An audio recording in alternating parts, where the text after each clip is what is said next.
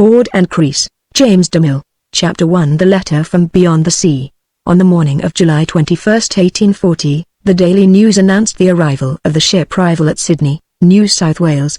As ocean steam navigation had not yet extended so far, the advent of this ship with the English mail created the usual excitement.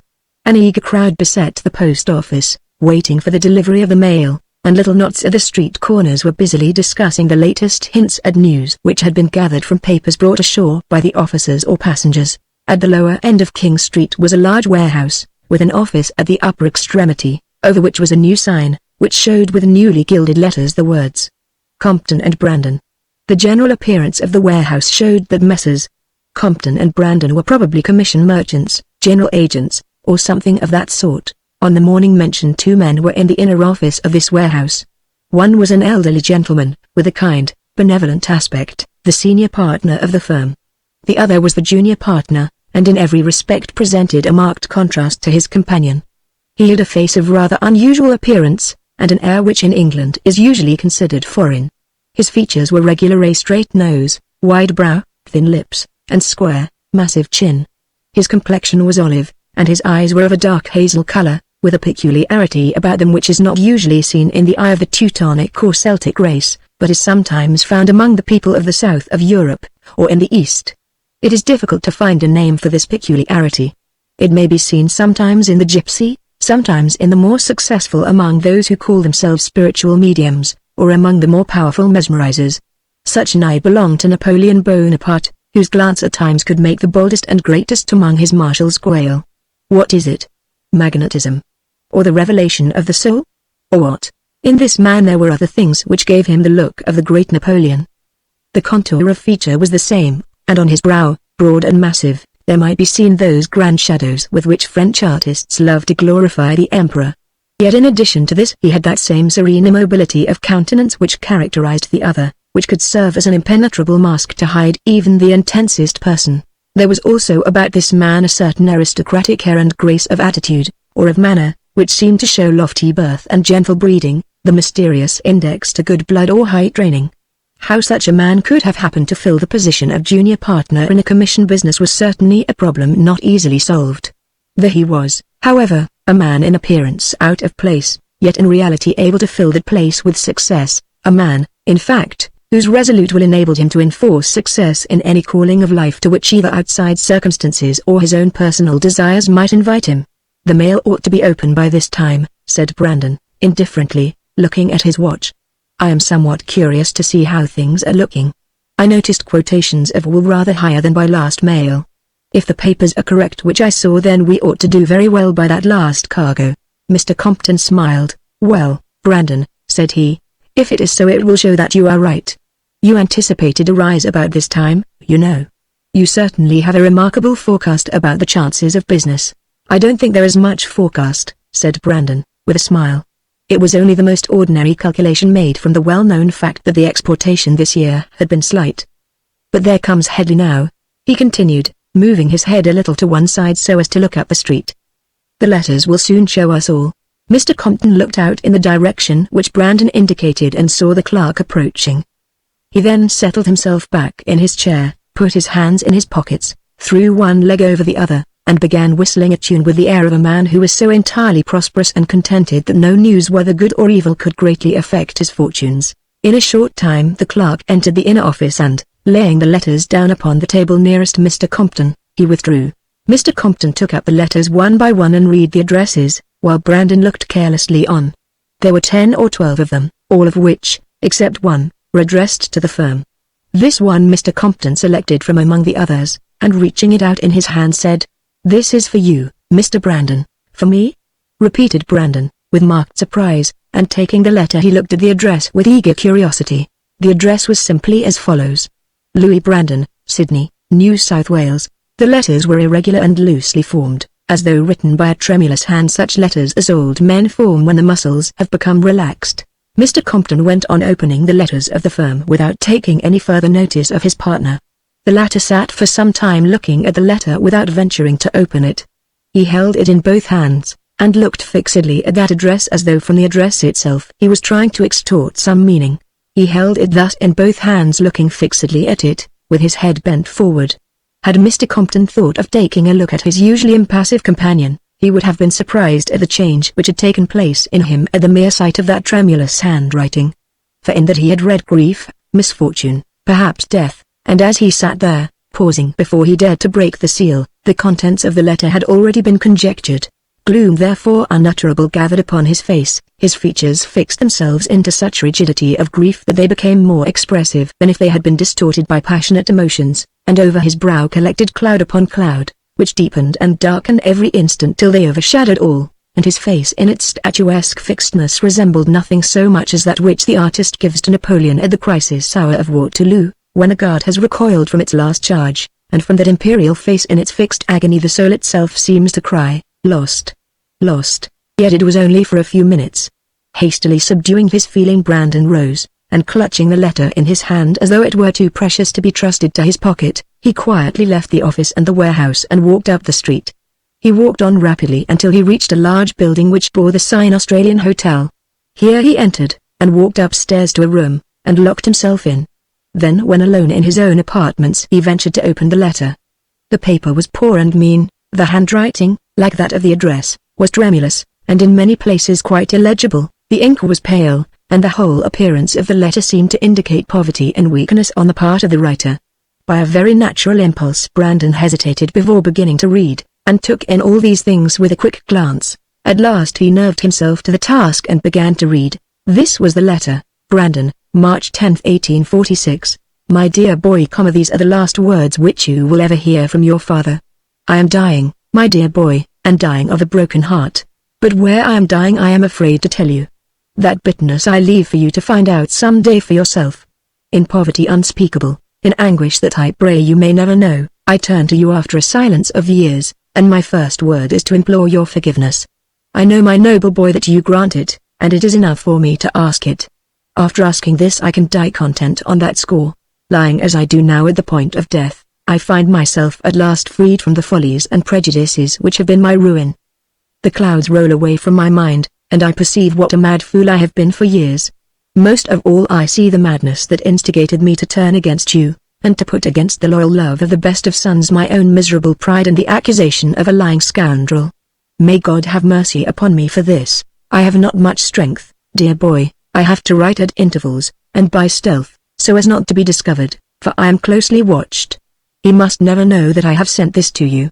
Frank and your mother are both sick, and my only help is your sister, my sweet Edith. She watches me, and enables me to write this in safety. I must tell you all without reserve before strength leaves me forever. That man Potts, whom you so justly hated, was and is the cause of all my suffering and of yours. You used to wonder how such a man as that, a low, vulgar knave, could gain such an influence over me and sway me as he did. I will try to explain. Perhaps you remember something about the lamentable death of my old friend Colonel Despard. The first that I ever heard of this man Potts was in his connection with Despard, for whom he acted partly as valet, and partly as business agent. Just before Despard left to go on his fatal voyage he wrote to me about his affairs, and stated, in conclusion, that this man Potts was going to England, that he was sorry to lose him, but recommended him very earnestly to me. You recollect that Colonel Despard was murdered on this voyage under very mysterious circumstances on shipboard. His Malay servant Uricau was convicted and executed. Potts distinguished himself by his zeal in avenging his master's death. About a year after this Potts himself came to England and visited me.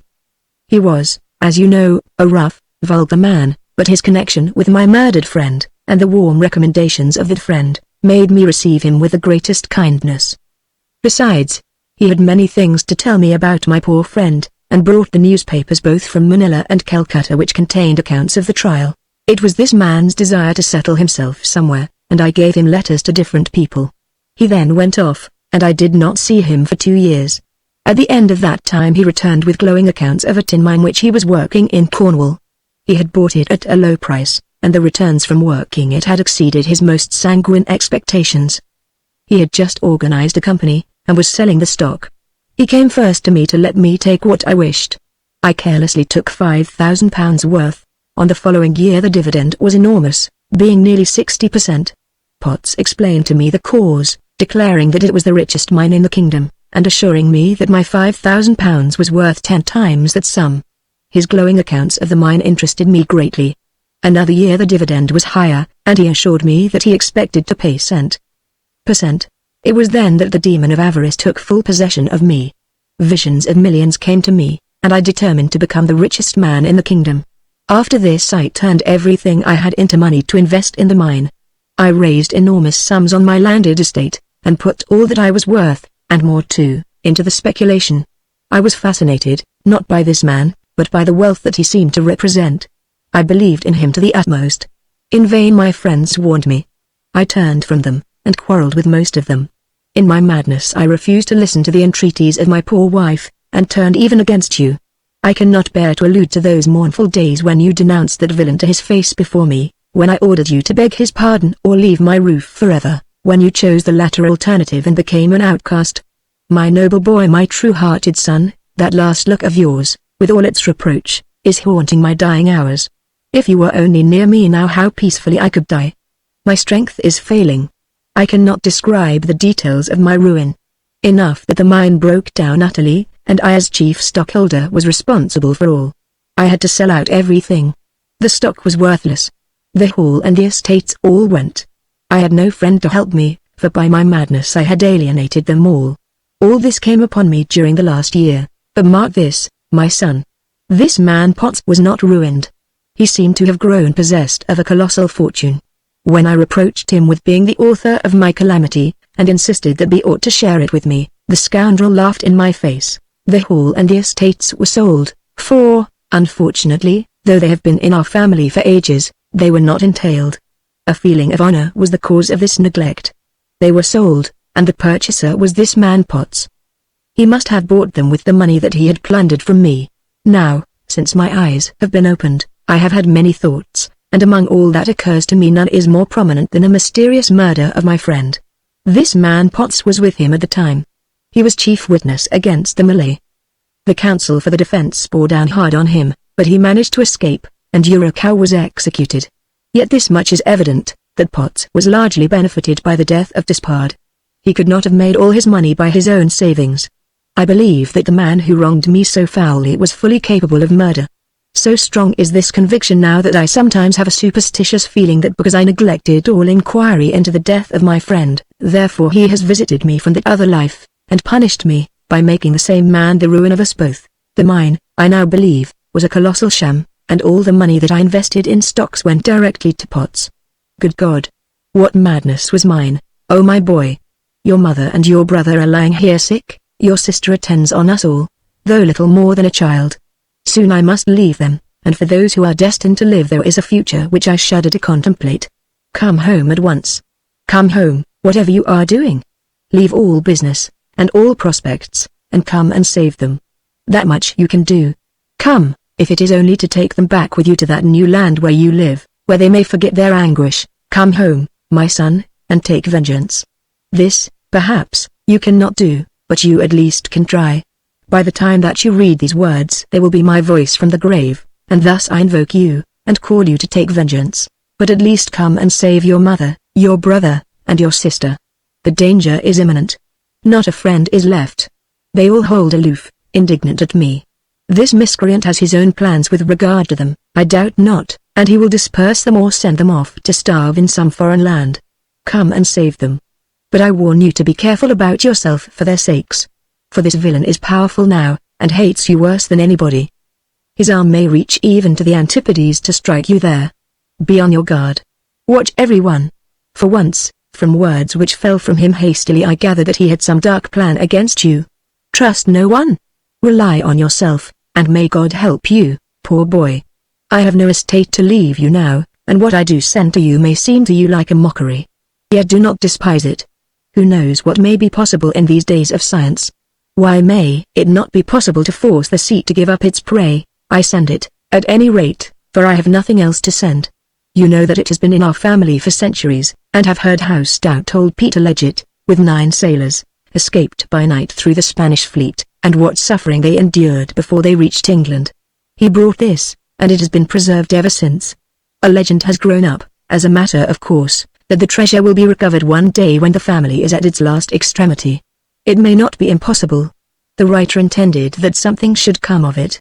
If in the other world to which I am going the disembodied spirit can assist man, then be sure, O my son, I will assist you, and in the crisis of your fate I will be near, if it is only to communicate to your spirit what you ought to do. God bless you, dear boy, and farewell, your affectionate father, Ralph Brandon. This letter was evidently written by fragmentary portions, as though it had been done at intervals. Some parts were written leisurely, others apparently in haste. The first half had been written evidently with the greatest ease. The writing of the last half showed weakness and tremulousness of hand. Many words would have been quite illegible to one not familiar with the handwriting of the old man. Sometimes the word was written 2 or 3 times, and there were numerous blots and unmeaning lines. It grew more and more illegible toward the close. Evidently it was the work of one who was but ill able to exert even sufficient strength to hold a pen in his trembling hand. In this letter there was folded a large piece of coarse paper, evidently a blank leaf torn from a book, brown with age, which was worn at the folds, and protected there by pieces of cotton which had been pasted upon it. The paper was covered with writing, in ink that was much faded, though still quite legible. Opening this, Brandon read the following.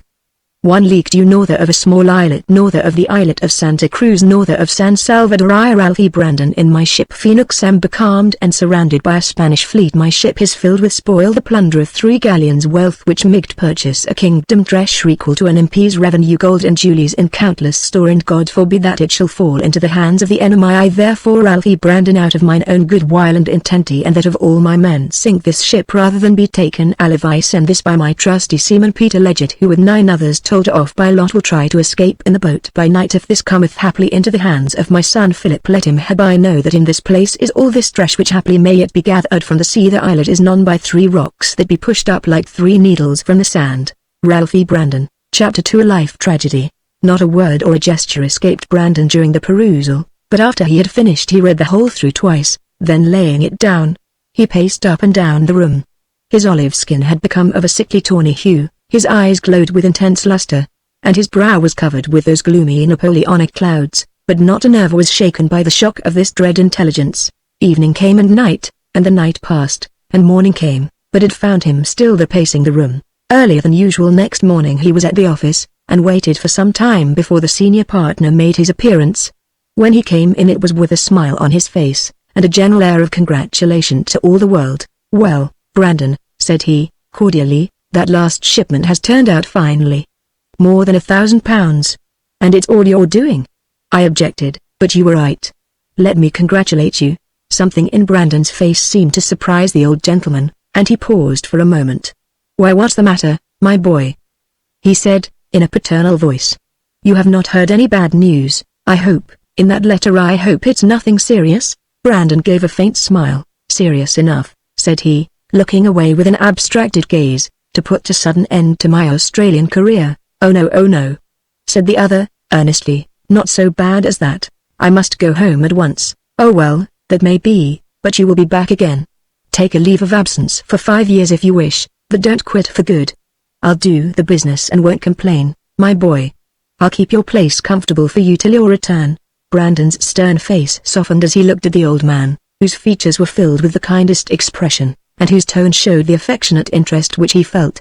"Your kindness to me, Mr. Compton," said he, very slowly, and with deep feeling, "has been beyond all words. Ever since I first came to this country you have been the truest and the best of friends. I hope you know me well enough to believe that I can never forget it. But now all this is at an end, and all the bright prospects that I had here must give way to the call of the sternest duty. In that letter which I received last night there came a summons home which I cannot neglect, and my whole life hereafter must be directed toward the fulfillment of that summons. From midday yesterday until dawn this morning I paced my room incessantly, laying out my plans for the future thus suddenly thrust upon me. And though I have not been able to decide upon anything definite, yet I see plainly that nothing less than a life will enable me to accomplish my duty. The first thing for me to do is to acquaint you with this and to give up my part in the business." Mr. Compton placed his elbow on the table near which he had seated himself, leaned his head upon his hand, and looked at the floor. From Brandon's tone he perceived that this resolution was irrevocable. The deep dejection which he felt could not be concealed. He was silent for a long time. "God knows," said he, at last, "that I would rather have failed in business than that this should have happened." Brandon looked away and said nothing. "It comes upon me so suddenly," he continued.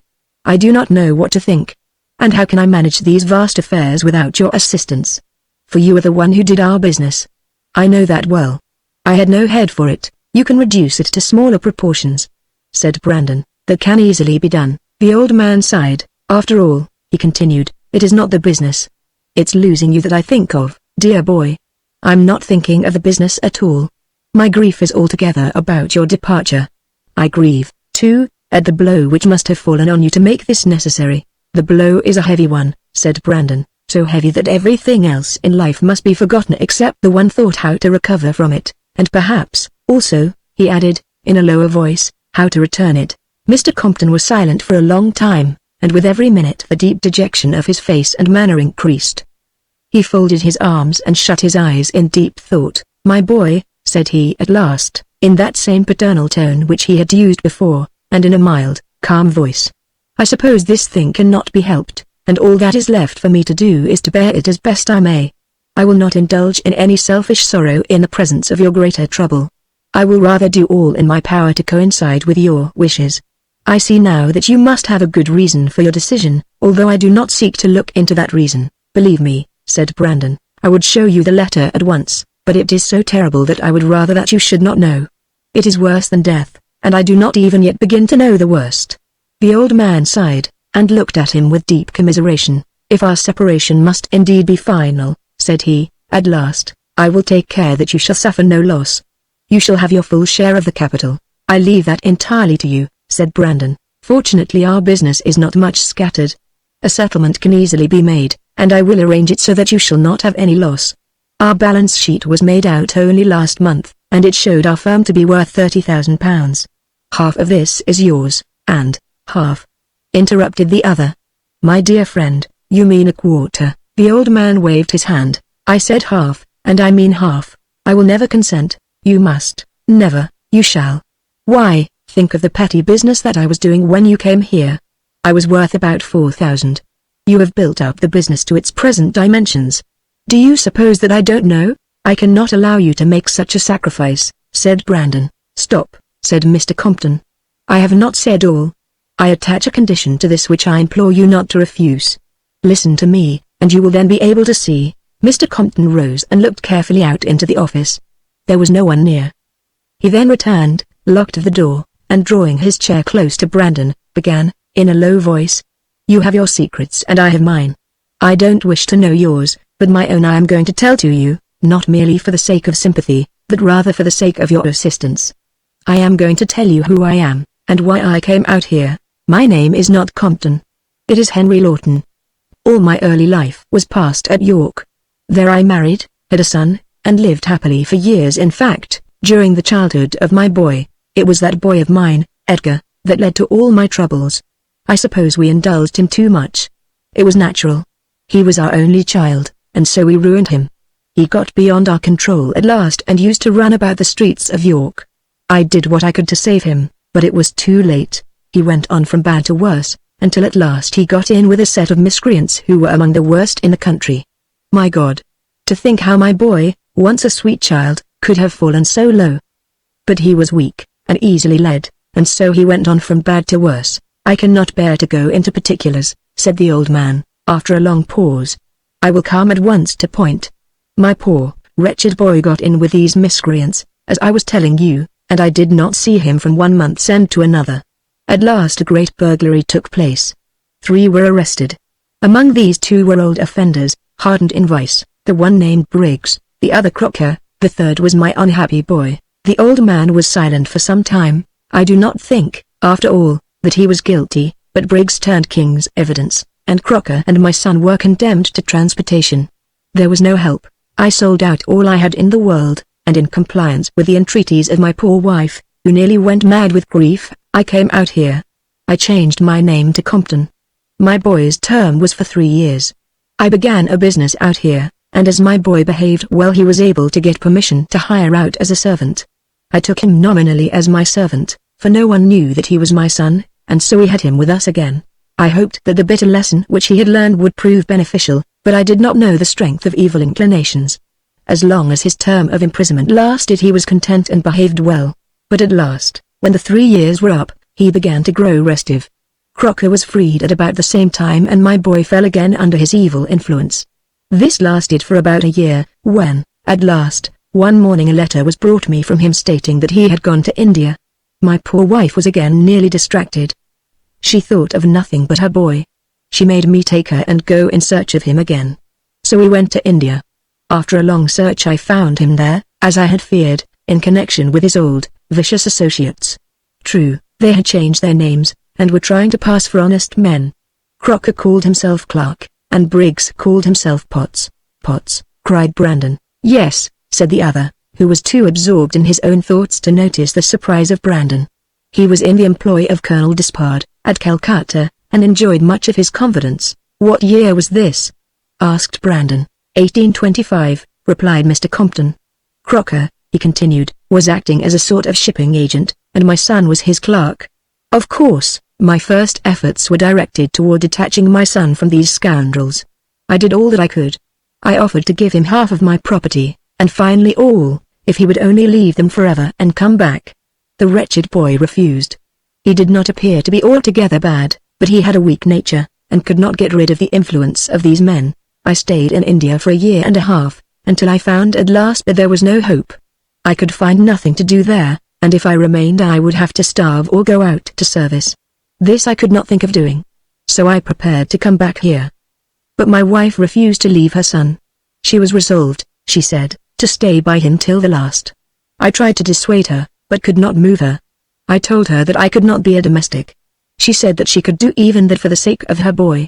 And she went off at once and got a situation as nurse with the same Colonel Despard with whom Briggs, or, as he called himself, Potts, was staying. What was the Christian name of this Potts? Asked Brandon, calmly. John Potts. Brandon said nothing further, and Compton resumed. Thus my wife actually left me. I could not stay and be a slave. So I made her promise to write me, and told her that I would send her as much money as I could. She clung to me half broken-hearted as I left her. Our parting was a bitter one, bitter enough, but I would rather break my heart with grief than be a servant. Besides, she knew that whenever she came back my heart was open to receive her. I came back to my lonely life out here and lived for nearly 2 years. At last, in September 1828, a mail arrived from India bringing a letter from my wife and Indian papers. The news which they brought well nigh drove me mad. Compton buried his face in his hands and remained silent for some time. You couldn't have been more than a child at that time, but perhaps you may have heard of the mysterious murder of Colonel Despard. He looked inquiringly at Brandon, but the latter gave no sign. Perhaps not, he continued. You were too young, of course. Well, it was in the Vishnu, a brig in which the colonel had embarked for Manila. The brig was laden with hogshead staves and box shooks, and the colonel went there partly for his health, partly on business, taking with him his valet Potts. What became of his family? Interrupted Brandon. He had a son in England at school. His wife had died not long before this at one of the hill stations, where she had gone for her health.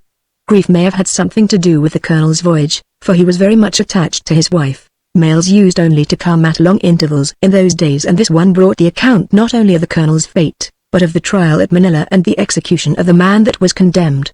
It was a very mysterious case. In the month of July a boat arrived at Manila which carried the crew and one passenger from the brig Vishnu. One of the men, a Malay named Urukau, was in irons, and he was immediately given up to the authorities. Who were the others? Potts, as he called himself, the colonel's valet, Clark, 3 Lascars, and the captain, an Italian named Segal. Information was at once laid against the Malay. Potts was the chief witness. He said that he slept in the cabin while the colonel slept in an inner stateroom, that one morning early he was roused by a frightful shriek and saw Urukau rushing from the colonel's stateroom. He sprang up, chased him, and caught him just as he was about to leap overboard. His grease covered with blood was in his hand. The colonel, when they went to look at him, had his throat cut from ear to ear. Clark swore that he was steering the vessel and saw Potts catch Urukau, and helped to hold him. The captain, Segal, swore that he was waked by the noise, and rushed out in time to see this. Clark had gone as mate of the vessel. Of the Lascars, 2 had been down below, but one was on deck and swore to have seen the same. On this testimony Urukau was condemned and executed.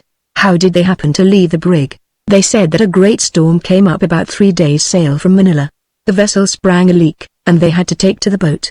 Their testimony was very clear indeed, and there were no contradictions, but in spite of all this it was felt to be a very mysterious case. and even the exhibition of the Mille crease, carefully covered with the stains of blood, did not altogether dispel this feeling. "Have you got the papers yet, or are there any in Sydney that contain an account of this affair?" "I have kept them all. You may read the whole case if you care about it." "I should like to, very much," said Brandon, with great calmness. "When I heard of this before the mail was opened, I felt an agony of fear lest my miserable boy might be implicated in some way. To my immense relief his name did not occur at all." "You got a letter from your wife?" said Brandon, interrogatively. "Yes," said the old man, with a sigh. "The last that I ever received from her. Here it is." And, saying this, he opened his pocketbook and took out a letter, worn and faded, and blackened by frequent readings. Brandon took it respectfully, and read the following.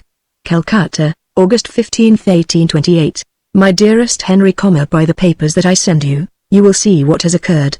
Our dear Edgar is well, indeed better than usual, and I would feel much cheered if it were not for the sad fate of the poor colonel.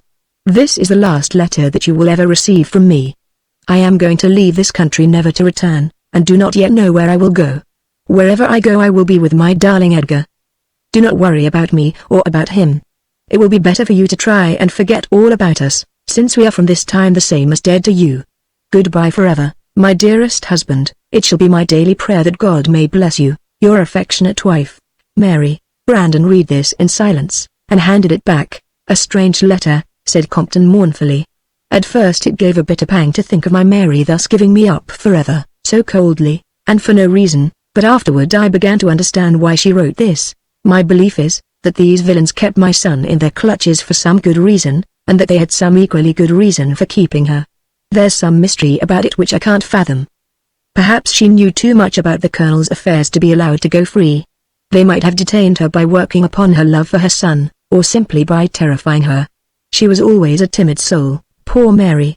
That letter is not her composition, there is not a word that sounds like her, and they no doubt told her what to write, or wrote out something, and made her copy it. And now," said Compton, after another long pause, "I have got to the end of my story.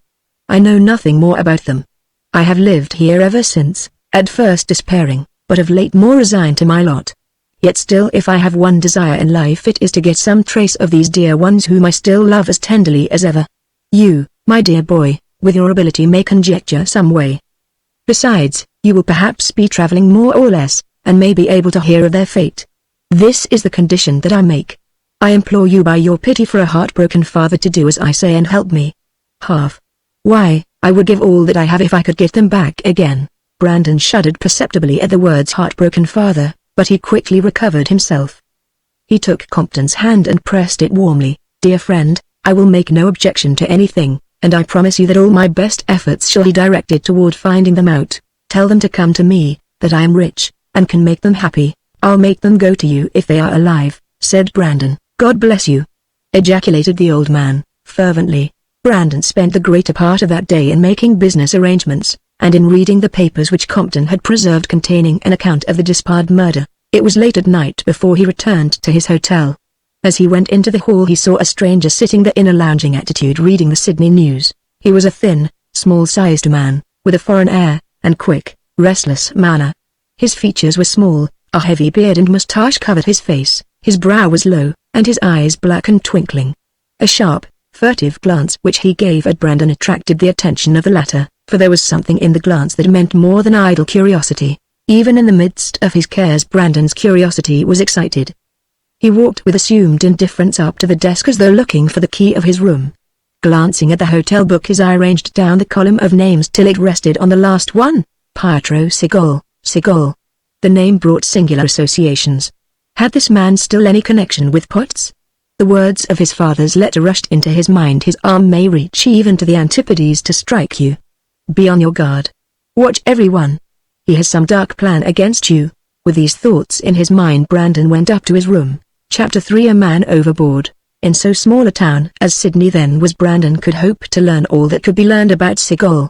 By casual inquiries he learned that the Italian had come out in the rival, and had given out that he was agent for a London house in the wool business. He had bought up a considerable quantity which he was preparing to ship. Brandon could not help feeling that there was some ruse about this.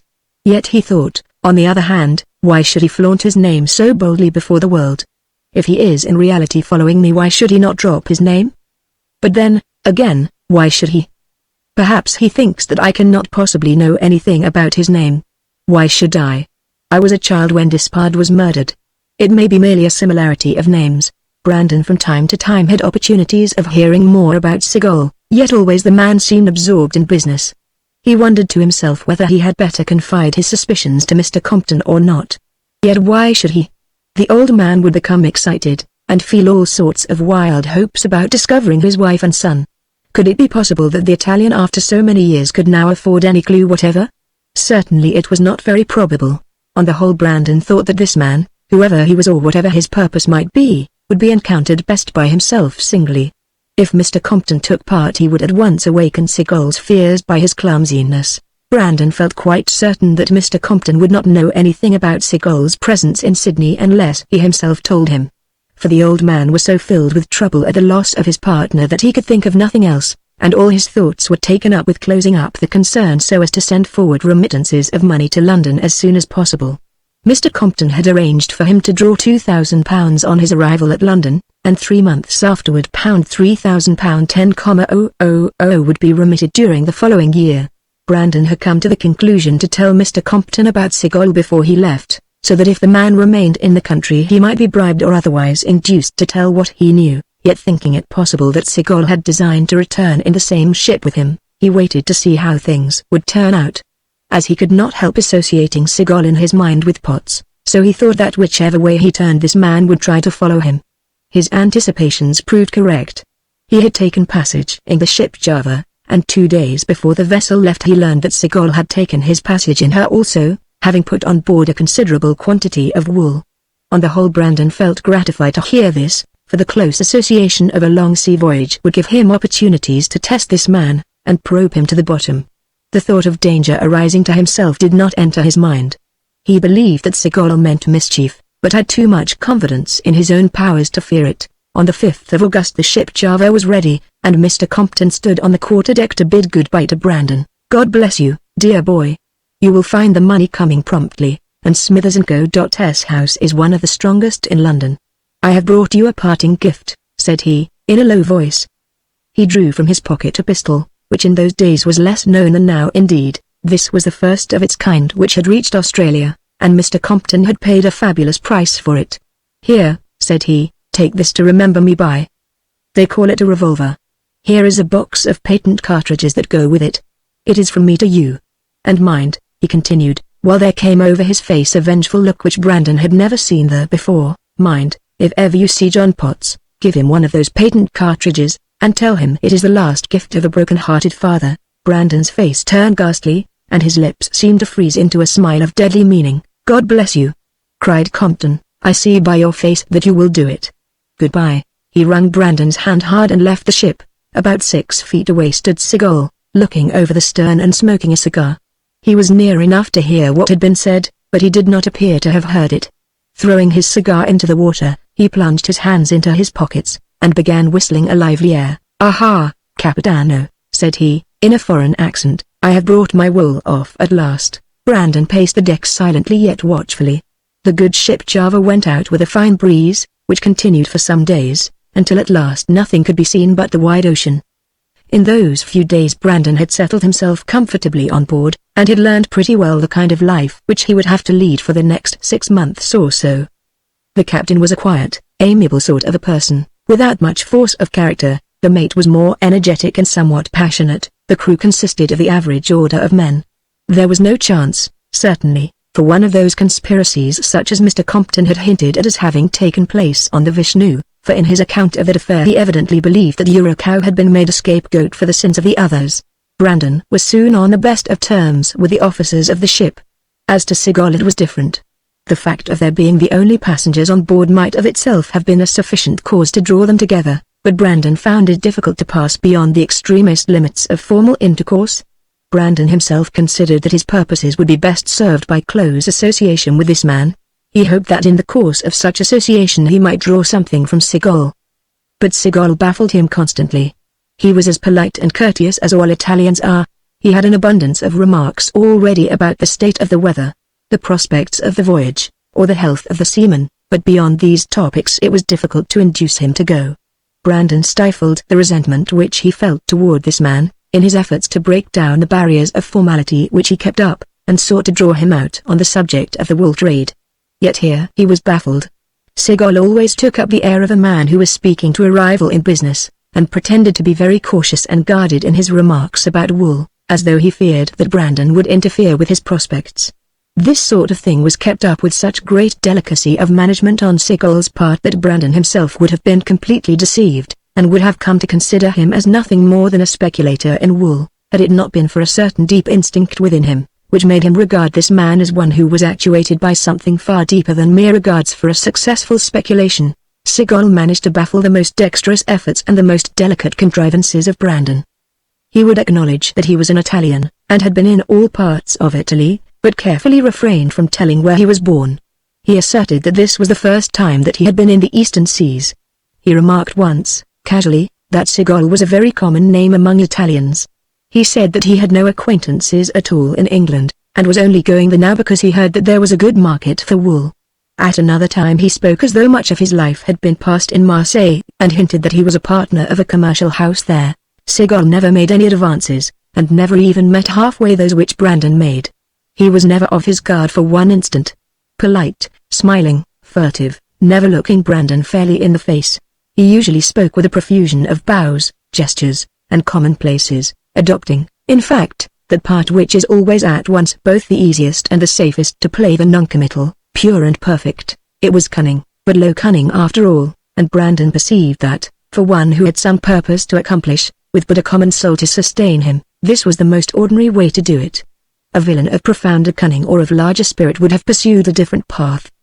He would have conversed freely and with apparent unreserve, he would have yielded to all friendly advances, and made them himself. He would have shown the highest art by concealing art, in accordance with the hackneyed proverb, ars est scilla artem. Brandon despised him as an ordinary villain, and hardly thought it worth his while to take any particular notice of him, except to watch him in a general way. But Sigol, on the contrary, was very different. His eyes, which never met those of Brandon fairly, were constantly watching him. When moving about the quarter-deck or when sitting in the cabin, he usually had the air of a man who was pretending to be intent on something else, but in reality watching Brandon's acts or listening to his words. To any other man the knowledge of this would have been in the highest degree irksome.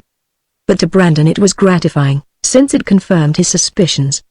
He saw this man, whose constant efforts were directed toward not committing himself by word, doing that very thing by his attitude, his gesture, and the furtive glance of his eye. Brandon, too, had his part, but it was infinitely greater than that of Sigol, and the purpose that now animated his life was unintelligible to this man who watched him. But Sigol's whole soul was apparent to Brandon, and by his small arts, his low cunning, his sly observation, and many other peculiarities, he exhibited that which is seen in its perfection in the ordinary spy of despotic countries, such as used to abound most in Rome and Naples in the good old days. For the common spy of Europe may deceive the English or American traveler, but the Frenchman, the German, the Spaniard, or the Italian, always recognizes him. So Brandon's superior penetration discovered the true character of Sigol. He believed that this man was the same Sigol who had figured in the affair of the Vishnu, that he had been sent out by Potts to do some injury to himself, and that he was capable of any crime. Yet he could not see how he could do anything. He certainly could not incite the simple-minded captain and the honest mate to conspiracy. He was too great a coward to attempt any violence. So Brandon concluded that he had simply come to watch him so as to learn his character, and carry back to Potts all the knowledge that he might gain. This was his conclusion after a close association of 1 month with Sigol. Yet he made up his mind not to lose sight of this man. To him he appeared only an agent in villainy, and therefore unworthy of vengeance, yet he might be made use of as an aid in that vengeance. He therefore wished to have a clue by which he might afterward find him. "You and I," said he one day, in conversation, "are both in the same trade. If I ever get to England I may wish some time to see you. Where can I find you?" Sigol looked in 20 different directions, and hesitated for some time. "Well," said he at last, "I do not think that you will wish to see me," and he hesitated, "but," he resumed, with an evil smile, "if you should by any possibility wish to do so, you can find out where I am by inquiring of Giovanni Cavallo, 16 Red Lion Street, London." "Perhaps I may not wish to," said Brandon, coolly, "and perhaps I may. At any rate, if I do, I will remember to inquire of Giovanni Cavallo, 16 Red Lion Street, London." He spoke with deep emphasis on the address. Sigurd looked uncomfortable, as though he had at last made the mistake which he dreaded, and had committed himself. So the time passed. After the first few days the weather had become quite stormy. Strong headwinds, accompanied often by very heavy rains, had to be encountered. In spite of this the ship had a very good passage northward, and met with no particular obstacle until her course was turned toward the Indian Ocean. Then all the winds were dead against her, and for weeks a succession of long tacks far to the north and to the south brought her but a short distance onward. Every day made the wind more violent and the storm worse. And now the season of the equinox was approaching, when the monsoons change, and all the winds that sweep over these seas alter their courses. For weeks before and after this season the winds are all unsettled, and it seems as if the elements were let loose. From the first week in September this became manifest, and every day brought them face to face with sterner difficulties. Twice before the captain had been to Australia, and for years he had been in the China trade, so that he knew these seas well, but he said that he had never known the equinoctial storms begin so early, and rage with such violence. Opposed by such difficulties as these the ship made but a slow passage. The best routes had not yet been discovered and it was the middle of September before they entered the Indian Ocean. The weather then became suddenly calm, and they drifted along beyond the latitude of the western extremity of Java, about 100 miles south of the Straits of Sunda. Here they began to encounter the China fleet which steers through this strait, for every day one or more sails were visible. Here they were borne on helplessly by the ocean currents, which at this place are numerous and distracted.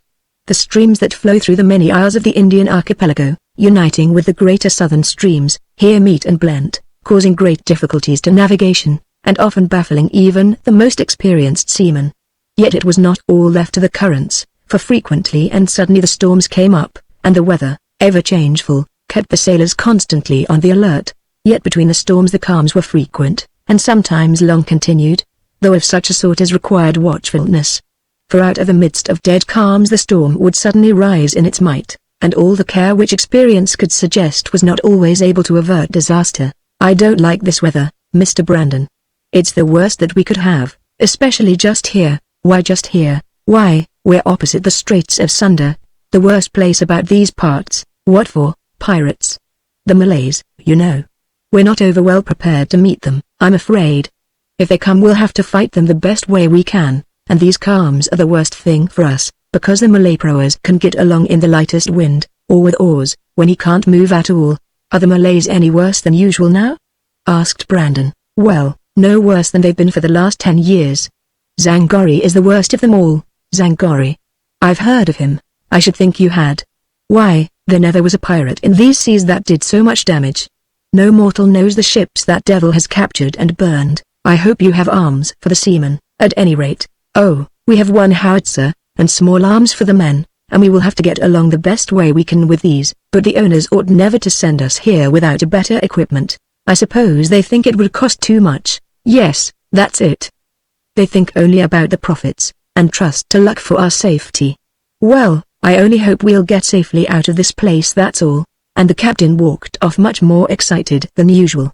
They drifted on through days of calm, which were succeeded by fierce but short-lived storms, and then followed by calms. Their course lay sometimes north, sometimes south, sometimes nowhere. Thus the time passed, until at length, about the middle of September, they came in sight of a long, low island of sand. "I've heard of that sandbank before," said the captain, who showed some surprise at seeing it, "but I didn't believe it was here. It's not down in the charts. Here we are 350 miles southwest of the Straits of Sunda, and the chart makes this place all open water.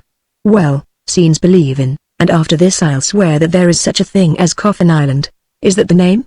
"That's the name an old sea captain gave it, and tried to get the Admiralty to put it on the charts, but they wouldn't. But this is it, and no mistake." "Why did he call it Coffin Island?" "Well, he thought that rock looked like a coffin, and it's dangerous enough when a fog comes to deserve that name." Brandon looked earnestly at the island which the captain mentioned, and which they were slowly approaching. It lay toward the north, while the ship's course, if it had any in that calm, was southwest. It was not more than 6 miles away, and appeared to be about 5 miles long. At the nearest extremity a black rock arose to a height of about 50 feet, which appeared to be about 500 feet long, and was of such a shape that the imagination might easily see a resemblance to a coffin. At the farthest extremity of the island was a low mound. The rest of the island was flat, low, and sandy, with no trace of vegetation perceptible from the ship, except the line of dingy green under the rock, which looked like grass. The ship drifted slowly on. Meanwhile the captain, in anticipation of a storm, had caused all the sails to be taken in, and stood anxiously watching the sky toward the southwest. There a dense mass of clouds lay piled along the horizon, gloomy, lowering, menacing, frowning over the calm seas as though they would soon destroy that calm, and fling forth all the fury of the winds. These clouds seemed to have started up from the sea, so sudden had been their appearance, and now, as they gathered themselves together, their forms distended, and heightened, and reached forward vast arms into the sky, striving to climb there, rolling upward voluminous cloud masses which swiftly ascended toward the zenith. So quick was the progress of these clouds that they did not seem to come from the banks below, but it was rather as though all the air suddenly condensed its moisture and made it visible in these dark masses. As yet there was no wind, and the water was as smooth as glass, but over the wide surface, as far as the eye could reach, the long swell of the ocean had changed into vast rolling undulations, to the motion of which the ship yielded, slowly ascending and descending as the waters rose and fell, while the yards creaked, and the rigging twanged to the strain upon them. Every moment the sky grew darker, and as gloom gathered above so it increased below, till all the sea spread out a smooth ebon mass. Darkness settled down, and the sun's face was thus obscured, and a preternatural gloom gathered upon the face of nature. Overhead vast black clouds went sweeping past, covering all things, faster and faster, till at last far down in the northern sky the heavens were all obscured, but amidst all this there was as yet not a breath of wind. Far above the wind careered in a narrow current, which did not touch the surface of the sea but only bore on with the clouds.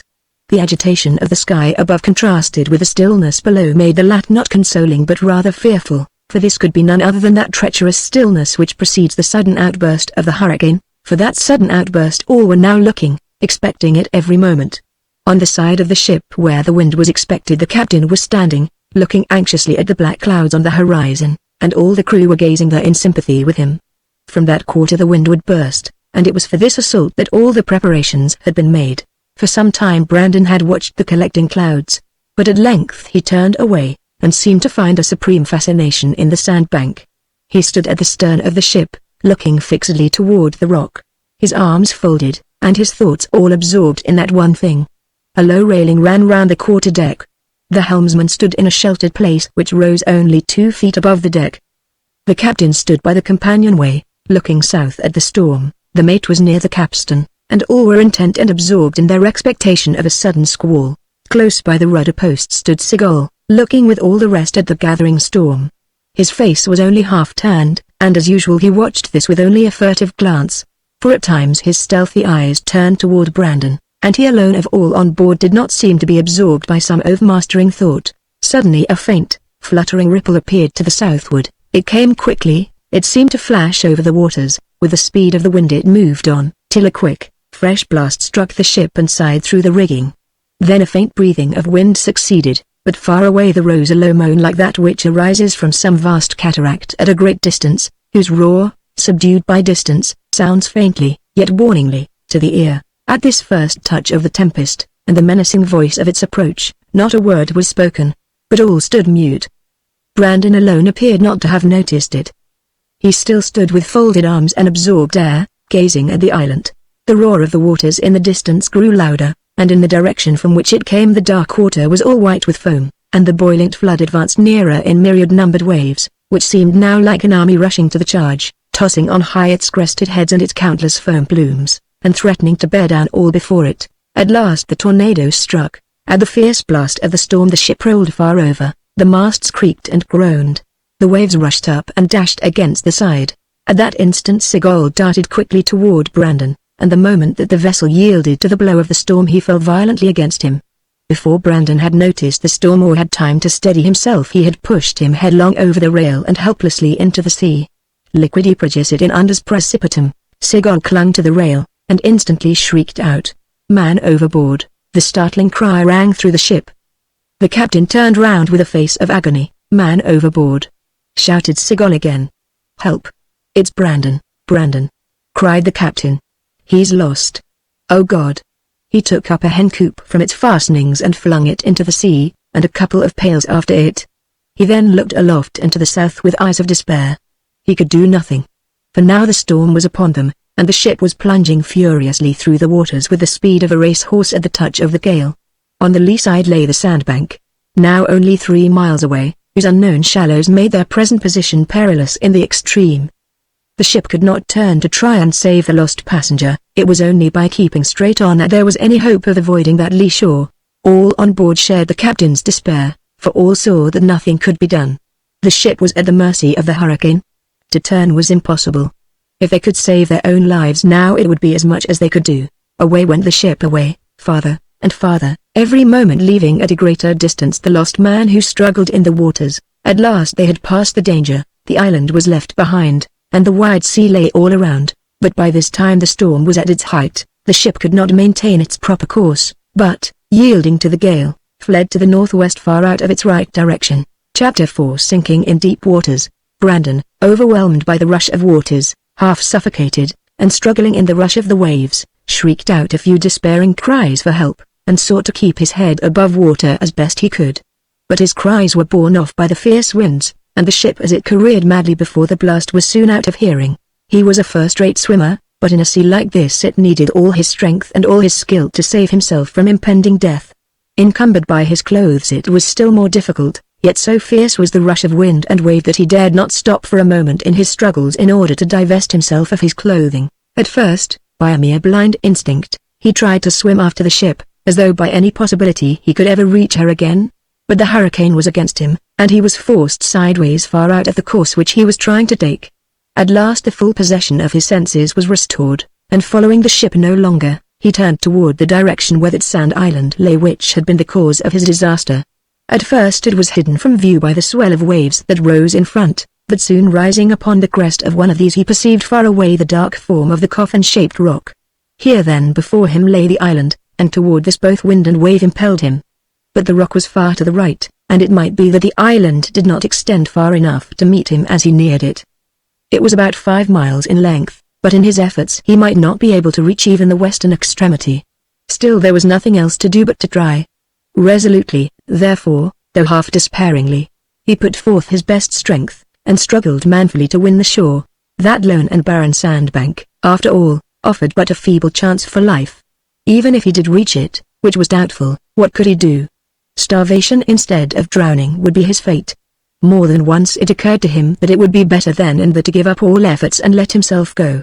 But then there came the thought of those dear ones who waited for him in England, the thought of the villain who had thrown him from the ship, and the greater villain who had sent him out on his murderous errand.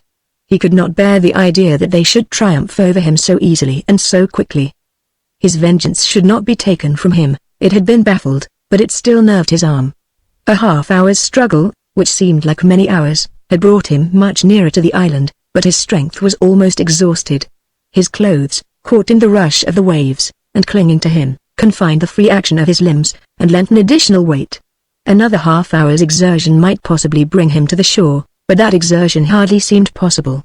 It was but with difficulty now that he could strike out. Often the rush of the waves from behind would overwhelm him, and it was only by convulsive efforts that he was able to surmount the raging billows and regain his breath. Efforts like these, however, were too exhaustive to be long continued. Nature failed, and already a wild despair came over him.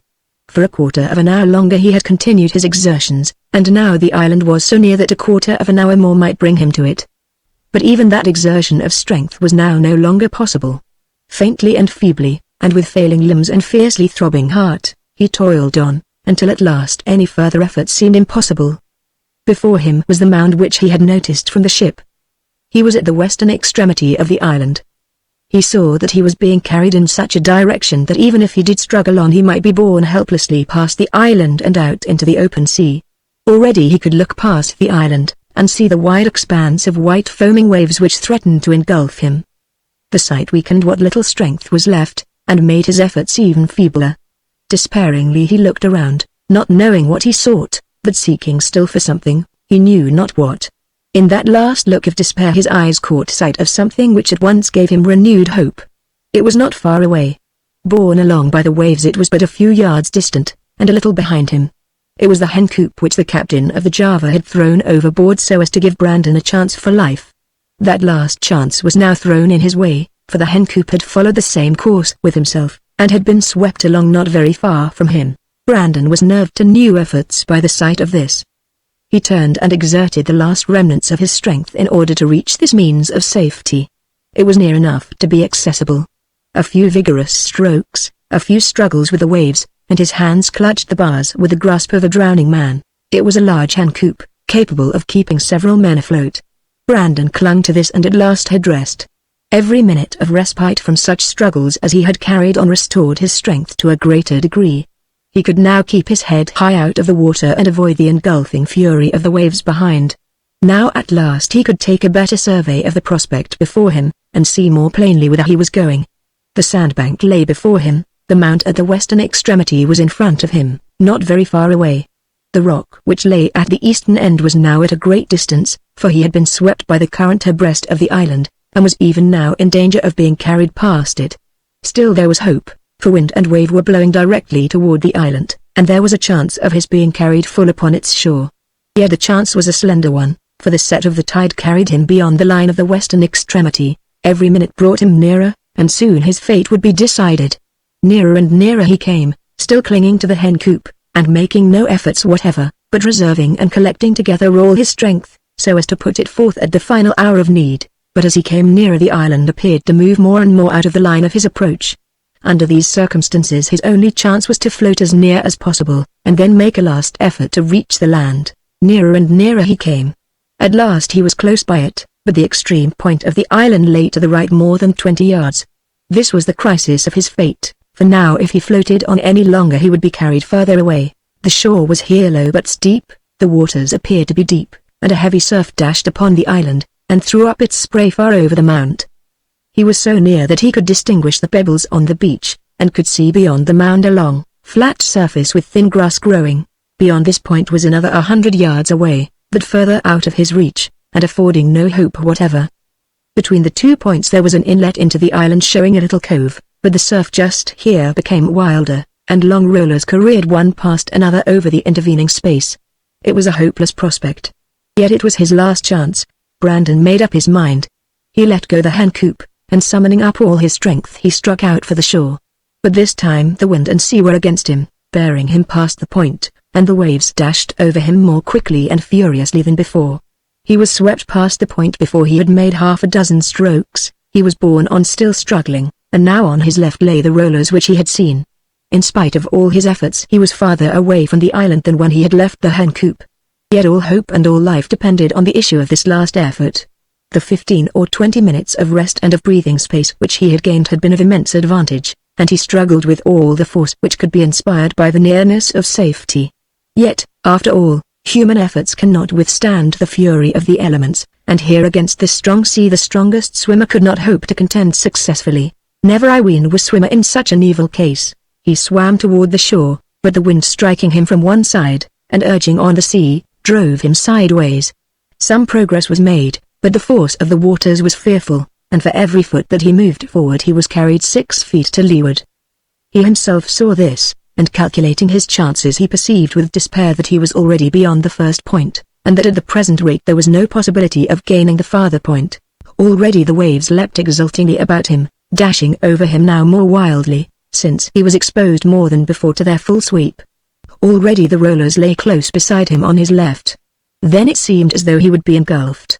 Turning his head backward with a last faint thought of trying to regain the hen coop, so as to prolong life somewhat, he saw it far away out of his reach.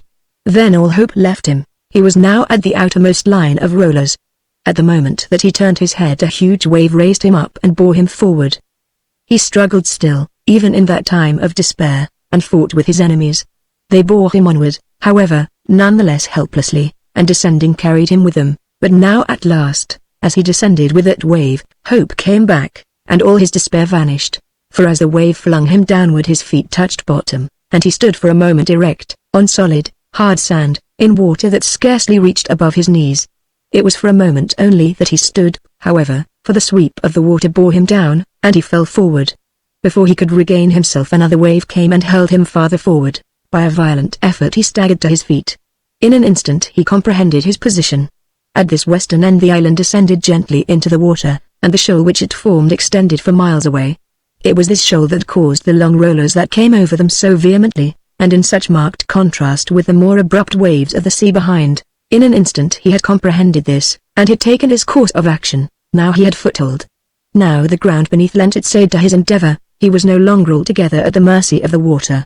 He bounded forward toward the shore in such a direction that he could approach it without opposing himself entirely to the waves. The point that stretched out was now within his reach. The waves rolled past it, but by moving in an oblique direction he could gain it. Again and again the higher rollers came forward, hurling him up as they caught him in their embrace, and then casting him down again. As he was caught up from the bottom he sustained himself on the moving mass, and supported himself on the crest of the wave, but as soon as his feet touched bottom again he sprang forward toward the point which now became every minute more accessible.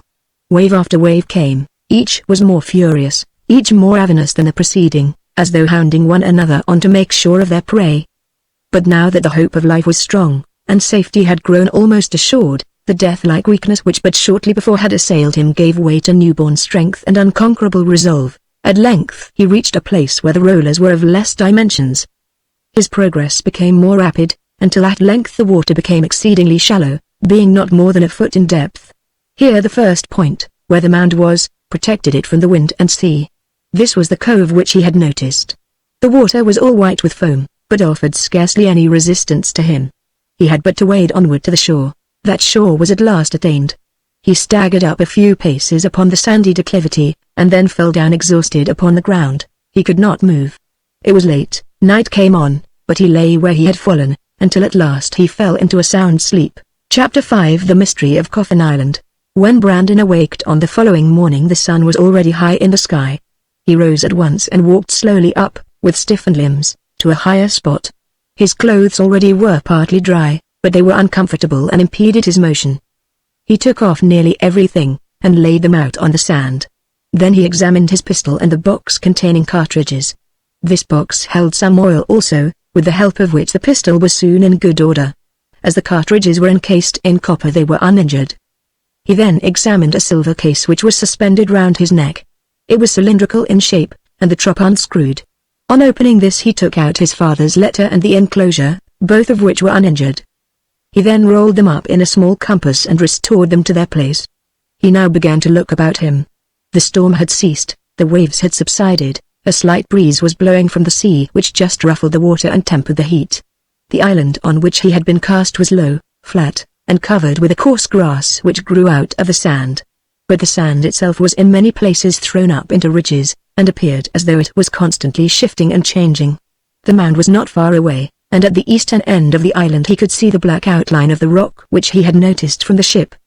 The length he had before heard to be about 5 miles, the width appeared about 1 mile, and in its whole aspect it seemed nothing better than the abomination of desolation. At the end where he was the island terminated in 2 points, between which there was the cove where he had found refuge. One of these points was distinguished by the mound already mentioned, which from where he stood appeared of an irregular oblong shape. The other point was low, and descended gently into the water. The island itself appeared to be merely the emergence of some sandbank which, perhaps, had been formed by currents and eddies, for here the currents of the Strait of Sunda encounter those from the Southern and Indian Oceans, and this bank lay probably near their point of union. A short survey showed him this. It showed him also that there was but little if any hope of sustaining life, and that he had escaped drowning only perhaps to perish by the more lingering agonies of starvation. Already hunger and thirst had begun to be felt, and how to satisfy these wants he knew not. Still he would not despair. Perhaps the Java might return in search of him, and his confinement would only last for a day or so. He understood the act of Sigol in a way that was satisfactory to himself. He had thrown him overboard, but had made it appear like an accident. As he fell he had heard the shout "Man overboard!" and was now able to account for it in this way. So a faint hope remained that the captain of the Java would not give him up. Still subsistence of some kind was necessary, and there was nothing to be done but to explore the sandy tract before him. Setting forth he walked toward the rock along the seashore. On one side toward the north the shore was shallow and sloped gently into the water, but on the southern side it descended more abruptly. The tide was out. A steep beach appeared here covered with stones to which myriads of shellfish were attached. The sight of these suggested the idea to him that on the opposite side there might be clams in the sand. He walked over there in search of them. Here the slope was so gradual that extensive flats were left uncovered by the receding tide. When a boy he had been sometimes accustomed to wander on sand flats near his home, and dig up these clams in sport. Now his boyish experience became useful. Myriads of little holes dotted the sand, which he knew to be the indications of these mollusks, and he at once began to scoop in the sand with his hands. In a short time he had found enough to satisfy his hunger, and what was better, he saw all around an unlimited supply of such food. Yet food was not enough. Drink was equally necessary. The salt of these shellfish aggravated the thirst that he had already begun to feel, and now a fear came over him that there might be no water. The search seemed a hopeless one, but he determined to seek for it nevertheless, and the only place that seemed to promise success was the rock at the eastern end. Toward this he now once more directed his steps. The island was all of sand except the rocks on the south beach and the cliff at the eastern end. Coarse grass grew very extensively over the surface, but the sand was fine and loose, and in many places thrown up into heaps of many different shapes. The grass grew in tufts or in spires and blades, thinly scattered, and nowhere forming a sod. The soil was difficult to walk over, and Brandon sought the beach, where the damp sand afforded a firmer foothold. In about an hour and a half he reached the rock. It was between 500 and 600 feet in length, and about 50 in height. There was no resemblance to a coffin now as Brandon approached it, for that likeness was only discernible at a distance. Its sides were steep and precipitous. It was one black solid mass, without any outlying crags, or any fragments near it. Its upper surface appeared to be level, and in various places it was very easy to ascend. Up one of these places Brandon climbed, and soon stood on the top. Near him the summit was somewhat rounded. At the farther end it was flat and irregular, but between the two ends it sank into a deep hollow, where he saw that which at once excited a tumult of hope and fear. It was a pool of water at least 50 feet in diameter, and deep too, since the sides of the rock went down steeply. But was it fresh or salt? Was it the accumulation from the showers of the rainy season of the tropics, or was it but the result of the past night's storm, which had hurled wave after wave here till the hollow was filled? With hasty footsteps he rushed toward the margin of the pool, and bent down to taste. For a moment or so, by a very natural feeling, he hesitated. Then, throwing off the fever of suspense, he bent down, kneeling on the margin, till his lips touched the water. It was fresh. Yes, it was from the heavens above, and not from the sea below. It was the fresh rains from the sky that had filled this deep pool, and not the spray from the sea. Again and again he quaffed the refreshing liquid. Not a trace of the salt water could be detected. It was a natural cistern which thus lay before him, formed as though for the reception of the rain. For the present, at least, he was safe. He had food and drink. As long as the rainy season lasted, and for some time after, life was secure. Life becomes doubly sweet after being purchased by such efforts as those which Brandon had put forth, and the thought that for the present, at least, he was safe did not fail to fill him with the most buoyant hope. To him, indeed, it seemed just then as if nothing more could be desired. He had food and drink in abundance. In that climate shelter was scarcely needed. What more could he wish? The first day was passed in exploring the rock to see if there was any place which he might select for his abode. There were several fissures in the rock at the eastern end, and one of these he selected. He then went back for his clothes, and brought them to this place. So the first day went. All the time his eyes wandered round the horizon to see if a sail might be in sight. After 2 or 3 days, in which nothing appeared, he ceased his constant watch, though still from time to time, by a natural impulse, he continued to look. After all he thought that rescue might come. He was somewhat out of the track of the China ships, but still not very much so. An adverse wind might bring a ship close by. The hope of this sustained him. But day succeeded to day and week to week with no appearance of anything whatever on the wide ocean. During these long days he passed the greater part of his time either under the shelter of the rock, where he could best avoid the hot sun, or when the sea breeze blew on its summit. The frightful solitude offered to him absolutely nothing which could distract his thoughts, or prevent him from brooding upon the hopelessness of his situation. Brooding thus, it became his chief occupation to read over and over his father's letter and the enclosure, and conjecture what might be his course of action if he ever escaped from this place.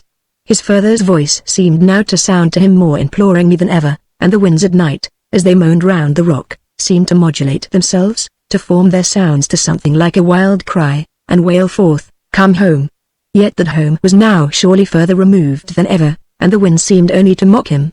More sad and more despairing than Ulysses on the Ogygian shore, he too wasted away with homesickness. Greek, katabito se glucose anostonogiromano. fate thus far had been against him, and the melancholy recollections of his past life could yield nothing but despondency. Driven from home when but a boy, he had become an exile, had wandered to the other side of the world, and was just beginning to attain some prospect of a fortune when this letter came. Rising up from the prostration of that blow, he had struggled against fate, but only to encounter a more overmastering force, and this last stroke had been the worst of all. Could he rally after this? Could he now hope to escape? Fate had been against him, but yet, perhaps, here, on this lonely island, he might find a turning point. Here he might find that turning in the long lane which the proverb speaks of. The day is darkest before the morn, and perhaps he would yet have fate on his side, but the sternest and the most courageous spirit can hardly maintain its fortitude in an utter and unmitigated solitude. Saint Simeon Stylites could do so, but he felt that on the top of that pillar there rested the eyes of the heavenly hosts and of admiring mankind. It is when the consciousness of utter solitude comes that the soul sinks. When the prisoner thinks that he is forgotten by the outside world, then he loses that strength which sustained him while he believed himself remembered. It was the lot of Brandon to have this sense of utter desolation, to feel that in all the world there was not one human being that knew of his fate, and to fear that the eye of Providence only saw him with indifference. With bitterness he thought of the last words of his father's letter, "If in that other world to which I am going the disembodied spirit can assist man, then be sure, O my son, I will assist you, and in the crisis of your fate I will be near, if it is only to communicate to your spirit what you ought to do." A melancholy smile passed over his face as he thought of what seemed to him the utter futility of that promise. Now, as the weeks passed, his whole mode of life affected both mind and body. Yet, if it be the highest state of man for the soul to live by itself, as Socrates used to teach, and sever itself from bodily association, Brandon surely had attained, without knowing it, a most exalted stage of existence. Perhaps it was the period of purification and preparation for future work. The weather varied incessantly, calms and storms alternating, sometimes all the sea lying dull, listless, and glassy under the burning sky, at other times both sea and sky convulsed with the war of elements. At last there came one storm so tremendous that it exceeded all that Brandon had ever seen anywhere. The wind gathered itself up from the southeast, and for a whole day the forces of the tempest collected themselves, till at last they burst in fury upon the island. In sustained violence and in the frenzy of its assault it far surpassed that first storm. Before sundown the storm was at its height, and, though yet day, the clouds were so dense and so black that it became like night. Night came on, and the storm, and roar, and darkness increased steadily every hour. So intense was the darkness that the hand, when held close by the face, could not be distinguished. So restless was the force of the wind that Brandon, on looking out to sea, had to cling to the rock to prevent himself from being blown away. A dense rain of spray streamed through the air, and the surf, rolling up, flung its crest all across the island. Brandon could hear beneath him, amidst some of the pauses of the storm, the hissing and bubbling of foaming waters, as though the whole island, submerged by the waves, was slowly settling down into the depths of the ocean. Brandon's place of shelter was sufficiently elevated to be out of the reach of the waves that might rush upon the land, and on the lee side of the rock, so that he was sufficiently protected. Sand, which he had carried up, formed his bed. In this place, which was more like the lair of a wild beast than the abode of a human being, he had to live. Many wakeful nights he had passed there, but never had he known such a night as this. There was a frenzy about this hurricane that would have been inconceivable if he had not witnessed it. His senses, refined and rendered acute by long vigils and slender diet, seemed to detect audible words in the voice of the storm. Looking out through the gloom his sight seemed to discern shapes flitting by like lightning, as though the fabled spirits of the storm had gathered here. It needed all the robust courage of his strong nature to sustain himself in the presence of the wild fancies that now came rushing and thronging before his mind. The words of his father sounded in his ears. He thought he heard them spoken from the air. He thought he saw an aged spectral face, one with suffering and grief, in front of his cave. He covered his eyes with his hands, and sought to reason down his superstitious feeling. In vain. Words rang in his ears, muffled words, as though muttered in the storm, and his mind, which had brooded so long over his father's letter, now gave shape to the noise of winds and waves. "In the crisis of your fate I will be near, I shall go mad," cried Brandon, aloud, and he started to his feet, but the storm went on with its fury, and still his eyes saw shapes, and his ears heard fantastic sounds. So the night passed until at last the storm had exhausted itself. Then Brandon sank down and slept far on into the day. When he awaked again the storm had subsided. The sea was still boisterous, and a fresh breeze blew which he inhaled with pleasure. After obtaining some shellfish, and satisfying his appetite, he went to the summit of the rock for water, and then stood looking out at sea. His eye swept the whole circuit of the horizon without seeing anything, until at length he turned to look in a westwardly direction where the island spread out before him. Here an amazing sight met his eyes. The mound at the other end had become completely and marvelously changed. On the previous day it had preserved its usual shape, but now it was no longer smoothly rounded. On the contrary, it was irregular, the northern end being still a sort of hillock, but the middle and southern end was flat on the surface and dark in color. From the distance at which he stood it looked like a rock, around which the sand had accumulated, but which had been uncovered by the violent storm of the preceding night. At that distance it appeared like a rock, but there was something in its shape and in its position which made it look like a ship which had been cast ashore. The idea was a startling one, and he at once dismissed it as absurd. But the more he looked the closer the resemblance grew until at last, unable to endure this suspense, he hurried off in that direction. During all the time that he had been on the island he had never been close to the mount. He had remained for the most part in the neighborhood of the rock, and had never thought that a barren sand hillock was worthy of a visit. But now it appeared a very different object in his eyes. He walked on over half the intervening distance, and now the resemblance, instead of fading out, as he anticipated, grew more close. It was still too far to be seen very distinctly, but there, even from that distance, he saw the unmistakable outline of a ship's hull. There was now scarcely any doubt about this. There it lay. Every step only made it more visible. He walked more quickly onward, filled with wonder, and marveling by what strange chance this vessel could have reached its present position. There it lay. It could not by any possibility have been cast ashore on the preceding night. The mightiest billows that ever rose from ocean could never have lifted a ship so far upon the shore. To him it was certain that it must have been there for a long time, and that the sand had been heaped around it by successive storms. As he walked nearer he regarded more closely the formation of this western end. He saw the low northern point, and then the cove where he had escaped from the sea. He noticed that the southern point where the mound was appeared to be a sort of peninsula, and the theory suggested itself to him by which he could account for this wonder. This ship, he saw, must have been wrecked at some time long before upon this island. As the shore was shallow it had run aground and stuck fast in the sand. But successive storms had continued to beat upon it until the moving sands which the waters were constantly driving about had gathered all around it higher and higher. At last, in the course of time, a vast accumulation had gathered about this obstacle till a new bank had been formed and joined to the island, and the winds had lent their aid, heaping up the loose sand on high till all the ship was covered. But last night's storm had to some extent undone the work, and now the wreck was once more exposed. Brandon was happy in his conjecture and right in his theory. All who know anything about the construction and nature of sand islands such as this are aware that the winds and waters work perpetual changes. The best known example of this is the far-famed Sable Island, which lies off the coast of Nova Scotia, in the direct track of vessels crossing the Atlantic between England and the United States. Here there is repeated on a far larger scale the work which Brandon saw on Coffin Island. Sable Island is 20 miles long and about 1 in width, the crest of a vast heap of sand which rises out of the ocean's bed. Here the wildest storms in the world rage uncontrolled, and the keepers of the lighthouse have but little shelter. Not long ago an enormous flagstaff was torn from out its place and hurled away into the sea. In fierce storms the spray drives all across, and it is impossible to venture out. But most of all, Sable Island is famous for the melancholy wrecks that have taken place there. Often vessels that have the bad fortune to run aground are broken up, but sometimes the sand gathers about them and covers them up. There are numerous mounds here which are known to conceal wrecked ships. Some of these have been opened, and the wreck beneath has been brought to view. Sometimes also after a severe gale these sandy mounds are torn away and the buried vessels are exposed. Far away in Australia Brandon had heard of Sable Island from different sea captains who had been in the Atlantic trade. The stories which these men had to tell were all largely tinged with the supernatural.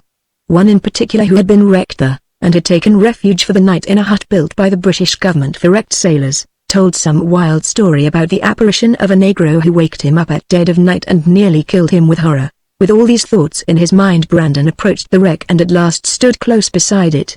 It had been long buried. The hull was about 2/3 uncovered. A vast heap of sand still clung to the bow, but the stern stood out full in view.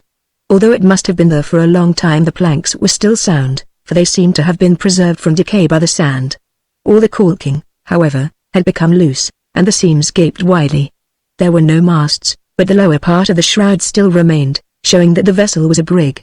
So deeply was it buried in the sand, that Brandon, from where he stood, could look over the whole deck, he himself being almost on a level with the deck. The masts appeared to have been chopped away. The hatchways were gone. The hold appeared to be filled with sand, but there may have been only a layer of sand concealing something beneath. Part of the planking of the deck as well as most of the taffrail on the other side had been carried away. Astern there was a quarter-deck. There was no skylight, but only dead lights set on the deck. The door of the cabin still remained and was shut tight. All these things Brandon took in at a glance. A pensive melancholy came over him, and a feeling of pity for the inanimate ship as though she were capable of feeling. By a natural curiosity he walked around to the stern to see if he could read her name. The stern was buried deep in the sand. He had to kneel to read it. On the side nearest him the letters were obliterated, but he saw some remaining on the opposite side. He went over there and knelt down. There were 4 letters still legible and part of a 5th. These were the letters. Vishen, great heavens! Cried Brandon, starting back. The Vishnu, Chapter 6. The dweller in the sunken ship. After a moment of horror Brandon walked away for a short distance, and then turning he looked fixedly at the wreck for a long time. Could this be indeed the ship the Vishnu? By what marvelous coincidence had he thus fallen upon it? It was in 1828 that the Vishnu sailed from Calcutta for Manila. Was it possible for this vessel to be preserved so long? And if so, how did it get here? Yet why not? As to its preservation, that was no matter in itself for wonder. East Indian vessels are sometimes built of mahogany, or other woods which last for immense periods. Any wood might endure for 18 years if covered up by sand. Besides, this vessel he recollected had been laden with staves and box shooks, with other wooden materials which would keep it afloat. It might have drifted about these seas till the currents bore it here. After all, it was not so wonderful that this should be the Vishnu of Colonel Despard. The true marvel was that he himself should have been cast ashore here on the same place where this ship was. He stood for a long time not caring to enter.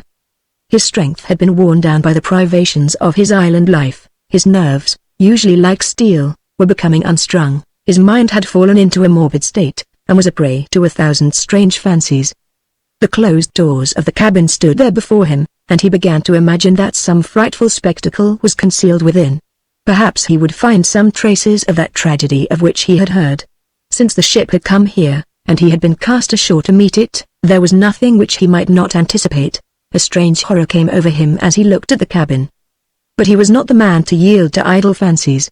Taking a long breath he walked across the island, and then back again. By that time he had completely recovered, and the only feeling now remaining was one of intense curiosity. This time he went up without hesitation, and climbed on board the vessel.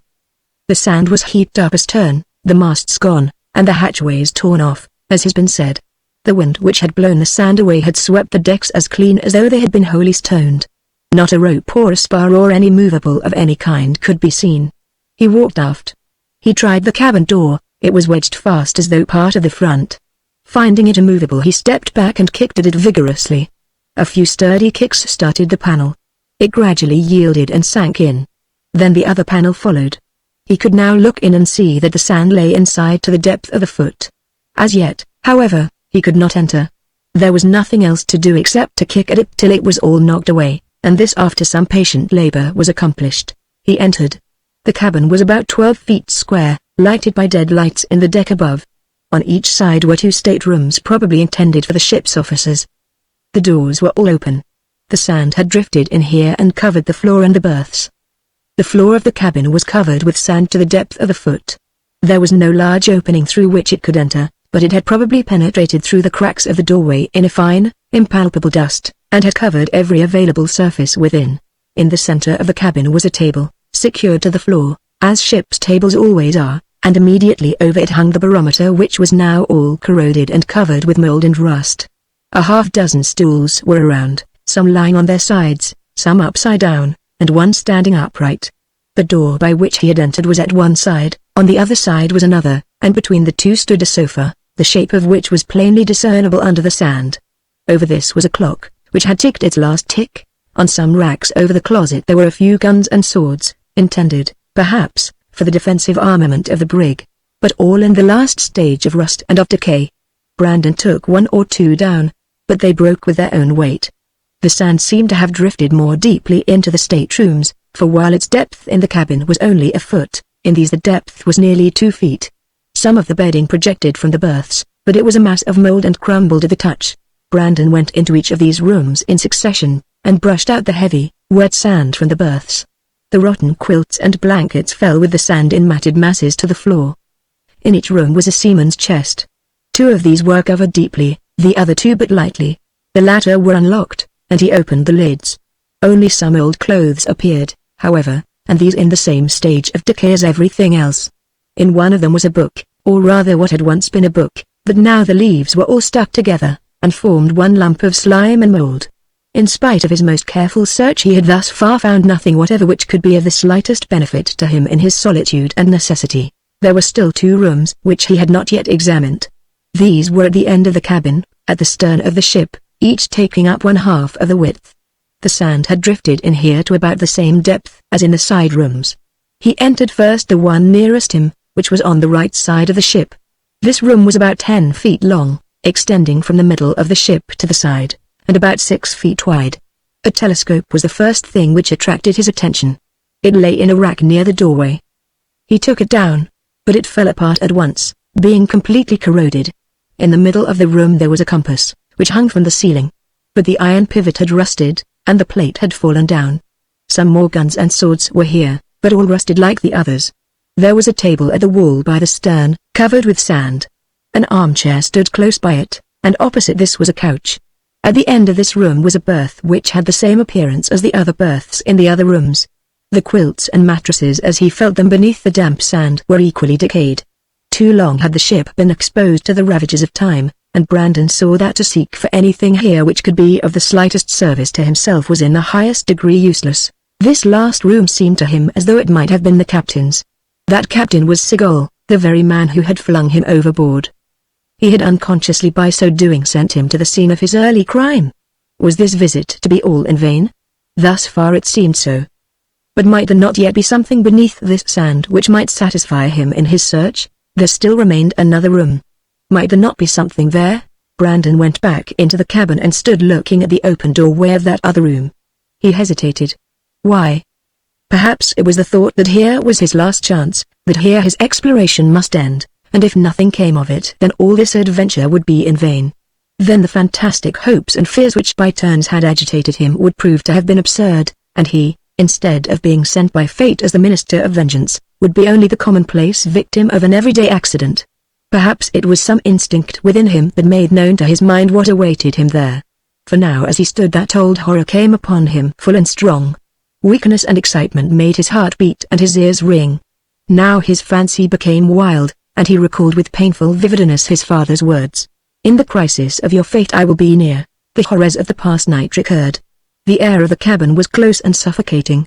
There seemed in that dark room before him some dread presence, he knew not what, some being, who had uncovered this his abode and enticed him here. He found himself rapidly falling into that state in which he would not have been able either to advance or retreat. One overmastering horror seized him. Twice his spirit sought to overcome the faintness and weakness of the flesh. Twice he stepped resolutely forward, but each time he faltered and recoiled. Here was no place for him to summon up his strength. He could bear it no longer. He turned abruptly and rushed out from the damp, gloomy place into the warm, bright sunshine and the free air of heaven. The air was bright, the wind blew fresh. He drank in great draughts of that delicious breeze, and the salt sea seemed to be inhaled at each breath. The sun shone brilliantly. The sea rolled afar and all around, and sparkled before him under the sun's rays with that infinite laughter, that Greek, anarythmon gelasma, of which Aeschylus spoke in his deep love of the salt sea. Speaking parenthetically, it may be said that the only ones from among articulate-speaking men who have found fitting epithets for the sea are the old Greek, the Scandinavian, and the Englishman. Brandon drew in new strength and life with every breath, till at last he began to think once more of returning. But even yet he feared that when he entered that cabin the spell would be on him. The thought of attempting it was intolerable. Yet what was to be done? To remain unsatisfied was equally intolerable. To go back to his rock was not to be thought of, but an effort must be made to get rid of this womanly fear. Why should he yield to this? Surely there were other thoughts which he might call to his mind. There came over him the memory of that villain who had cast him here, who now was exulting in his fancied success and bearing back to his master the news. There came to him the thought of his father, and his wrongs, and his woe. There came to his memory his father's dying words summoning him to vengeance. There came to him the thought of those who yet lived and suffered in England, at the mercy of a pitiless enemy. Should he falter at a superstitious fancy, he who, if he lived, had so great a purpose? All superstitious fancy faded away. The thirst for revenge, the sense of intolerable wrong arose. Fear and horror died out utterly, destroyed by vengeance. The presence, then, is my ally, he murmured. I will go and face it, and he walked resolutely, with a firm step, back into the cabin. Yet even then it needed all the newborn resolution which he had summoned up, and all the thought of his wrong, to sustain him as he entered that inner room. Even then a sharp thrill passed through him, and bodily weakness could only be sustained by the strong, resolute, stubborn soul. The room was about the size of the captain's. There was a table against the side, which looked like a leaf which could hang down in case of necessity. A trunk stood opposite the door, with the open lid projecting upward out of a mass of sand. Upon the wall there hung the collar of a coat and part of the shoulders, the rest having apparently fallen away from decay. The color of the coat could still be distinguished, it was red, and the epaulets showed that it had belonged to a British officer. Brandon on entering took in all these details at a glance, and then his eyes were drawn to the berth at the end of the room, where the thing lay whose presence he had felt and feared, and which he knew by an internal conviction must be here. There it awaited him, on the berth. Sand had covered it, like a coverlet, up to the neck, while beyond that protruded the head. It was turned toward him, a bony, skeleton head, whose hollow cavities seemed not altogether vacancy but rather dark eyes which looked gloomily at him, dark eyes fixed, motionless, which had been thus fixed through the long years, watching wistfully for him, expecting his entrance through that doorway. And this was the being who had assisted him to the shore, and who had thrown off the covering of sand with which he had concealed himself, so as to bring him here before him. Brandon stood motionless, mute. The face was turned toward him, that face which is at once human and yet most frightful, since it is the face of death, the face of a skeleton. The jaws had fallen apart, and that fearful grin which is fixed on the fleshless face here seemed like an effort at a smile of welcome. The hair still clung to that head, and hung down over the fleshless forehead, giving it more the appearance of death in life, and lending a new horror to that which already pervaded this dweller in the ship. The nightmare life in death was he, that thicks men's blood with cold. Brandon stood while his blood ran chill, and his breath came fast. If that form had suddenly thrown off its sandy coverlet and risen to his feet, and advanced with extended hand to meet him, he would not have been surprised, nor would he have been one whit more horror-stricken. Brandon stood fixed. He could not move. He was like one in a nightmare. His limbs seemed rigid. A spell was upon him. His eyes seemed to fasten themselves on the hollow cavities of the form before him. But under that tremendous pressure he did not altogether sink. Slowly his spirit rose, a thought of flight came, but it was instantly rejected. The next moment he drew a long breath. "I'm an infernal fool and coward," he muttered. He took 3 steps forward, and stood beside the figure. He laid his hand firmly upon the head, the hair fell off at his touch. "Poor devil," said he, "I'll bury your bones at any rate." The spell was broken, and Brandon was himself again. Once more Brandon walked out into the open air, but this time there was not a vestige of horror left. He had encountered what he dreaded, and it was now in his eyes only a mass of bones. Yet there was much to think of, and the struggle which had raged within him had exhausted him. The sea breeze played about him and soon restored his strength.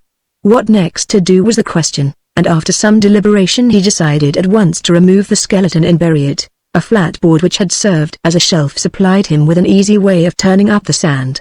Occupation was pleasant, and in an hour or 2 he had scooped out a place large enough for the purpose which he had in view. He then went back into the inner cabin. Taking his board he removed carefully the sand which had covered the skeleton. The clothes came away with it. As he moved his board along it struck something hard. He could not see in that dim light what it was, so he reached down his hand and grasped it. It was something which the fingers of the skeleton also encircled, for his own hand as he grasped it touched those fingers. Drawing it forth he perceived that it was a common junk bottle tightly corked. There seemed a ghastly comicality in such a thing as this, that this lately dreaded being should be nothing more than a common skeleton, and that he should be discovered in this bed of horror doing nothing more dignified than clutching a junk bottle like a sleeping drunkard. Brandon smiled faintly at the idea, and then thinking that, if the liquor were good, it at least would be welcome to him in his present situation. He walked out upon the deck, intending to open it and test its contents. So he sat down, and, taking his knife, he pushed the cork in. Then he smelled the supposed liquor to see what it might be. There was only a musty odor. He looked in. The bottle appeared to be filled with paper. Then the whole truth flashed upon his mind. He struck the bottle upon the deck. It broke to atoms, and there lay a scroll of paper covered with writing. He seized it eagerly, and was about opening it to read what was written when he noticed something else that also had fallen from the bottle. It was a cord about 2 yards in length, made of the entrail of some animal, and still as strong and as flexible as when it was first made. He took it up carefully, wondering why such a thing as this should have been so carefully sealed up and preserved when so many other things had been neglected. The cord, on a close examination, presented nothing very remarkable except the fact that, though very thin, it appeared to have been not twisted but plaited in a very peculiar manner out of many fine strands. The intention had evidently been to give to it the utmost possible strength together with the smallest size. Brandon had heard of cords used by Malays and Hindus for assassination, and this seemed like the description which he had read of them. At one end of the cord was a piece of bronze about the size of a common marble, to which the cord was attached by a most peculiar knot. The bronze itself was intended to represent the head of some Hindu idol, the grotesque ferocity of its features, and the hideous grimace of the mouth being exactly like what one may see in the images of Mother Kali or Bohani. At once the cord associated itself in his mind with the horrors which he had heard of as having been perpetrated in the names of these frightful deities, and it seemed now to be more than a common one. He carefully wound it up, placed it in his pocket, and prepared to examine the manuscript. The sun was high in the heavens, the sea breeze still blew freshly, while Brandon, opening the manuscript, began to read. Chapter 7 Manuscript found in a bottle, Brig Vishnu, adrift in the Chinese Sea, July 10, 1828. Whoever finds this let him know that I, Lionel Dispard, Colonel of H.M.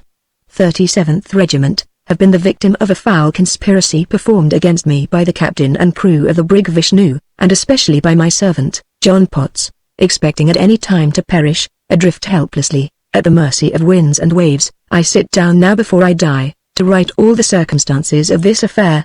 I will enclose the manuscript in a bottle and fling it into the sea, trusting in God that he may cause it to be borne to those who may be enabled to read my words, so that they may know my fate and bring the guilty to justice.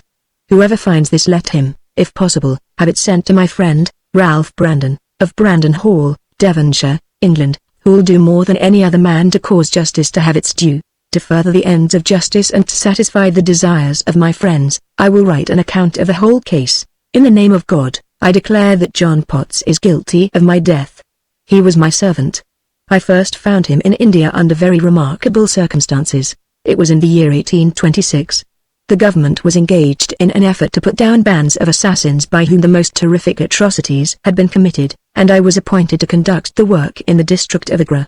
The Thuggee society is still a mystery, though its nature may yet be revealed if they can only capture the chief. Footnote: the chief was captured in 1830, and by his confession all the atrocious system of Thuggee was revealed, and make him confess.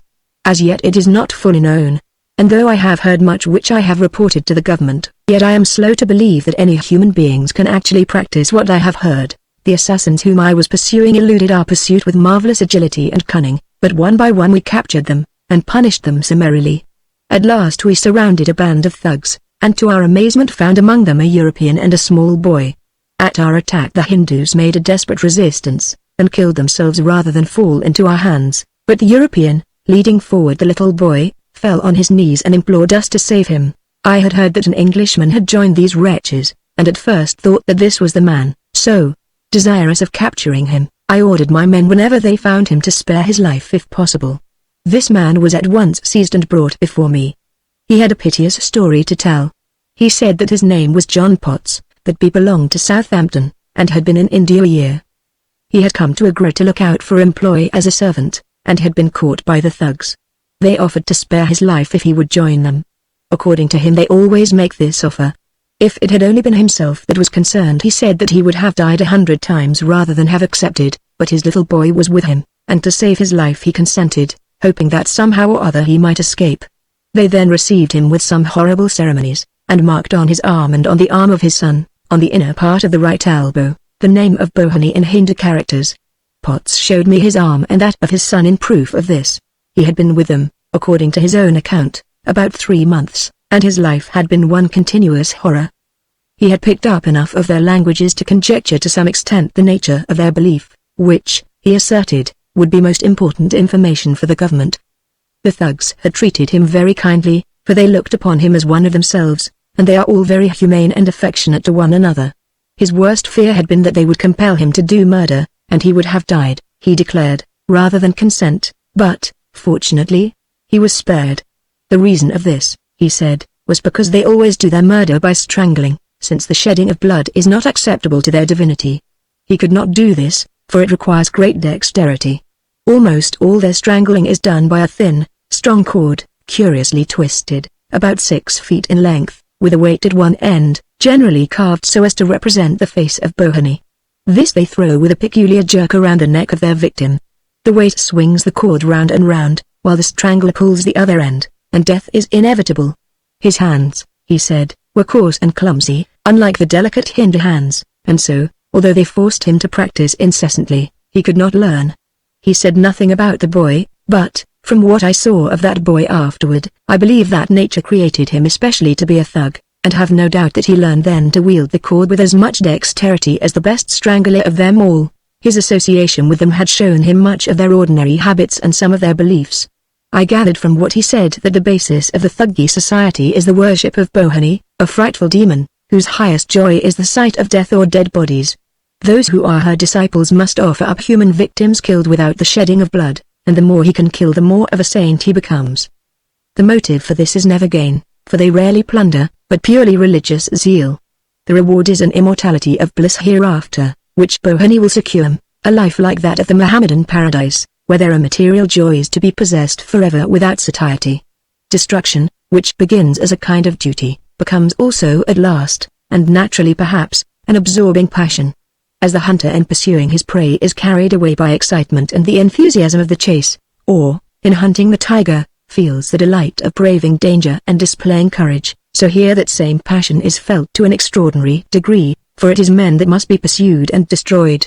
Here, in addition to courage, the hunter of man must call into exercise cunning, foresight, eloquence, intrigue. All this I afterward brought to the attention of the government with very good results. Potts declared that night and day he had been on the watch for a chance to escape.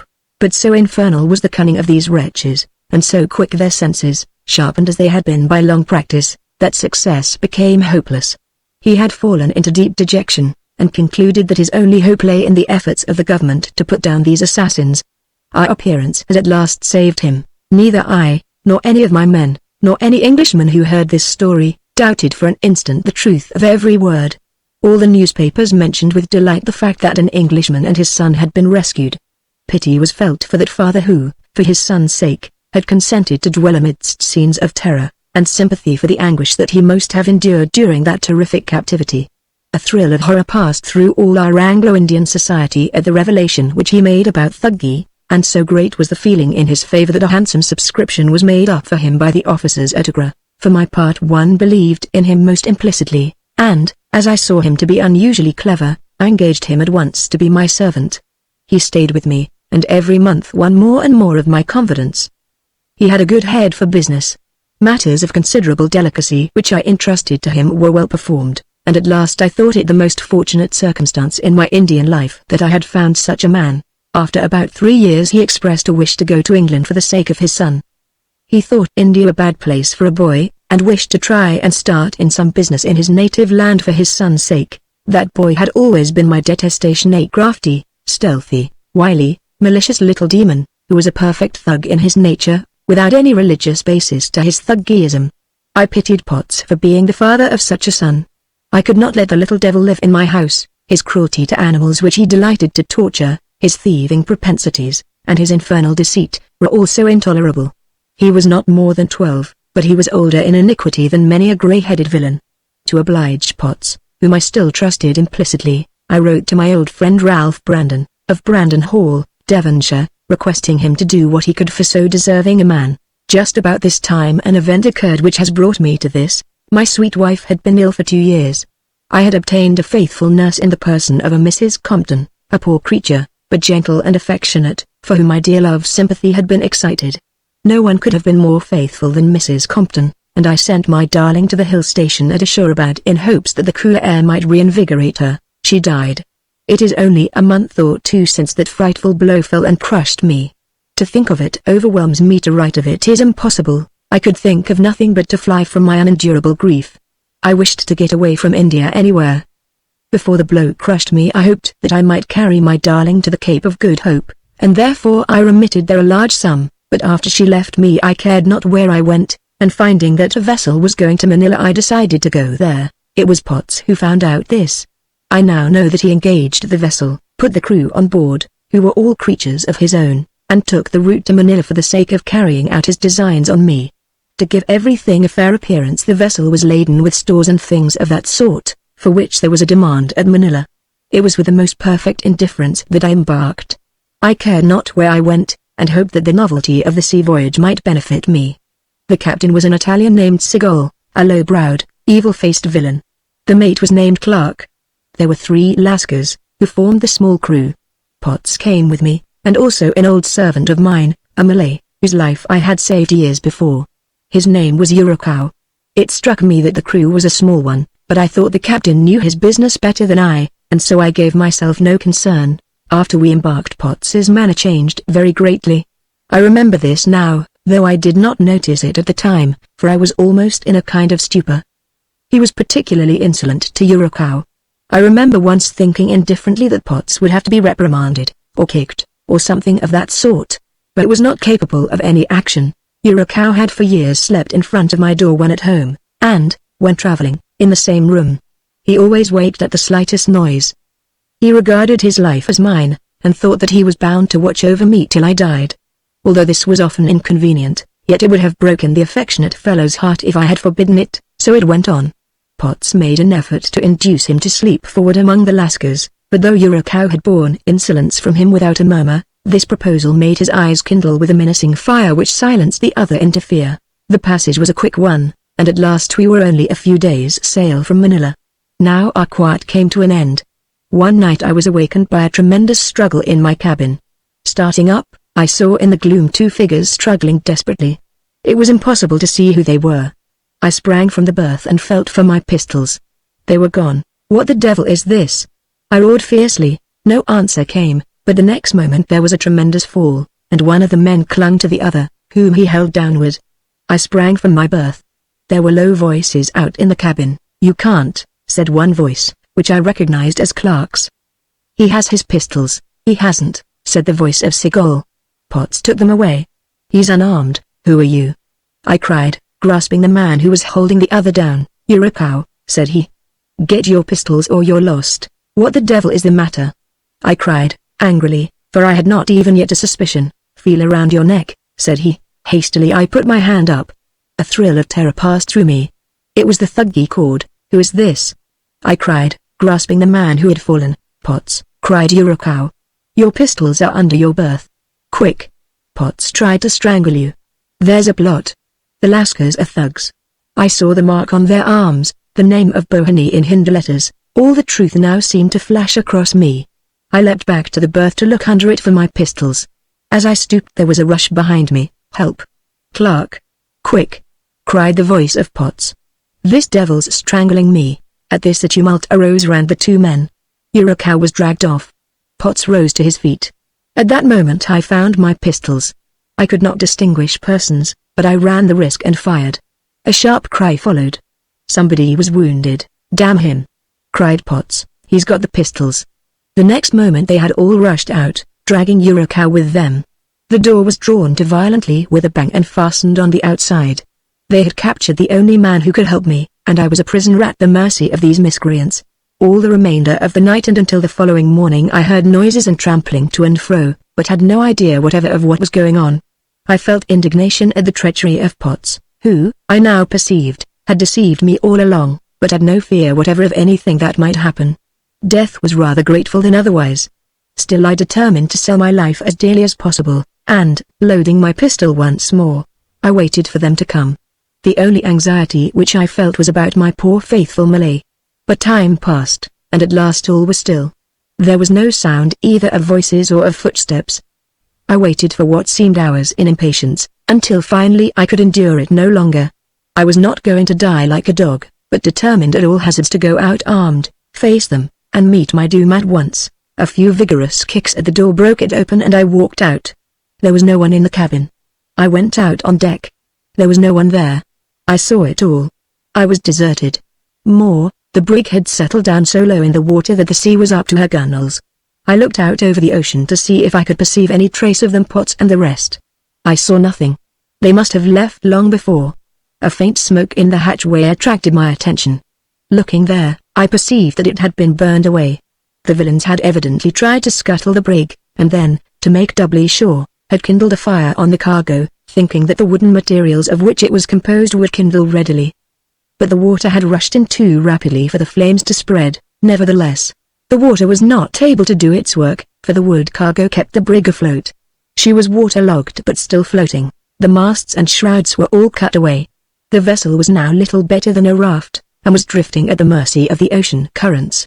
For my part, one did not much care. I had no desire to go to Manila or anywhere else, and the love of life which is usually so strong did not exist. I should have preferred to have been killed or drowned at once. Instead of that I lived. She died on June 15th. It was the 2nd of July when this occurred which I have narrated. It is now the 10th. For a week I have been drifting I know not where. I have seen no land. There are enough provisions and water on board to sustain me for months. The weather has been fine thus far. I have written this with a wish that whoever may find it will send it to Ralph Brandon, Esquire, of Brandon Hall, Devonshire, that he may see that justice is done to Potts, and the rest of the conspirators. Let him also try, if it be not too late, to save Eurocow.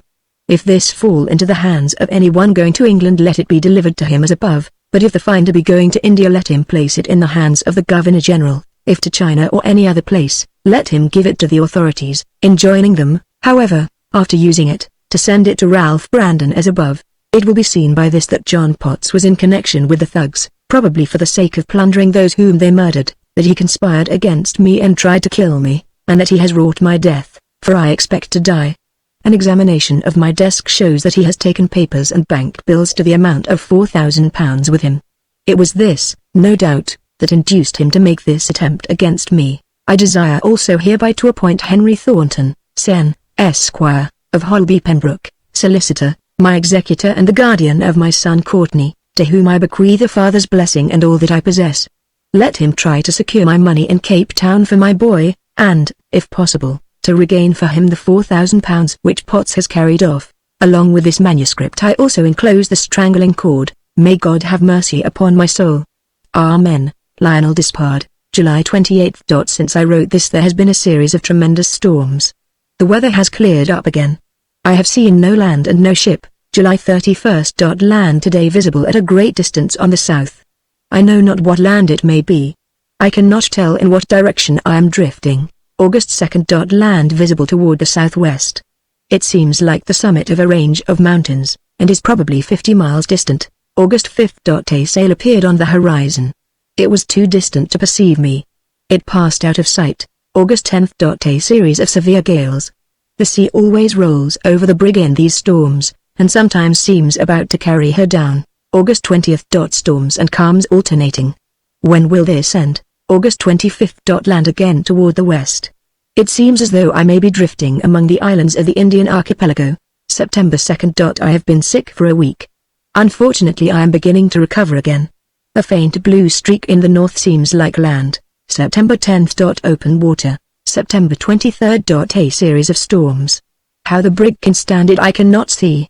I remember Potts telling me that she was built of mahogany and copper fastened. She does not appear to be much injured.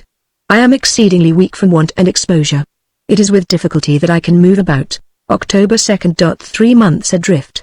My God have mercy on me, and make haste to deliver me. A storm is rising. Let all thy waves and billows overwhelm me, O Lord. October 5th. A terrific storm. Raged 3 days. The brig has run aground. It is a low island, with a rock about 5 miles away. Thank God, my last hour is at hand. The sea is rushing in with tremendous violence, hurling sand upon the brig. I shall drift no more. I can scarcely hold this pen. These are my last words. This is for Ralph Brandon. My blessing for my loved son. I feel death coming. Whether the storm takes me or not, I must die. Whoever finds this will take it from my hand, and, in the name of God, I charge him to do my bidding. This was the last. The concluding pages of the manuscript were scarcely legible. The entries were meager and formal, but the handwriting spoke of the darkest despair. What agonies had this man not endured during those 3 months? Brandon folded up the manuscript reverentially, and put it into his pocket. He then went back into the cabin. Taking the bony skeleton hand, he exclaimed, in a solemn voice, "In the name of God, if I am saved, I swear to do your bidding." He next proceeded to perform the last offices to the remains of Colonel Despard. On removing the sand, something bright struck his eye. It was a gold locket. As he tried to open it, the rusty hinge broke, and the cover came off. It was a painting on enamel, which was as bright as when made the portrait of a beautiful woman, with pensive eyes, and delicate, intellectual expression, and appeared as though it might have been worn around the colonel's neck. Brandon sighed, then putting this in his pocket with the manuscript, he proceeded to his task. In an hour the remains were buried in the grave on Coffin Island. Chapter 8: The Signal of Fire. The wreck broke in upon the monotony of Brandon's island life and changed the current of his thoughts. The revelations contained in Despard's manuscript came with perfect novelty to his mind. Potts, his enemy, now stood before him in darker colors, the foulest of miscreants, one who had descended to an association with Thuggee, one who bore on his arm the dread mark of Bohony. Against such an enemy as this he would have to be wary. If this enemy suspected his existence, could he not readily find means to effect his destruction forever? Who could tell what mysterious allies this man might have? Seagull had tracked and followed him with the patience and vindictiveness of a bloodhound. There might be many such as he. He saw plainly that if he ever escaped, his first and highest necessity would be to work in secret, to conceal his true name, and to let it be supposed that Louis Brandon had been drowned, while another name would enable him to do what he wished. The message of Despard was now a sacred legacy to himself. The duty which the murdered man had imposed upon his father must now be inherited by him. Even this could scarcely add to the obligations to vengeance under which he already lay, yet it freshened his passion and quickened his resolve. The brig was a novelty to him here, and as day succeeded to day he found occupation in searching her. During the hotter part of the day he busied himself in shoveling out the sand from the cavern with a board. In the cool of the morning or evening he worked at the hatchway. Here he soon reached the cargo. This cargo consisted of staves and short boards. All were blackened, and showed traces of fire. The fire seemed to have burned down to a depth of 4 feet, and 2 or 3 feet under the sides, then the water coming in had quenched it. He drew out hundreds of these staves and boards, which were packed in bundles, 6 boards being nailed together as box shooks, and 30 or 40 staves. These he threw out upon the deck and on the sand. What remained he drew about and scattered loosely in the hold of the vessel. He did this with a purpose, for he looked forward to the time when some ship might pass, and it would then be necessary to attract her attention. There was no way of doing so. He had no pole, and if he had it might not be noticed. A fire would be the surest way of drawing attention, and all this wood gave him the means of building one. He scattered it about on the sand, so that it might dry in the hot sun, yet it was also necessary to have some sort of a signal to elevate in case of need. He had nothing but a knife to work with, yet patient effort will do much, and after about a week he had cut away the rail that ran along the quarter-deck, which gave him a pole some 20 feet in length. The nails that fastened the boards were all rusted so that they could not be used in attaching anything to this. He decided when the time came to tie his coat to it, and use that as a flag. It certainly ought to be able to attract attention. Occupied with such plans and labors and purposes as these, the days passed quickly for 2 weeks. By that time the fierce rays of the sun had dried every board and stave so that it became like tinder. The ship itself felt the heat, the seams gaped more widely, the boards warped and fell away from their rusty nails, the timbers were exposed all over it, and the hot, dry wind penetrated every cranny. The interior of the hold and the cabin became free from damp, and hot and dry. Then Brandon flung back many of the boards and staves loosely, and after enough had been thrown there he worked laboriously for days cutting up large numbers of the boards into fine splints, until at last a huge pile of these shavings were accumulated. With these and his pistol he would be able to obtain light and fire in the time of need. The post which he had cut off was then sharpened at one end, so that he could fix it in the sand when the time came, should it ever come. Here, then, these preparations were completed. After all his labor in the cabin nothing was found. The bedding, the mattresses, the chests, the nautical instruments had all been ruined. The tables and chairs fell to pieces when the sand was removed, the doors and woodwork sank away, the cabin when cleared remained a wreck. The weather continued hot and dry. At night Brandon flung himself down wherever he happened to be, either at the brig or at the rock. Every day he had to go to the rock for water, and also to look out toward the sea from that side. At first, while intent upon his work at the ship, the sight of the barren horizon every day did not materially affect him. He rose superior to despondency and cheered himself with his task. But at length, at the end of about 3 weeks, all this work was done and nothing more remained. His only idea was to labor to effect his escape, and not to ensure his comfort during his stay. Now as day succeeded to day all his old gloom returned. The excitement of the last few weeks had acted favorably upon his bodily health, but when this was removed he began to feel more than his old weakness. Such diet as his might sustain nature, but it could not preserve health. He grew at length to loathe the food which he had to take, and it was only by a stern resolve that he forced himself to swallow it. At length a new evil was superadded to those which had already afflicted him. During the first part of his stay the hollow or pool of water on the rock had always been kept filled by the frequent rains. But now for 3 weeks, in fact ever since the uncovering of the Vishnu, not a single drop of rain had fallen. The sun shone with intense heat, and the evaporation was great. The wind at first tempered this heat somewhat, but at last this ceased to blow by day, and often for hours there was a dead calm, in which the water of the sea lay unruffled and all the air was motionless. If there could only have been something which he could stretch over the precious pool of water he might then have arrested its flight.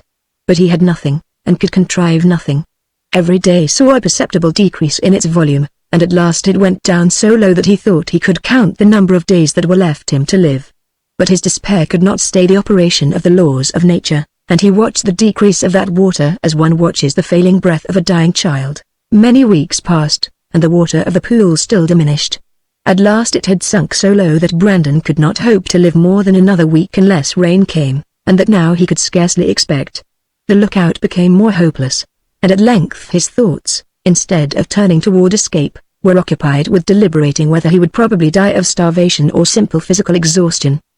He began to enter into that state of mind which he had read in Despard's MSS, in which life ceases to be a matter of desire, and the only wish left is to die as quickly and as painlessly as possible. At length one day as his eyes swept the waters mechanically out of pure habit, and not expecting anything, he saw far away to the northeast something which looked like a sail. He watched it for an hour before he fairly decided that it was not some mocking cloud. But at the end of that time it had grown larger, and had assumed the form which no cloud could keep so long. Now his heart beat fast, and all the old longing for escape, and the old love of life returned with fresh vehemence. This new emotion overpowered him, and he did not try to struggle with it. Now had come the day and the hour when all life was in suspense. This was his first hope, and he felt that it must be his last. Experience had shown that the island must lie outside the common track of vessels, and, in the ordinary course of things, if this passed by he could not hope to see another. Now he had to decide how to attract her notice. She was still far away, yet she was evidently drawing nearer. The rock was higher than the mound and more conspicuous. He determined to carry his signal there, and erect it somewhere on that place. So he took up the heavy staff, and bore it laboriously over the sand till he reached the rock. By the time that he arrived the vessel had come nearer. Her topsails were visible above the horizon. Her progress was very slow, for there was only very little wind. Her studding sails were all set to catch the breeze, and her course was such that she came gradually nearer. Whether she would come near enough to see the island was another question. Yet if they thought of keeping a lookout, if the men in the tops had glasses, this rock and the signal could easily be seen. He feared, however, that this would not be thought of. The existence of Coffin Island was not generally known, and if they supposed that there was only open water here they would not be on the lookout at all. Nevertheless Brandon erected his signal, and as there was no place on the solid rock where he could insert it he held it up in his own hands. Hours passed. The ship had come very much nearer, but her hull was not yet visible. Still he stood there under the burning sun, holding aloft his signal. Fearing that it might not be sufficiently conspicuous he fastened his coat to the top, and then waved it slowly backward and forward. The ship moved more slowly than ever, but still it was coming nearer, for after some time, which seemed to that lonely watcher like entire days, her hull became visible, and her course still lay nearer. Now Brandon felt that he must be noticed. He waved his signal incessantly. He even leapt in the air, so that he might be seen. He thought that the rock would surely be perceived from the ship, and if they looked at that they would see the figure upon it. Then despondency came over him. The hull of the ship was visible, but it was only the uppermost line of the hull. He was standing on the very top of the rock, on its highest point. From the deck they could not see the rock itself. He stooped down, and perceived that the hull of the ship sank out of sight. Then he knew that the rock would not be visible to them at all. Only the upper half of his body could by any possibility be visible, and he knew enough of the sea to understand that this would have the dark sea for a background to observers in the ship, and therefore could not be seen. Still he would not yield to the dejection that was rapidly coming over him, and deepening into despair every minute. Never before had he so clung to hope, never before had his soul been more indomitable in its resolution, more vigorous in its strong self-assertion. He stood there still waving his staff as though his life now depended upon that dumb yet eloquent signal, as though, like Moses, as long as his arms were erect, so long would he be able to triumph over the assault of despair. Hours passed. Still no notice was taken of him. Still the ship held on her course slowly, yet steadily, and no change of direction, no movement of any kind whatever, showed that he had been seen. What troubled him now was the idea that the ship did not come any nearer. This at first he refused to believe, but at last he saw it beyond doubt, for at length the hull was no longer visible above the horizon. The ship was now due north from the rock, sailing on a line directly parallel with the island. It came no nearer. It was only passing by it. And now Brandon saw that his last hope of attracting attention by the signal was gone. The ship was moving onward to the west, and every minute would make it less likely that those on board could see the rock. During the hours in which he had watched the ship he had been busy conjecturing what she might be, and from what port she might have come. The direction indicated China almost undoubtedly. He depicted in his mind a large, commodious, and swift ship, with many passengers on their way back to England. He imagined pleasant society, and general intercourse. His fancy created 1,000 scenes of delightful association with a kindly race of men. All earthly happiness seemed to him at that time to find its center on board that ship which passed before his eyes. The seas were bright and sparkling, the skies calm and deeply blue, the winds breathed softly, the white swelling sails puffed out like clouds against the blue sky beyond. That ship seemed to the lonely watcher like heaven itself. Oh! To pass beyond the limits of this narrow sandy waste. To cross the waters and enter there. Oh! To reach that ship which moved on so majestically, to enter there and be at rest. It was not given him to enter there. Brandon soon saw this. The ship moved further away.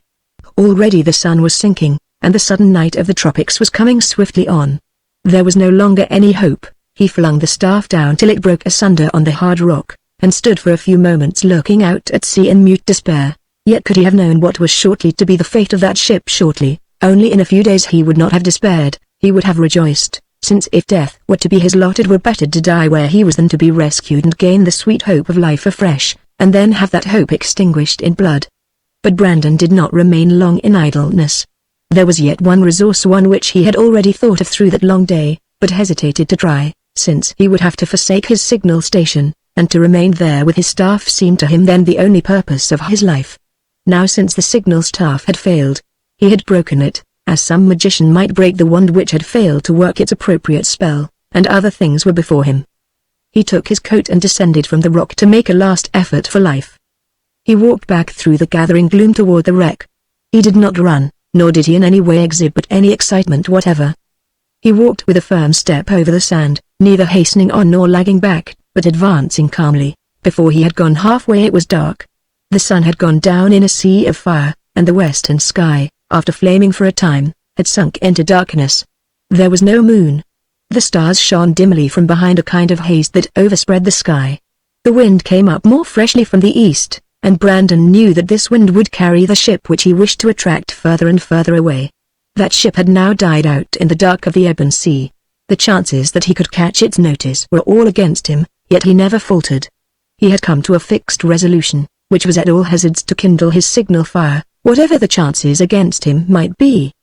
He thought that the flames flaring up would of necessity attract attention, and that the vessel might turn, or lighter, and try to discover what this might be. If this last hope failed, he was ready to die. Death had now become to him rather a thing to be desired than avoided. For he knew that it was only a change of life. And how much better would life be in a spiritual world than life on this lonely isle? This decision to die took away despair. Despair is only possible to those who value this earthly life exclusively. To the soul that looks forward to endless life despair can never come. It was with this solemn purpose that Brandon went to the wreck, seeking by a last chance after life, yet now prepared to relinquish it. He had struggled for life all these weeks. He had fought and wrestled for life with unutterable spiritual agony, all day long, on the summit of that rock, And now the bitterness of death was past. An hour and a half was occupied in the walk over the sand to the wreck.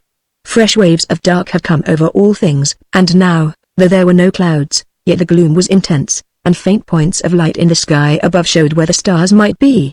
Where now was the ship for which Brandon sought? He cared not.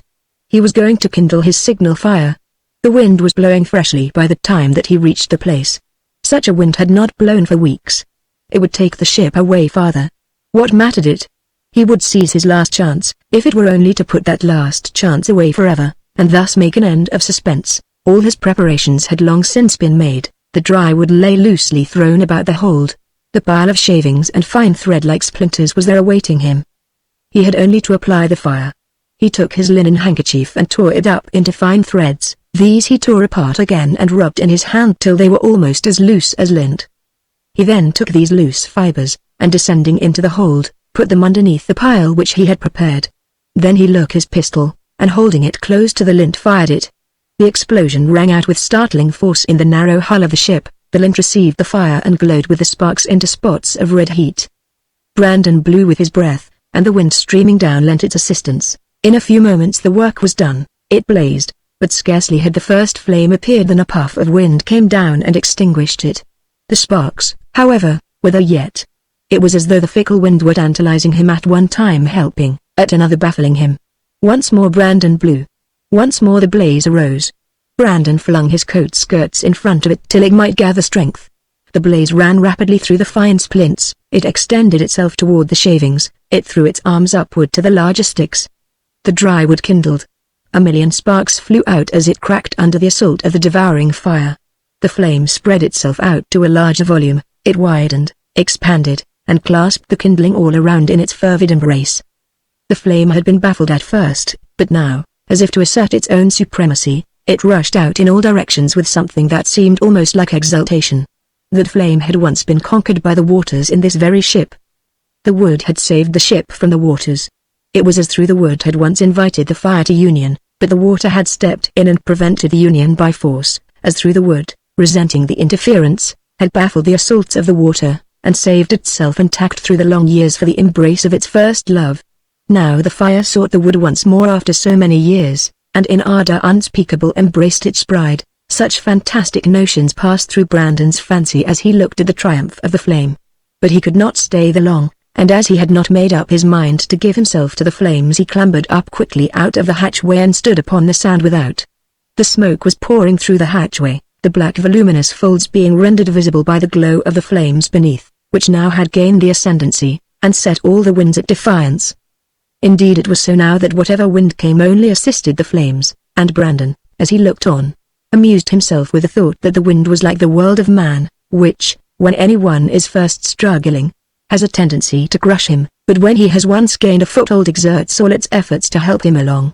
In this mood, half cynical, half imaginative, he watched the progress of the flames. Soon all the fine kindling had crumbled away at the touch of the fire, and communicating its own heat to the wood round, it sank down, a glowing mass, the foundation of the rising fires. Here, from this central heart of fire, the flames rushed on upon the wood which lay loosely on all sides, filling the hull. Through that wood the dry hot wind had streamed for many weeks, till every stave and every board had become dry to its utmost possibility. Now at the first breath of the flame the wood yielded, at the first touch it flared up, and prepared to receive the embrace of the fire in every fibre of its being. The flame rolled on.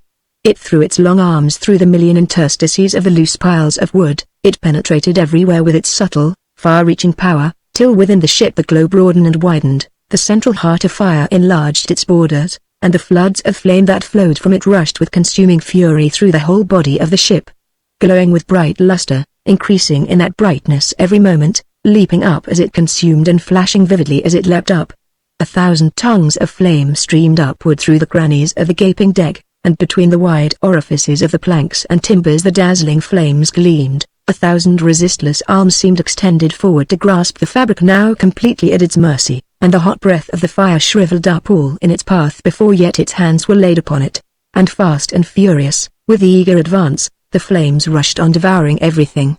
Through the hatchway, around which the fiercest fires gathered, the stream of flame rose impetuously on high, in a straight upward torrent, hurling up a vast pyramid of fire to the ebon skies.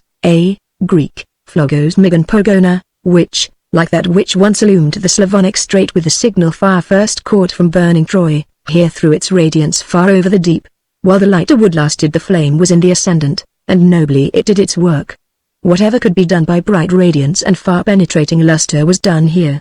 If that ship which had passed held any men on board capable of feeling a human interest in the visible signs of calamity at sea, they would be able to read in this flame that there was disaster somewhere upon these waters, and if they had human hearts they would turn to see if there was not some suffering which they might relieve. But the lighter and the dry wood was at last consumed, and now there remained that which Brandon had never touched, the dense masses which still lay piled where they had been placed 18 years before. Upon these the fire now marched. But already the long days and weeks of scorching sun and fierce wind had not been without their effects, and the dampness had been subdued. Besides, the fire that advanced upon them had already gained immense advantage, for one half of the brig was one glowing mass of heat, which sent forth its consuming forces, and withered up, and blighted, and annihilated all around. The close-bound and close-packed masses of staves and boards received the resistless embrace of the fire, and where they did not flame they still gave forth none the less a blazeless glow. Now from the burning vessel the flame arose no more, but in its place there appeared that which sent forth as vivid a gleam, and as far-flashing a light. The fire had full sway, though it gave forth no blaze, and, while it gleamed but a little, still it devoured. From the sides of the ship the planks, blasted by the intense heat and by the outburst of the flames, had sprung away, and now for nearly all the length of the vessel the timbers were exposed without any covering. Between these flashed forth the gleam of the fire inside, which now in one pure mass glowed with dazzling brightness and intense heat. But the wood inside, damp as it was, and solid in its fiber, did not allow a very swift progress to the fire. It burned, but it burned slowly. It glowed like the charcoal of a furnace from behind its wooden bars. The massive timbers of mahogany wood yielded slowly and stubbornly to the conflagration. They stood up like iron bars long after all the interior was one glowing mass. But, though they yielded slowly, still they had to yield with the passage of hours to the progress of the fire. And so it came to pass that at length the strong sides, sapped by the steady and resistless assault, surrendered. One by one the stout timbers, now wasted and weakened, gave way and sank down into the fervid mass beneath. At last the whole center was one accumulation of glowing ashes, and all that remained were the bow, covered with sand, and the stern, with the quarter-deck. The fire spread in both directions. The stern yielded first. Here the strong deck sustained for a time the onset of the fire that had consumed everything beneath, but at last it sunk in. The timbers of the sides followed next, and all had gone. With the bow there was a longer and a harder struggle. The fire had penetrated far into that part of the vessel, the flames smouldered there, but the conflagration went on, and smoke and blue flames issued from every part of that sandy mound, which, fiercely assailed by the heat, gave way in every direction, broke into a million crevices, and in places melted and ran together in a glowing molten heap. Here the fires burned longer, and here they lived and gleamed until morning. Long before morning Brandon had fallen asleep. He had stood first near the burning wreck. Then the heat forced him to move away, and he had gone to a ridge of sand, where this peninsula joined the island. There he sat down, watching the conflagration for a long time. There the light flashed, and if that ship for whom he was signaling had noticed this sign, and had examined the island, his figure could be seen to anyone that chose to examine. But hours passed on.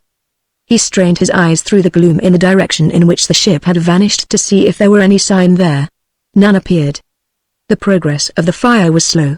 It went on burning and glowing with wonderful energy all through the night, till at last, not long before dawn, the stern fell in, and nothing now was left but the sand mound that covered the bows, which, burning beneath, gave forth smoke and fire. Then, exhausted by fatigue, he sank down on the sand and fell into a sound sleep. In the midst of thronging dreams, from the depths of that imaginary land where his weary spirit wandered in sleep, he was suddenly roused. A hand was laid on his shoulder, which shook him roughly, and a hoarse voice shouted in his ear, "Messmate! Halloo, messmate! Wake up!" Brandon started up and gazed with wild, astonished eyes around. It was day. The sun was 2 or 3 hours above the horizon. He was surrounded by half a dozen seamen, who were regarding him with wondering but kindly eyes. The one who spoke appeared to be their leader. He held a spyglass in his hand. He was a sturdy, thick-set man of about 50, whose grizzled hair, weather-beaten face, groggy nose, and whiskers, coming all around under his chin, gave him the air of old Benbow as he appears on the stage, a regular old salt, sea dog, or whatever other name the popular taste loves to apply to the British tar. "Hard luck here, messmate," said this man, with a smile. "But you're all right now. Come. Cheer up. Won't you take a drink?" And he held out a brandy flask. Brandon rose mechanically in a kind of maze, not yet understanding his good fortune, not yet knowing whether he was alive or dead. He took the flask and raised it to his lips. The inspiriting draught gave him new life.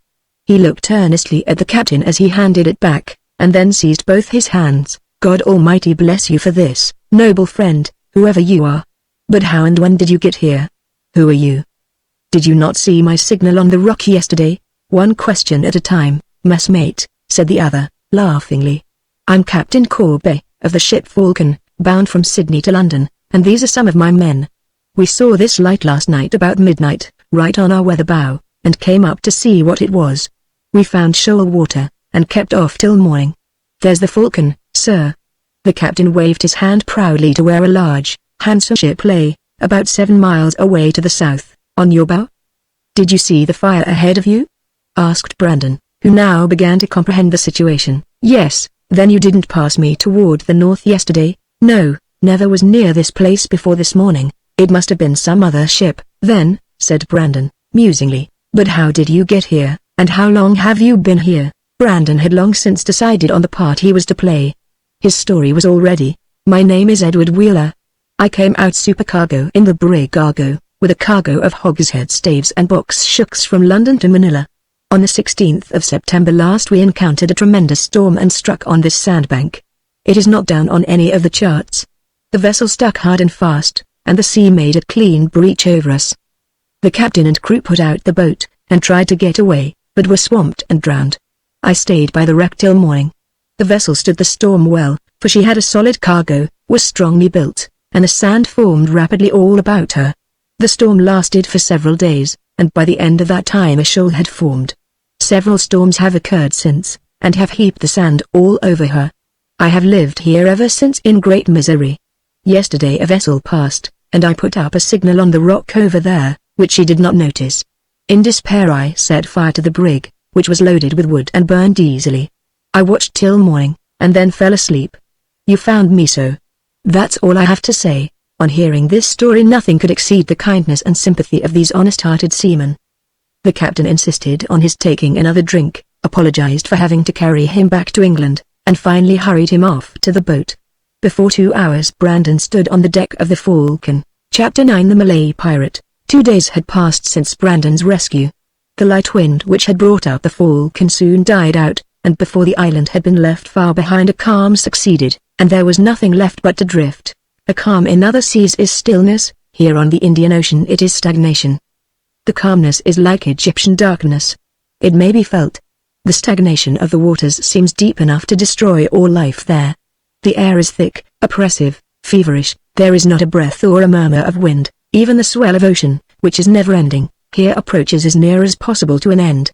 The ocean rolled but slightly, but the light undulations gave a lazy, listless motion to the ship, the span creaked monotonously, and the great sails napped idly in the air. At such a time the calm itself is sufficiently dreary, but now there was something which made all things still more drear. For the calm was attended by a thick fog, not a moist, drizzling fog like those of the North Atlantic, but a sultry, dense, dry fog, a fog which gave greater emphasis to the heat, and, instead of alleviating it, made it more oppressive. It was so thick that it was not possible while standing at the wheel to see the forecastle. Aloft, all the heavens were hidden in a canopy of sickly grey. Beneath, the sea showed the same color. Its glassy surface exhibited not a ripple. A small space only surrounded the vessel, and beyond all things were lost to view. The sailors were scattered about the ship in groups. Some had ascended to the tops with a faint hope of finding more air, some were lying flat on their faces on the forecastle, others had sought those places which were under the sails where the occasional flap of the broad canvas sent down a slight current of air. The captain was standing on the quarter-deck, while Brandon was seated on a stool near the wheel. He had been treated by the captain with unbounded hospitality, and supplied with everything that he could wish. "The fact is," said the captain, who had been conversing with Brandon, "I don't like calms anywhere, still less calms with fogs, and least of all, calms off these infernal islands." "Why?"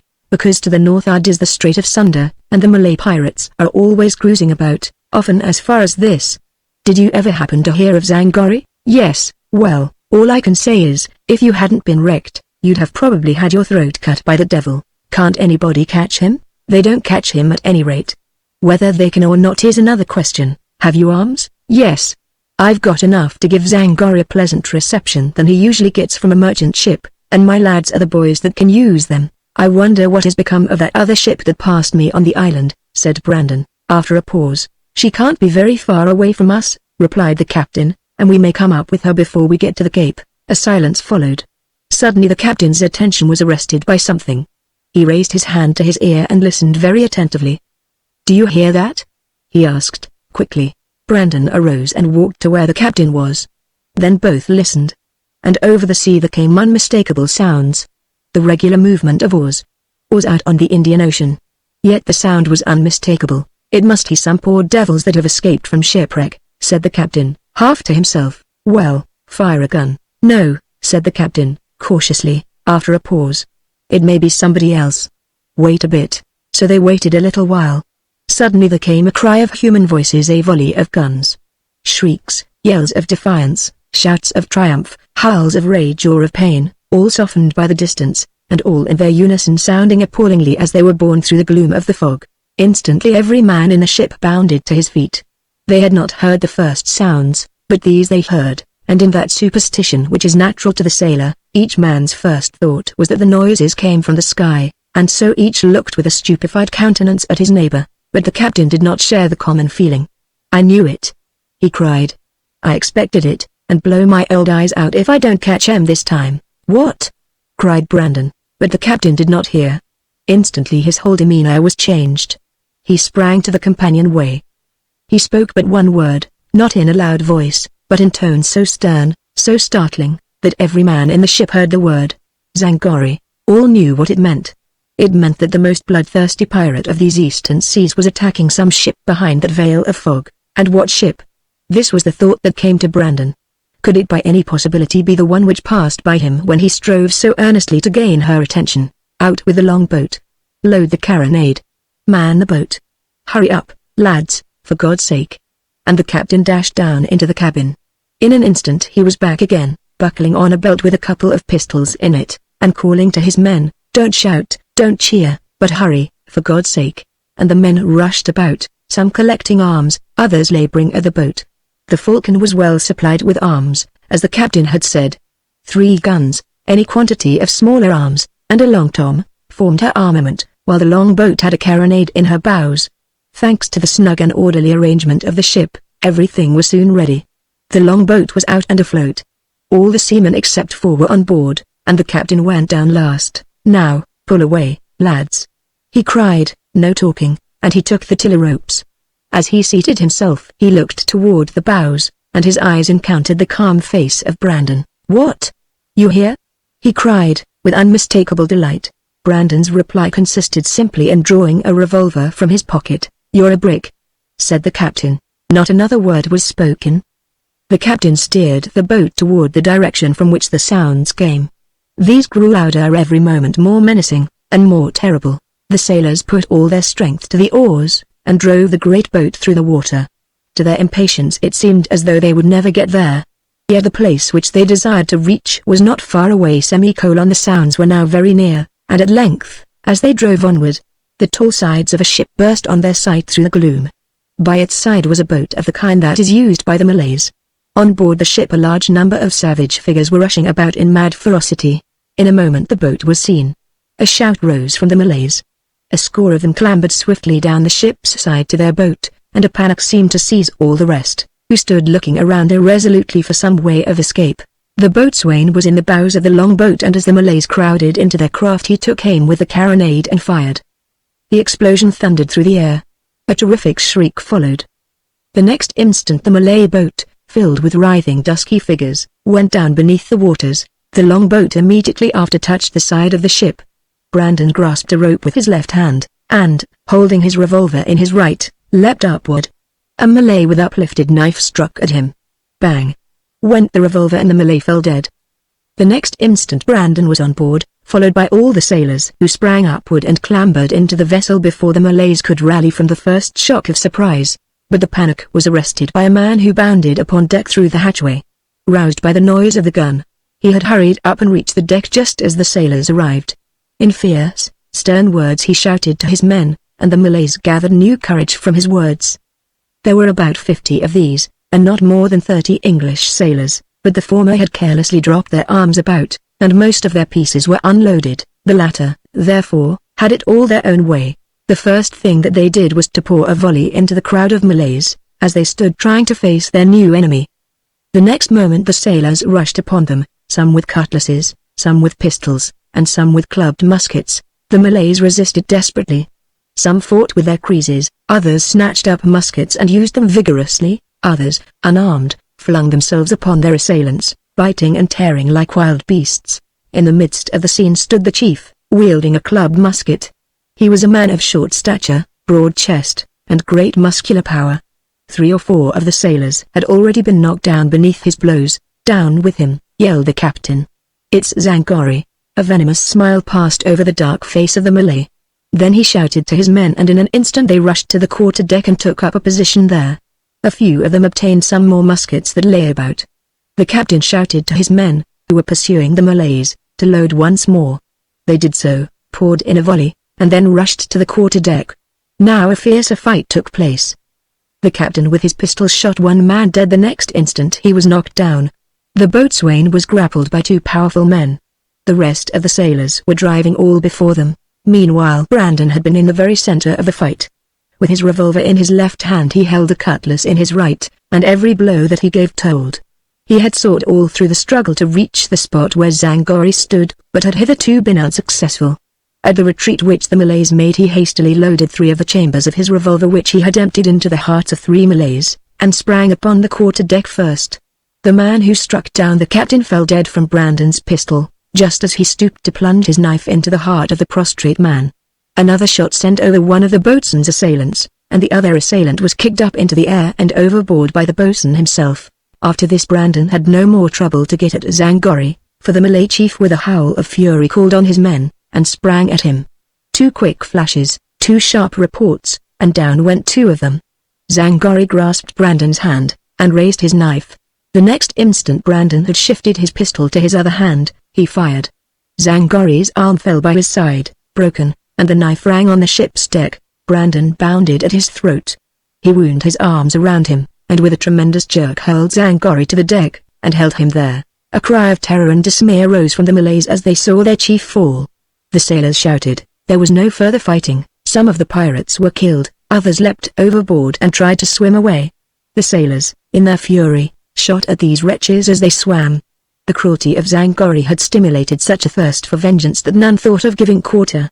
Out of all the Malays the only one alive was Zangari himself, who now lay gasping with a mighty hand on his throat. At last, as his struggles grew feebler, Brandon relaxed his grasp. Some of the sailors came with uplifted knives to put an end to Zangari. "Back," cried Brandon, fiercely. "Don't touch him. He's mine, he must die." "That's for me to say," cried Brandon in a stern voice that forbade reply. In fact, the sailors seemed to feel that he had the best claim here, since he had not only captured Zangari with his own hands, but had borne the chief share in the fight. "Englishman," said a voice. "I thank you." Brandon started. It was Zangari who had spoken, and in very fair English too. "Do you speak English?" was all that he could say in his surprise. "I ought to." "I've seen enough of them," growled the other. "You scoundrel!" cried Brandon. "You have nothing to thank me for. You must die a worse death." Sneered Zangari. "Well, it's about time. But my death will not pay for the hundreds of English lives that I have taken. I thank you though, for you will give me time yet to tell the Englishmen how I hate them." And the expression of hate that gleamed from the eyes of the Malay was appalling. "Why do you hate them?" asked Brandon, whose curiosity was excited. "My brother's blood was shed by them, and a Malay never forgives. Yet I have never found the man I sought. If I had found him I would not have killed any more." "The man? What man?" "The one whom I have sought for 15 years through all these seas," said the other, hoarsely. "What is his name?" "I will not speak it. I had it carved on my creese which hangs around my neck." Brandon thrust his hand into the bosom of the Malay where he saw a cord which passed around his neck.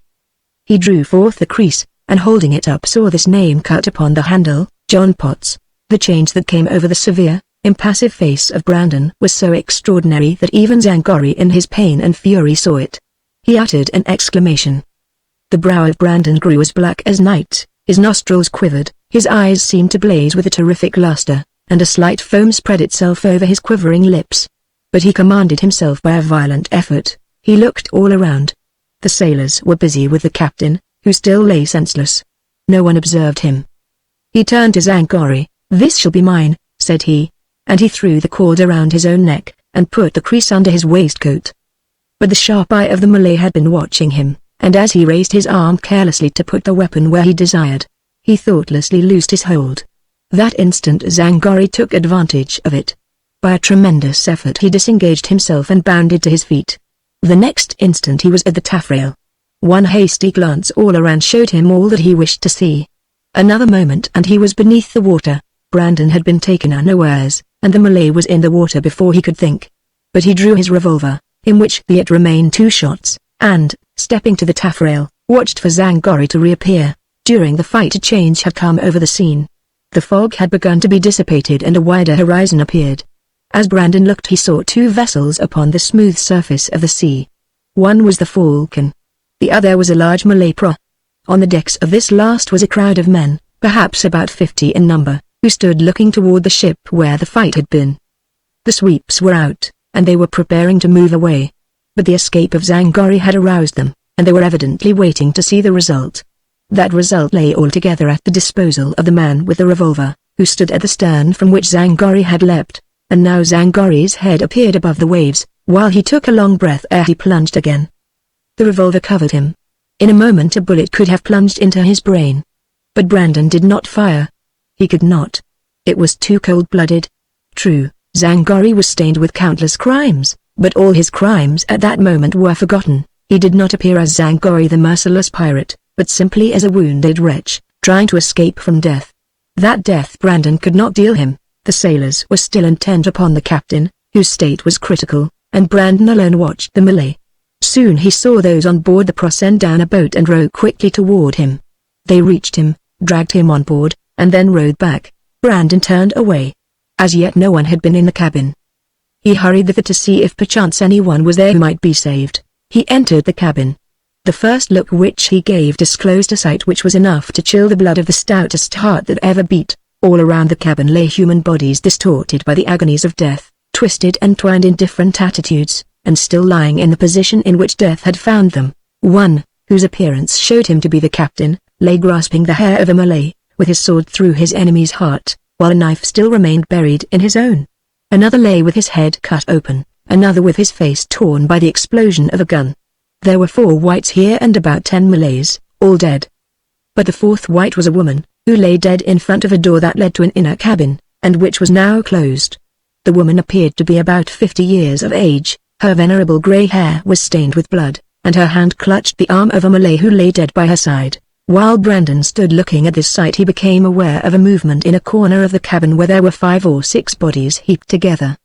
He hurried over to the place, and, pulling away the bodies of several Malays, found at length a Hindu of large stature, in whom life was by no means extinct, for he was pushing with hands and feet and making faint efforts to rise.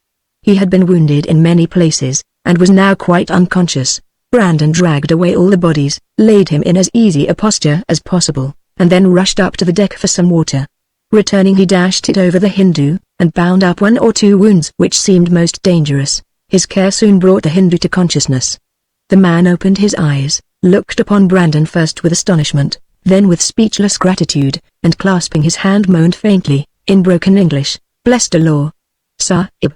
Brandon hurried up on deck and calling some of the sailors had the Hindu conveyed there. All crowded around him to ask him questions, and gradually found out about the attack of the pirates. The ship had been becalmed the day before, and the Malay prahu was in sight, evidently with evil intentions. They had kept a good watch, and when the fog came had some hope of escape. But the Malay boats had sought them through the fog, and had found them. They had resisted well, but were overpowered by numbers. The Hindu had been cook of the ship, and had fought till the last by the side of his captain. Without waiting to hear the Hindu's story Brandon went back to the cabin. The door that opened into the inner cabin was shut. He tried it. It was locked. He looked into the keyhole. It was locked from the inside. "Is anyone there?" he asked. A cry of surprise was the sole answer. "You are safe. We are friends." "Open!"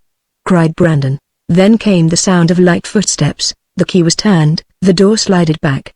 And there appeared before the astonished eyes of Brandon a young girl, who, the moment that she saw him, flung herself on her knees in a transport of gratitude and raised her face to heaven, while her lips uttered inaudible words of thanksgiving. She was quite a young girl, with a delicate, slender frame, and features of extreme loveliness. Her complexion was singularly colorless. Her eyes were large, dark, and luminous. Her hair fell in rich masses over her shoulders. In one hand she held a knife, to which she clung with a death-like tenacity. "Poor child," murmured Brandon, in accents of tenderest commiseration. "It is but little that you could do with that knife." She looked up at him as she knelt, then looked at the keen glittering steel, and, with a solemnity of accent which showed how deeply she was in earnest, murmured, half to herself, "It could at least have saved me." Brandon smiled upon her with such a smile as a father might give at seeing the spirit or prowess of some idolized son. "There is no need," he said, with a voice of deep feeling, "there is no need of that now. You are saved. You're avenged. Come with me." The girl rose. "But wait," said Brandon, and he looked at her earnestly and most pityingly. "There are things here which you should not see. Will you shut your eyes and let me lead you?" "I can bear it," said the girl. "I will not shut my eyes." "You must," said Brandon, firmly, but still pityingly, for he thought of that venerable woman who lay in blood outside the door. The girl looked at him and seemed at first as though about to refuse. There was something in his face so full of compassion, and entreaty, and calm control, that she consented. She closed her eyes and held out her hand. Brandon took it and led her through the place of horror and up to the deck. Her appearance was greeted with a cry of joy from all the sailors. The girl looked around. She saw the Malays lying dead upon the deck. She saw the ship that had rescued, and the prow that had terrified her. But she saw no familiar face. She turned to Brandon with a face of horror, and with white lips asked, "Where are they all?" "Gone," said Brandon. "What? All?" gasped the girl. "All except yourself and the cook." She shuddered from head to foot. At last, coming closer to Brandon, she whispered, "And my nurse?" Brandon said nothing, but, with a face full of meaning, pointed upward. The girl understood him. She reeled, and would have fallen had not Brandon supported her. Then she covered her face with her hands, and, staggering away to a seat, sank down and wept bitterly. All were silent. Even the rough sailors respected that grief. Rough? Who does not know that sailors are often the most tender-hearted of men, and always the most impulsive, and most quick to sympathy? So now they said nothing, but stood in groups sorrowing in her sorrow. The captain, meanwhile, had revived, and was already on his feet looking around upon the scene. The Hindu also had gained strength with every throb of his heart and every breath of the air, but suddenly a cry arose from one of the men who stood nearest the hatchway. "The ship is sinking." Everyone started. Yes, the ship was sinking. No one had noticed it, but the water was already within a few feet of the top. No doubt Zangari had been scuttling her when he rushed out of the hold at the noise of the attack. There was nothing left but to hasten away. There was time to save nothing. The bodies of the dead had to be left with the ship for their tomb. In a short time they had all hurried into the boat and were pulling away. But not too soon. For scarcely had they pulled away half a dozen boat lengths from the ship than the water, which had been rising higher and higher, more rapidly every moment, rushed madly with a final onset to secure its prey, and with a groan like that of some living thing the ship went down. A yell came from over the water. It rose from the Mille, which was moving away as fast as the long sweeps could carry her. But the dead were not revenged only. They were remembered. Not long after reaching the Falcon the sailors were summoned to the side which looked toward the spot where the ship had sunk, and the solemn voice of Brandon read the burial service of the church. And as he read that service he understood the fate which he had escaped when the ship passed Coffin Island without noticing his signal. Chapter 10 Beatrice. It was natural that a young girl who had gone through so fearful an ordeal should for some time feel its effects. Her situation excited the warmest sympathy of all on board the ship, and her appearance was such as might inspire a chivalrous respect in the hearts of those rough but kindly and sensitive sailors who had taken part in her rescue. Her whole appearance marked her as one of no common order. There was about her an air of aristocratic grace which inspired involuntary respect, an elegance of manner and complete self-possession which marked perfect breeding. Added to this, her face had something which is greater even than beauty, or at least something without which beauty itself is feeble, namely, character and expression. Her soul spoke out in every lineament of her noble features, and threw around her the charm of spiritual exaltation. To such a charm as this Brandon did not seem indifferent. His usual self-abstraction seemed to desert him for a time. The part that he had taken in her rescue of itself formed a tie between them, but there was another bond in the fact that he alone of all on board could associate with her on equal terms, as a high-bred gentleman with a high-bred lady. The Hindu had at once found occupation, for Brandon, who had seen the stuff that was in him, offered to take him for his servant. He said that his name was Aschilo, but he was commonly called Cato, and preferred that name to any other. He regarded Brandon as his savior, with all the superstition which Hindus can feel, and looked up to this savior as a superior being. The offer of employment was eagerly accepted, and Cato at once entered upon the few duties which his situation could require on shipboard. Meanwhile the young lady remained unknown. At first she spent the greater part of her time in the room, and only came out at meal times, when the sadness of her face prevented anything except the most distant and respectful courtesy. No one knew her name, and no one asked it. Cato was ignorant of it. She and the old nurse had only been known to him as the young Mrs. and the old Mrs. Brandon, roused from his indifference, did all in his power to mitigate the gloom of this fair young creature, whom fate had thrown in his way. He found that his attentions were not unacceptable. At length she came out more frequently, and they became companions on the quarter-deck. Brandon was touched by the exhibition which she had made of her gratitude to himself. She persisted in regarding him alone as the one to whom she owed her life, and apologized to him for her selfishness in giving way so greatly to her grief. After a time she ventured to tell him the story of the voyage which she had been making. She was on her way from China to England. Her father lived in England, but she had passed her life in Hong Kong, having been brought up there by the old nurse, who had accompanied her on her voyage until that fearful calamity. She told him at different times that her father was a merchant who had business all over the world, and that he had of late taken up his station in his own home and sent for her. Of her father she did not say much, and did not seem to know much. She had never seen him. She had been in Hong Kong ever since she could remember. She believed, however, that she was born in England, but did not know for certain. Her nurse had not known her till she had gone to China. It was certainly a curious life, but quite natural, when a busy merchant devotes all his thoughts to business, and but little attention to his family. She had no mother, but thought she must have died in India. Yet she was not sure. Of all this, however, she expected to hear when she reached home and met her father. By the time that she had been a month on board, Brandon knew much of the events of her simple life. He saw the strange mixture of fear and longing with which she looked forward to a meeting with her father. He learned that she had a brother, also, whom she had never seen, for her father kept his son with himself. He could not help looking with inexpressible pity on one so lovely, yet so neglected. Otherwise, as far as mere money was concerned, she had never suffered. Her accomplishments were numerous. She was passionately fond of music, and was familiar with all the classic compositions. Her voice was finely trained, for she had enjoyed the advantage of the instructions of an Italian maestro, who had been banished, and had gone out to Hong Kong as bandmaster in the 20th Regiment. She could speak French fluently, and had read almost everything. Now after finding out all this, Brandon had not found out her name. Embarrassments arose sometimes, which she could not help noticing, from this very cause, and yet she said nothing about it. Brandon did not like to ask her abruptly, since he saw that she did not respond to his hints. So he conjectured and wondered. He thought that her name must be of the lordliest kind, and that she for some reason wished to keep it a secret. Perhaps she was noble, and did not like to tell that name which had been stained by the occupations of trade. All this Brandon thought, yet as he thought this, he was not insensible to the music of her soft, low voice, the liquid tenderness of her eye, and the charm of her manner. She seemed at once to confide herself to him, to own the superiority of his nature and seek shelter in it. Circumstances threw them exclusively into one another's way, and they found each other so congenial that they took advantage of circumstances to the utmost. There were others as well as Brandon who found it awkward not to have any name by which to address her, and chief of these was the good captain.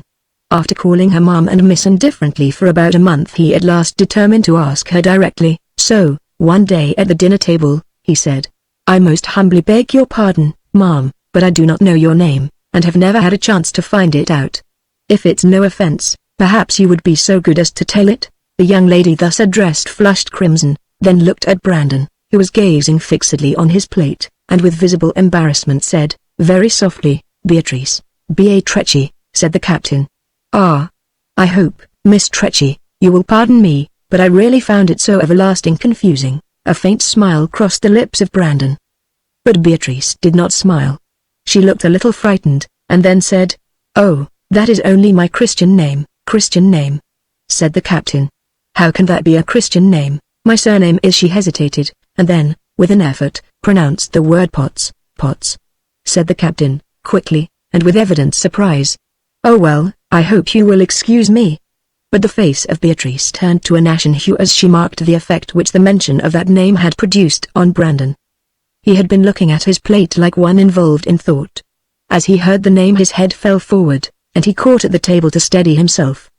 He then rose abruptly with a cloud upon his brow, his lips firmly pressed together, and his whole face seemingly transformed, and hurried from the cabin. She did not see him again for a week. He pleaded illness, shut himself in his stateroom, and was seen by no one but Cato. Beatrice could not help associating this change in Brandon with the knowledge of her name. That name was hateful to herself. A fastidious taste had prevented her from volunteering to tell it, and as no one asked her directly it had not been known. And now, since she had told it, this was the result. For Brandon's conduct she could imagine only one cause. He had felt shocked at such a plebeian name. The fact that she herself hated her name, and saw keenly how ridiculously it sounded after such a name as Beatrice, only made her feel the more indignant with Brandon.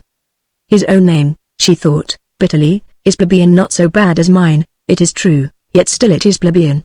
Why should he feel so shocked at mine? Of course, she knew him only as Mr. Wheeler. Perhaps he has imagined that I had some grand name, and, learning my true one, has lost his illusion. He formerly esteemed me. He now despises me. Beatrice was cut to the heart, but she was too proud to show any feeling whatever. She frequented the quarterdeck as before, though now she had no companion except, at turns, the good-natured captain and the mate. The longer Brandon avoided her the more indignant she felt. Her outraged pride made sadness impossible. Brandon remained in his stateroom for about 2 weeks altogether. When at length he made his appearance on the quarterdeck he found Beatrice there, who greeted him with a distant bow.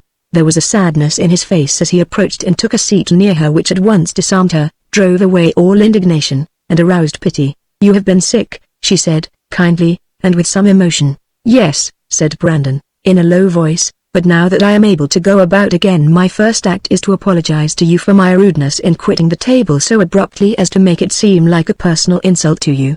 Now I hope you will believe me when I say that an insult to you from me is impossible." Something like a spasm passed over my nervous system, and I had to hurry to my room. "I confess," said Beatrice, frankly, "that I thought your sudden departure had something to do with the conversation about me. I am very sorry indeed that I did you such a wrong. I might have known you better. Will you forgive me?" Brandon smiled, faintly. "You are the one who must forgive, but I hate my name so," burst out Beatrice. Brandon said nothing. "Don't you? Now confess." "How can I?" he began. "You do, she cried, vehemently, "but I don't care for I hate it." Brandon looked at her with a sad, weary smile, and said nothing. "You are sick," she said. "I'm thoughtless.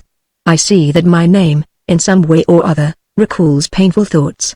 How wretched it is for me to give pain to others." Brandon looked at her appealingly, and said, "You give pain? Believe me. There is nothing but happiness where you are." At this Beatrice looked confused and changed the conversation. There seemed after this to be a mutual understanding between the two to avoid the subject of her name, and although it was a constant mortification to Beatrice, yet she believed that on his part there was no contempt for the name, but something very different, something associated with better memories. They now resumed their old walks and conversations. Every day bound them more closely to one another, and each took it for granted that the other would be the constant companion of every hour in the day. Both had lived unusual lives. Beatrice had much to say about her Hong Kong life, the Chinese, the British officers, and the festivities of garrison life. Brandon had lived for years in Australia, and was familiar with all the round of events which may be met with in that country. He had been born in England, and had lived there, as has already been mentioned, till he was almost a man, so that he had much to say about that motherland concerning which Beatrice felt such curiosity. Thus they settled down again naturally and inevitably into constant association with each other. Whatever may have been the thoughts of Brandon during the fortnight of his seclusion, or whatever may have been the conclusion to which he came, he carefully refrained from the most remote hint at the home or the prospects of Beatrice. He found her on the seas, and he was content to take her as she was. Her name was a common one. She might be connected with his enemy, or she might not. For his part, he did not wish to know. Beatrice also showed equal care in avoiding the subject.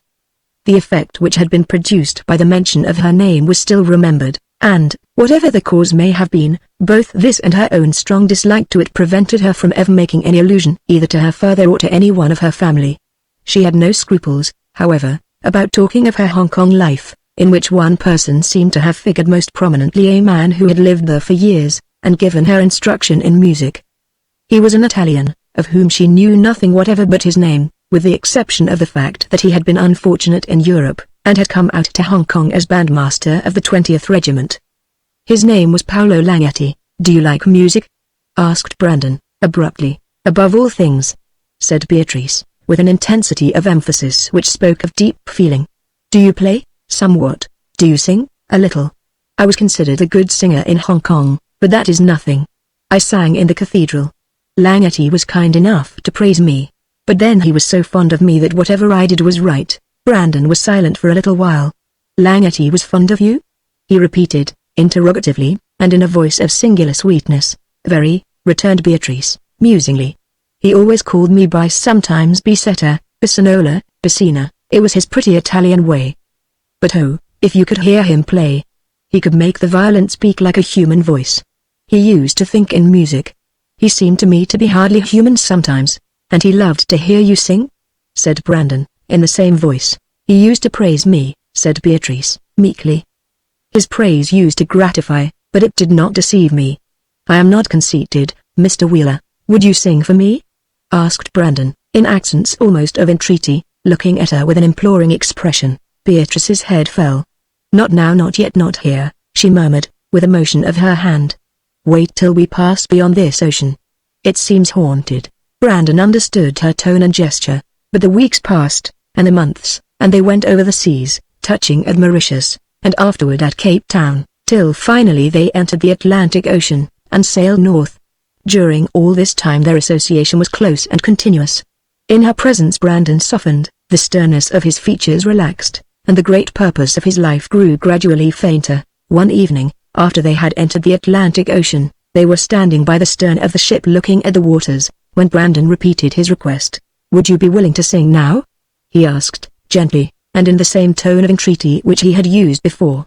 Beatrice looked at him for a moment without speaking. Then she raised her face and looked up at the sky, with a deep abstraction in her eyes, as though in thought. Her face, usually colorless, now, in the moonlight, looked like marble. Her dark hair hung in peculiar folds over her brow, an arrangement which was antique in its style, and gave her the look of a statue of one of the muses. Her straight, Grecian features, large eyes, thin lips, and well-rounded chin all had the same classic air, and Brandon, as he looked at her, wondered if she knew how fair she was. She stood for a moment in silence, and then began. It was a marvelous and a memorable epoch in Brandon's life. The scene around added its inspiration to the voice of the singer. The ocean spread afar away before them till the verge of the horizon seemed to blend sea and sky together. Overhead the dim sky hung, dotted with innumerable stars, prominent among which, not far above the horizon, gleamed that glorious constellation, the Southern Cross. Beatrice, who hesitated for a moment as if to decide upon her song, at last caught her idea from this scene around her, and began one of the most magnificent of Italian compositions, I Chieli Immensi del Grande Dio la Gloria. Her first notes poured forth with a sweetness and fullness that arrested the attention of all on board the ship. It was the first time she had sung, as she afterwards said, since Langhetti had left Hong Kong, and she gave herself entirely up to the joy of song. Her voice, long silent, instead of having been injured by the sorrow through which she had passed, was pure, full, marvelous, and thrilling.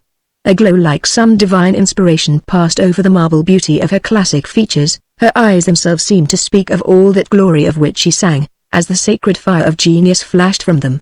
At those wonderful notes, so generous and so penetrating with their sublime meaning, all on board the ship looked and listened with amazement.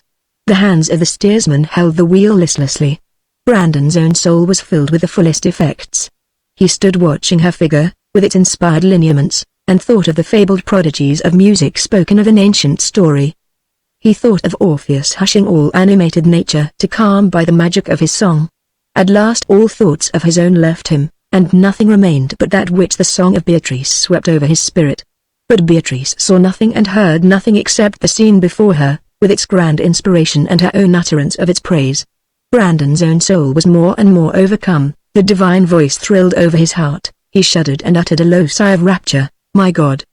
he exclaimed as she ended, "I never before heard anything like this. I never dreamed of such a thing. Is there on earth another such a voice as yours? Will I ever again hear anything like it? Your song is like a voice from those heavens of which you sing. It is a new revelation." He poured forth these words with passionate impetuosity. Beatrice smiled. "Langety used to praise me," she simply rejoined. "You terrify me," said he. "Why?" asked Beatrice, in wonder. "Because your song works upon me like a spell, and all my soul sinks away, and all my will is weakened to nothingness." Beatrice looked at him with a mournful smile. "Then you have the true passion for music," she said. "If this be so, for my part it is the joy of my life, and I hope to give up all my life to it." "Do you expect to see Langety when you reach England?" asked Brandon, abruptly. "I hope so," said she, musingly. Chapter 11 The Improvisator. The character of Beatrice unfolded more and more every day, and every new development excited the wonder of Brandon. She said once that music was to her like the breath of life, and indeed it seemed to be, for now, since Brandon had witnessed her powers. He noticed how all her thoughts took a coloring from this. What most surprised him was her profound acquirements in the more difficult branches of the art. It was not merely the case of a great natural gift of voice. Her whole soul seemed imbued with those subtle influences which music can most of all bestow. Her whole life seemed to have been passed in one long intercourse with the greatest works of the greatest masters. All their works were perfectly well known to her. A marvelous memory enabled her to have their choicest productions at command, and Brandon, who in the early part of his life had received a careful musical education, knew enough about it to estimate rightly the full extent of the genius of his companion, and to be astonished thereat. Her mind was also full of stories about the lives, acts, and words of the great masters. For her they formed the only world with which she cared to be acquainted, and the only heroes whom she had power to admire. All this flowed from one profound central feeling, namely, a deep and all-absorbing love of this most divine art. To her it was more than art. It was a new faculty to him who possessed it. It was the highest power of utterance, such utterance as belongs to the angels, such utterance as, when possessed by man, raises him almost to an equality with them. Brandon found out every day some new power in her genius. Now her voice was unloosed from the bonds which she had placed upon it. She sang, she said, because it was better than talking. Words were weak, song was all expression. Nor was it enough for her to take the compositions of others. Those were infinitely better, she said, than anything which she could produce. But each one must have his own native expression, and there were times when she had to sing from herself. To Brandon this seemed the most amazing of her powers. In Italy the power of improvisation is not uncommon, and Englishmen generally imagine that this is on account of some peculiar quality of the Italian language. This is not the case. One can improvise in any language, and Brandon found that Beatrice could do this with the English. "It is not wonderful," said she, in answer to his expression of astonishment. "It is not even difficult. There is an art in doing this, but, when you once know it, you find no trouble. It is rhythmic prose in a series of lines. Each line must contain a thought." Langety found no difficulty in making rhyming lines, but rhymes are not necessary. This rhythmic prose is as poetic as anything can be. All the hymns of the Greek Church are written on this principle. So are the Dum and the Gloria. So were all the ancient Jewish psalms. The Jews improvised. I suppose Deborah's song, and perhaps Miriam's, are of this order. And you think the art can be learned by everyone? No, not by everyone. One must have a quick and vivid imagination, and natural fluency, but these are all. Genius makes all the difference between what is good and what is bad. Sometimes you have a song of Miriam that lives while the world lasts, sometimes a poor little song like one of mine. "Sing to me about music," said Brandon. Suddenly, Beatrice immediately began an improvisation. But the music to which she sang was lofty and impressive, and the marvelous sweetness of her voice produced an indescribable effect. And again, as always when she sang, the fashion of her face was changed, and she became transfigured before his eyes. It was the same rhythmic prose of which she had been speaking, sung according to the mode in which the Gloria is chanted, and divided into bars of equal time. Brandon, as always, yielded to the spell of her song. To him it was an incantation. Her own strains varied to express the changing sentiment, and at last, as the song ended, it seemed to die away in melodious melancholy, like the dying strain of the fabled swan, sing on. He exclaimed, fervently, I would wish to stand and hear your voice forever. A smile of ineffable sweetness came over her face. She looked at him, and said nothing. Brandon bowed his head, and stood in silence. Thus ended many of their interviews. Slowly and steadily this young girl gained over him an ascendancy which he felt hourly, and which was so strong that he did not even struggle against it. Her marvelous genius, so subtle, so delicate, yet so inventive and quick, amazed him. If he spoke of this, she attributed everything to Langety. Could you but see him, she would say, I should seem like nothing. Has he such a voice? Oh, he has no voice at all. It is his soul, she would reply. He speaks through the violin. But he taught me all that I know. He said my voice was God's gift. He had a strange theory that the language of heaven and of the angels was music, and that he who loved it best on earth made his life and his thoughts most heavenly. You must have been fond of such a man. Very, said Beatrice, with the utmost simplicity. Oh, I loved him so dearly, but in this confession, so artlessly made, Brandon saw only a love that was filial or sisterly. He was the first one, said Beatrice, who showed me the true meaning of life. He exalted his art above all other arts, and always maintained that it was the purest and best thing which the world possessed. This consoled him for exile, poverty, and sorrow of many kinds. Was he married? Beatrice looked at Brandon with a singular smile. Married? Langety married? Pardon me, but the idea of Langety in domestic life is so ridiculous. Why? The greatest musicians have married. Beatrice looked up to the sky with a strange, serene smile. Langety has no passion out of art, she said. As an artist he is all fire, and vehemence, and enthusiasm. He is aware of all human passions, but only as an artist. He has only one love, and that is music. This is his idol. He seems to me himself like a song. But all the raptures which poets and novelists apply to lovers are felt by him in his music. He wants nothing while he has this. He thinks the musician's life the highest life. He says those to whom the revelations of God were committed were musicians. As David and Isaiah received inspiration to the strains of the harp, so, he says, have Bach and Mozart, Handel and Haydn, Beethoven and Mendelssohn. And where, indeed, she continued, in a musing tone, half soliloquizing, where, indeed, can man rise so near heaven as when he listens to the inspired strains of these lofty souls? Langety, said Brandon, in a low voice, does not understand love, or he would not put music in its place. Yes, said Beatrice. We spoke once about that. He has his own ideas, which he expressed to me. What were they? I will have to say them as he said them, said she. For on this theme he had to express himself in music. Brandon waited in rapt expectation. Beatrice began to sing. Fairest of all most fair, young love, how comest thou unto the soul? Still as the evening breeze over the starry wave, the moonlit wave, the heart lies motionless, so still, so sensitive, love fans the breeze. Lo! At his lightest touch, the myriad ripples rise, and murmur on, and ripples rise to waves, and waves to rolling seas, till, far and wide, the endless billows roll, in undulations long, forevermore. Her voice died away into a scarce audible tone, which sank into Brandon's heart, lingering and dying about the last word, with touching and unutterable melancholy. It was like the lament of one who loved. It was like the cry of some yearning heart. In a moment Beatrice looked at Brandon with a swift, bright smile. She had sung these words as an artist. For a moment Brandon had thought that she was expressing her own feelings. But the bright smile on her face contrasted so strongly with the melancholy of her voice that he saw this was not so. Thus, she said, Langety sang about it, and I have never forgotten his words. The thought came to Brandon, is it not true then she thinks, that she loves him very dearly? As she said, you were born to be an artist, he said, at last. Beatrice sighed lightly. That's what I never can be, I am afraid, said she. Yet I hope I may be able to gratify my love for it. Art, she continued, musingly, is open to women as well as to men, and of all arts none are so much so as music. The interpretation of great masters is a blessing to the world.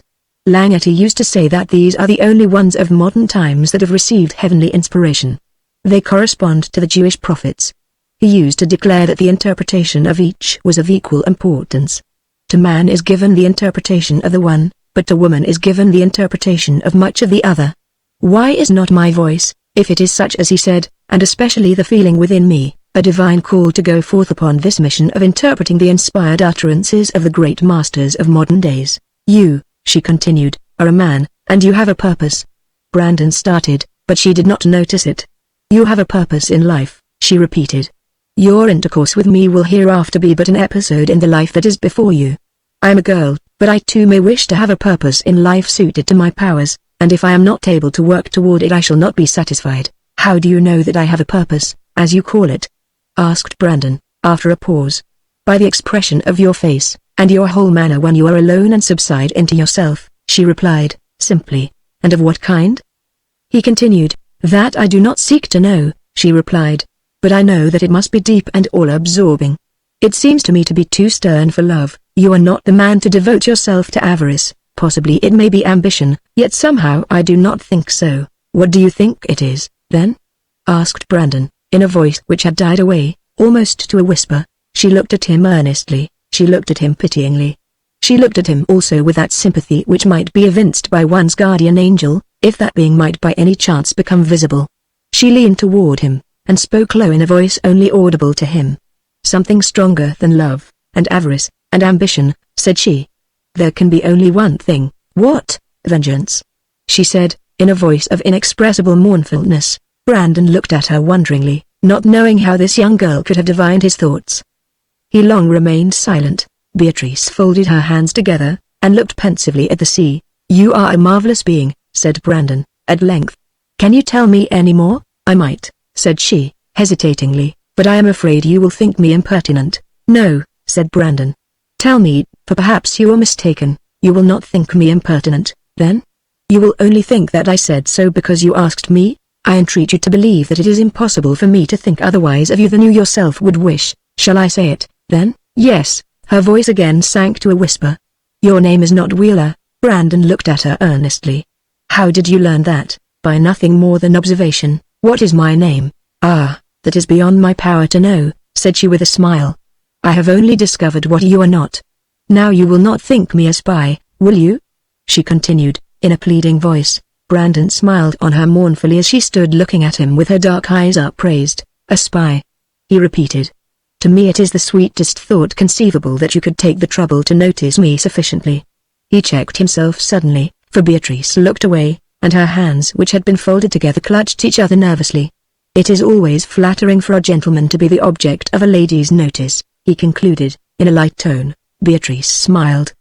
But where, he continued, could you have gained that power of divination which you possess, you who have always lived a secluded life in so remote a place? You did not think that one like me could come out of Hong Kong, did you?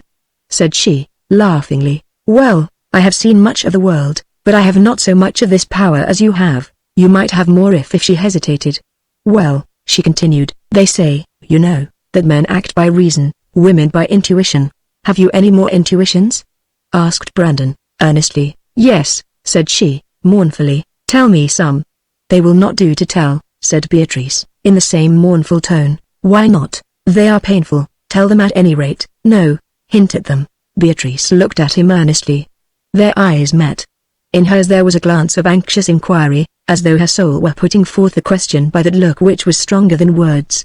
In his there was a glance of anxious expectancy, as though his soul were speaking unto hers, saying, Tell all, let me know if you suspect that of which I am afraid to think. We have met with ships at sea, she resumed, in low, deliberate tones. Yes, sometimes we have caught up with them, we have exchanged signals, we have sailed in sight of one another for hours or for days, holding intercourse all the while. At last a new morning has come, and we looked out over the sea, and the other ship has gone from sight. We have left it forever. Perhaps we have drifted away. Perhaps a storm has parted us. The end is the same separation forevermore. She spoke mournfully, looking away. Her voice insensibly took up a cadence, and the words seemed to fall of themselves into rhythmic pause. I understand you, said Brandon, with a more profound mournfulness in his voice. You speak like a sibyl. I pray heaven that your words may not be a prophecy. Beatrice still looked at him, and in her eyes he read pity beyond words, and sorrow also as deep as that pity. Do you read my thoughts as I read yours? Asked Brandon, abruptly. Yes, she answered, mournfully. He turned his face away. Did Langeti teach you this also? He asked, at last. He taught me many things, was the answer. Day succeeded to day, and week to week. Still the ship went on holding steadily to her course northward, and every day drawing nearer and nearer her goal. Storms came, some moderate, some severe, but the ship escaped them all with no casualties, and with but little delay. At last they passed the equator, and seemed to have entered the last stage of their journey. Chapter 12 The Struggle for Life. At length the ship came within a latitude of the Guinea coast. For some days there had been alternate winds and calms, and the weather was so fitful and so fickle that no one could tell in 1 hour what would happen in the next. All this was at last terminated by a dead, dense, oppressive calm like those of the Indian Ocean, in which exertion was almost impossible and breathing difficult. The sky, however, instead of being clear and bright, as in former calms, was now overspread with menacing clouds. The sea looked black, and spread out before them on every side like an illimitable surface of polished ebony. There was something appalling in the depth and intensity of this calm with such accompaniments. All felt this influence. Although there was every temptation to inaction and sleep, yet no one yielded to it. The men looked suspiciously and expectantly at every quarter of the heavens. The captain said nothing, but cautiously had all his preparations made for a storm. Every half hour he anxiously consulted the barometer, and then cast uneasy glances at the sea and sky. But the calm which had set in at midnight, and had become confirmed at dawn, extended itself through the long day. The ship drifted idly, keeping no course, her yards creaking lazily as she slowly rose and fell at the movement of the ocean undulations.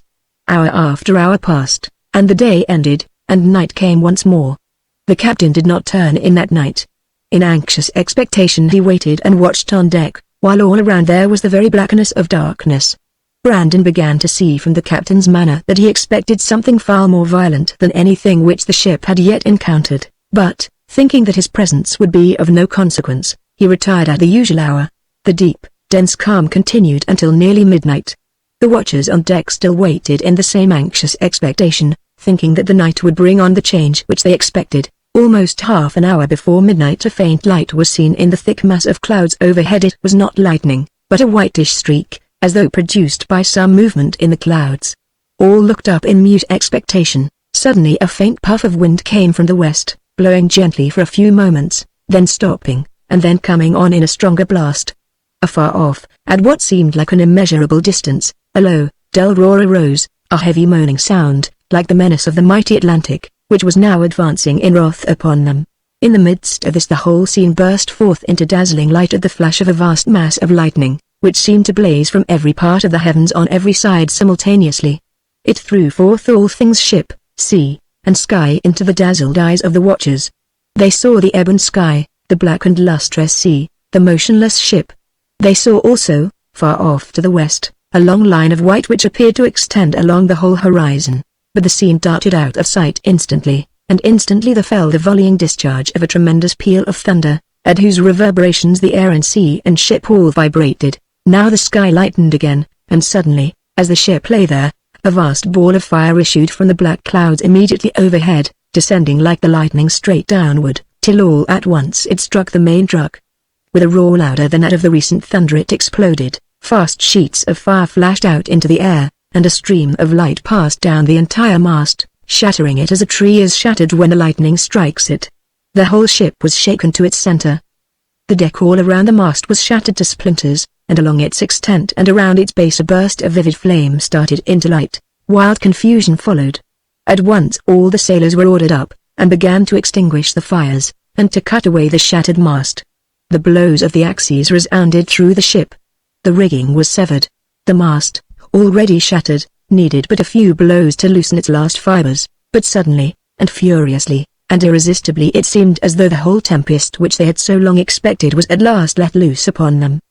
There was a low moan, and, while they were yet trying to get rid of the mast, a tremendous squall struck the ship. It yielded and turned far over to that awful blow. The men started back from their work.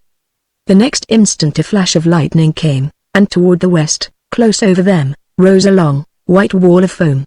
It was the vanguard of the storm, seen shortly before from afar, which was now upon them, ready to fall on their devoted heads. Not a word was spoken. No order came from the captain. The men awaited some word. There came none. Then the waters, which thus rose up like a heap before them, struck the ship with all the accumulated fury of that resistless onset, and hurled their utmost weight upon her as she lay before them. The ship, already reeling far over at the stroke of the storm, now, at this new onset, yielded utterly, and rolled far over on her beam ends. The awful billows dashed over and over her, sweeping her in their fury from end to end. The men clung helplessly to whatever rigging lay nearest, seeking only in that first moment of dread to prevent themselves from being washed away, and waiting for some order from the captain, and wondering while they waited. At the first peal of thunder Brandon had started up. He had lain down in his clothes, in order to be prepared for any emergency. He called Cato. The Hindu was at hand. "Cato, keep close to me whatever happens, for you will be needed." "Yes, Sahib." He then hurried to Beatrice's room and knocked. It was opened at once. She came forth with her pale, serene face, and looked at him. "I did not lie down," said she. "I knew that there would be something frightful. But I am not afraid. At any rate," she added, "I know I will not be deserted." Brandon said nothing, but held out to her an India rubber life preserver. "What is this for?" "For you. I wish you to put it on. It may not be needed, but it is best to have it on." "And what will you do?" I can swim, you know. But you don't know how to fasten it. Will you allow me to do so?" She raised her arms.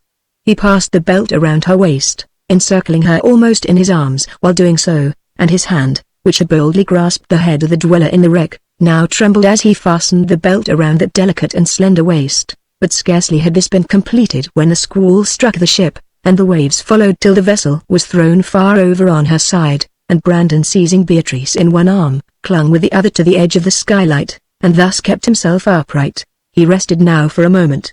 "I must go on deck," he said. "I do not wish you to leave me," was her answer. Nothing more was said. Brandon at once lifted her with one arm as though she were a child and clambered along, grasping such fixtures as afforded anything to which he could cling, and thus, with hands and feet, groped his way to the door of the cabin, which was on the windward side. There were 2 doors, and between them was a seat. "This," said he, "is the safest place for you. Can you hold on for a short time? If I take you on deck you will be exposed to the waves." "I will do whatever you say," she replied, and clinging to the arm of the almost perpendicular seat, she was able to sustain herself there amidst the tossing and swaying of the ship. Brandon then clambered out on deck. The ship lay far over. The waves came leaping upon her in successive surges. All around the sea was glistening with phosphorescent luster, and when at times the lightning flashed forth it lighted up the scene, and showed the ocean stirred up to fiercest commotion. It seemed as though cataracts of water were rushing over the doomed ship, which now lay helpless, and at the mercy of the billows. The force of the wind was tremendous, exceeding anything that Brandon had ever witnessed before. What most surprised him now was the inaction of the ship's company. Why was not something being done? Where was the captain? He called out his name, there was no response. He called after the mate, there was no answer. Instantly he conjectured that in the first fierce onset of the storm both captain and mate had been swept away. How many more of that gallant company of brave fellows had perished he knew not. The hour was a perilous and a critical one. He himself determined to take the lead. Through the midst of the storm, with its tumult and its fury, there came a voice as full and clear as a trumpet peal, which roused all the sailors, and inspired them once more with hope. "Cut away the masts." The men obeyed, without caring who gave the order. It was the command which each man had been expecting, and which he knew was the thing that should be done. At once they sprang to their work. The mainmast had already been cut loose. Some went to the foremast, others to the mizzen. The vast waves rolled on, the sailors guarded as best they could against the rush of each wave, and then sprang in the intervals to their work. It was perilous in the highest degree, but each man felt that his own life and the lives of all the others depended upon the accomplishment of this work, and this nerved the arm of each to the task. At last it was done. The last strand of rigging had been cut away. The ship, disencumbered, slowly righted, and at last rode upright, but her situation was still dangerous. She lay in the trough of the sea, and the gigantic waves, as they rolled up, still beat upon her with all their concentrated energies. Helpless, and now altogether at the mercy of the waves, the only hope left those on board lay in the strength of the ship herself. None of the officers were left. As the ship righted, Brandon thought that some of them might make their appearance, but none came. The captain, the mate, and the second mate, all had gone. Perhaps all of them, as they stood on the quarter-deck, had been swept away simultaneously. Nothing could now be done but to wait. Morning at last came to the anxious watchers. It brought no hope. Far and wide the sea raged with all its waves. The wind blew with undiminished and irresistible violence. The ship, still in the trough of the sea, heaved and plunged in the overwhelming waves, which howled madly around and leapt over her like wolves eager for their prey. The wind was too fierce to permit even an attempt to rig a jury mast. The ship was also deeply laden, and this contributed to her peril. Had her cargo been smaller she would have been more buoyant, but her full cargo, added to her dangerous position as she lay at the mercy of the waves, made all hope of escape dark indeed. Another night succeeded. It was a night of equal horror. The men stood watching anxiously for some sign of abatement in the storm, but none came. Sea and sky frowned over them darkly, and all the powers which they controlled were let loose unrestrained. Another day and night came and went. Had not the Falcon been a ship of unusual strength she would have yielded before this to the storm.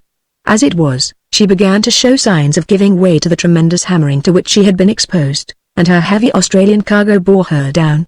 On the morning of the third day Brandon saw that she was deeper in the water, and suspected a leak. He ordered the pumps to be sounded. It was as he feared. There were 4 feet of water in the hold. The men went to work at the pumps and worked by relays. Amidst the rush of the waves over the ship it was difficult to work advantageously, but they toiled on. Still, in spite of their efforts, the leaks seemed to have increased, for the water did not lessen. With their utmost exertion they could do little more than hold their own. It was plain that this sort of thing could not last. Already 3 nights and 3 days of incessant toil and anxiety, in which no one had slept, had produced their natural effects. The men had become faint and weary.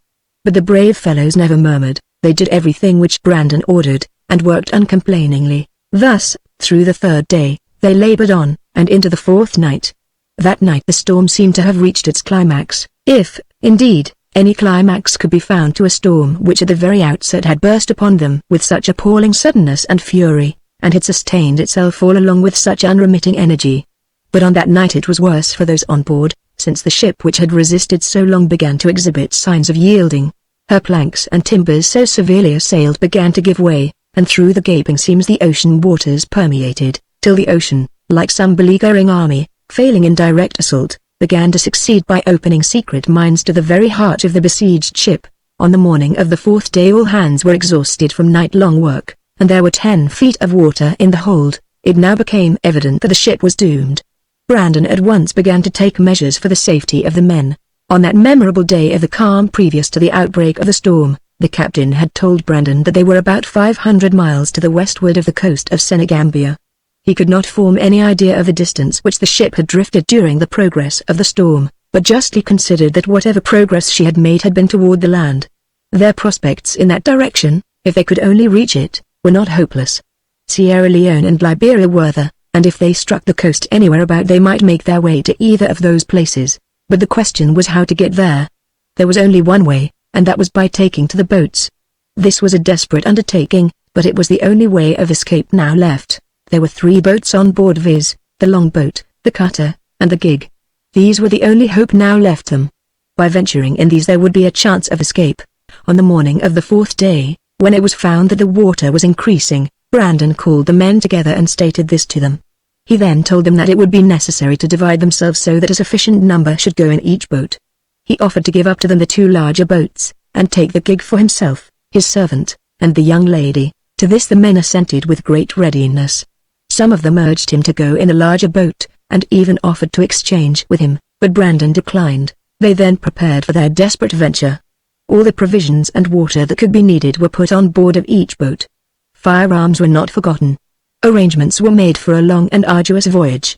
The men still worked at the pumps, and though the water gained on them, yet time was gained for completing these important preparations. About midday all was ready.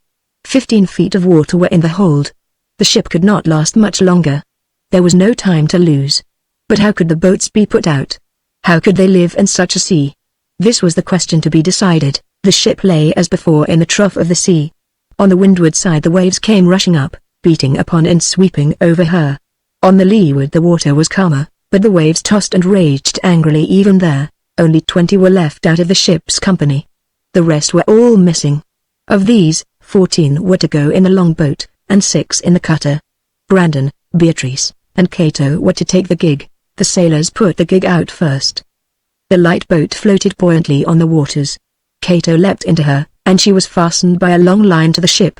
The nimble Hindu, trained for a lifetime to encounter the giant surges of the Malabar coast, managed the little boat with marvelous dexterity, avoiding the sweep of the waves which dashed around, and keeping sufficiently under the lee to escape the rougher waves, yet not so much so as to be hurled against the vessel. Then the sailors put out the longboat.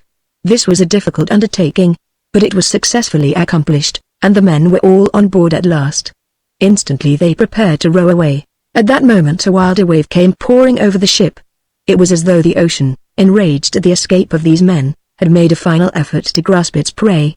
Before the boat with its living freight had got rid of the vessel, the sweep of this gigantic wave, which had passed completely over the ship, struck it where it lay. Brandon turned away his eyes involuntarily. There was a wild shriek. The next moment the black outline of the longboat, bottom upward, was seen amidst the foaming billows. The men who waited to launch the cutter were at first paralyzed by this tragedy, but there was no time to lose. Death threatened them behind as well as before. Behind, death was certain; before, there was still a chance. They launched the cutter in desperation.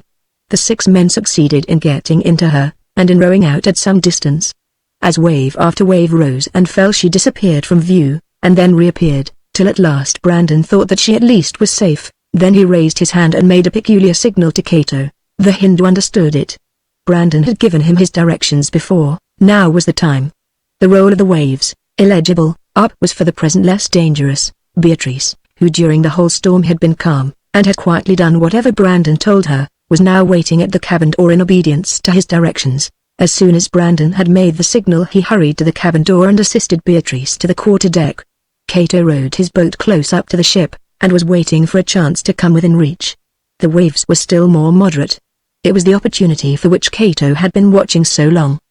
He held his oars poised, and, as a sudden swell of a wave rose near the ship, he forced his boat so that it came close beside it, rising high on the crest of the swell. As the wave rose, Brandon also had watched his opportunity as well as the action of Cato.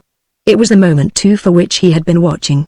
In an instant, and without a word, he caught Beatrice in his arms, raised her high in the air, poised himself for a moment on the edge of the quarter-deck, and sprang forward into the boat.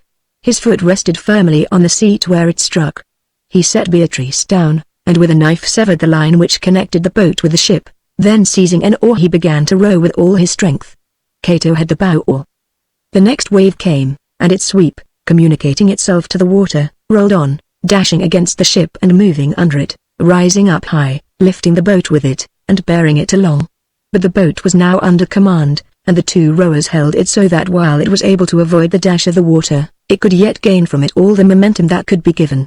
Brandon handled the oar with a dexterity equal to that of the Hindu, and under such management, which was at once strong and skillful, the boat skimmed lightly over the crests of the rolling waves, and passed out into the sea beyond. There the great surges came sweeping on, rising high behind the boat, each wave seeming about to crush the little bark in its resistless grasp, but notwithstanding the threat the boat seemed always able by some good luck to avoid the impending danger, for as each wave came forward the boat would rise up till it was on a level with the crest, and the flood of waters would sweep on underneath, bearing it onward. After nearly half an hour's anxious and careful rowing, Brandon looked all about to find the cutter.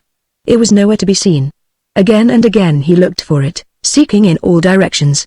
But he discovered no sign of it on the raging waters, and at last he could no longer doubt that the cutter also, like longboat, had perished in the sea. All day long they rowed before the wind and wave, not strongly, but lightly, so as to husband their strength.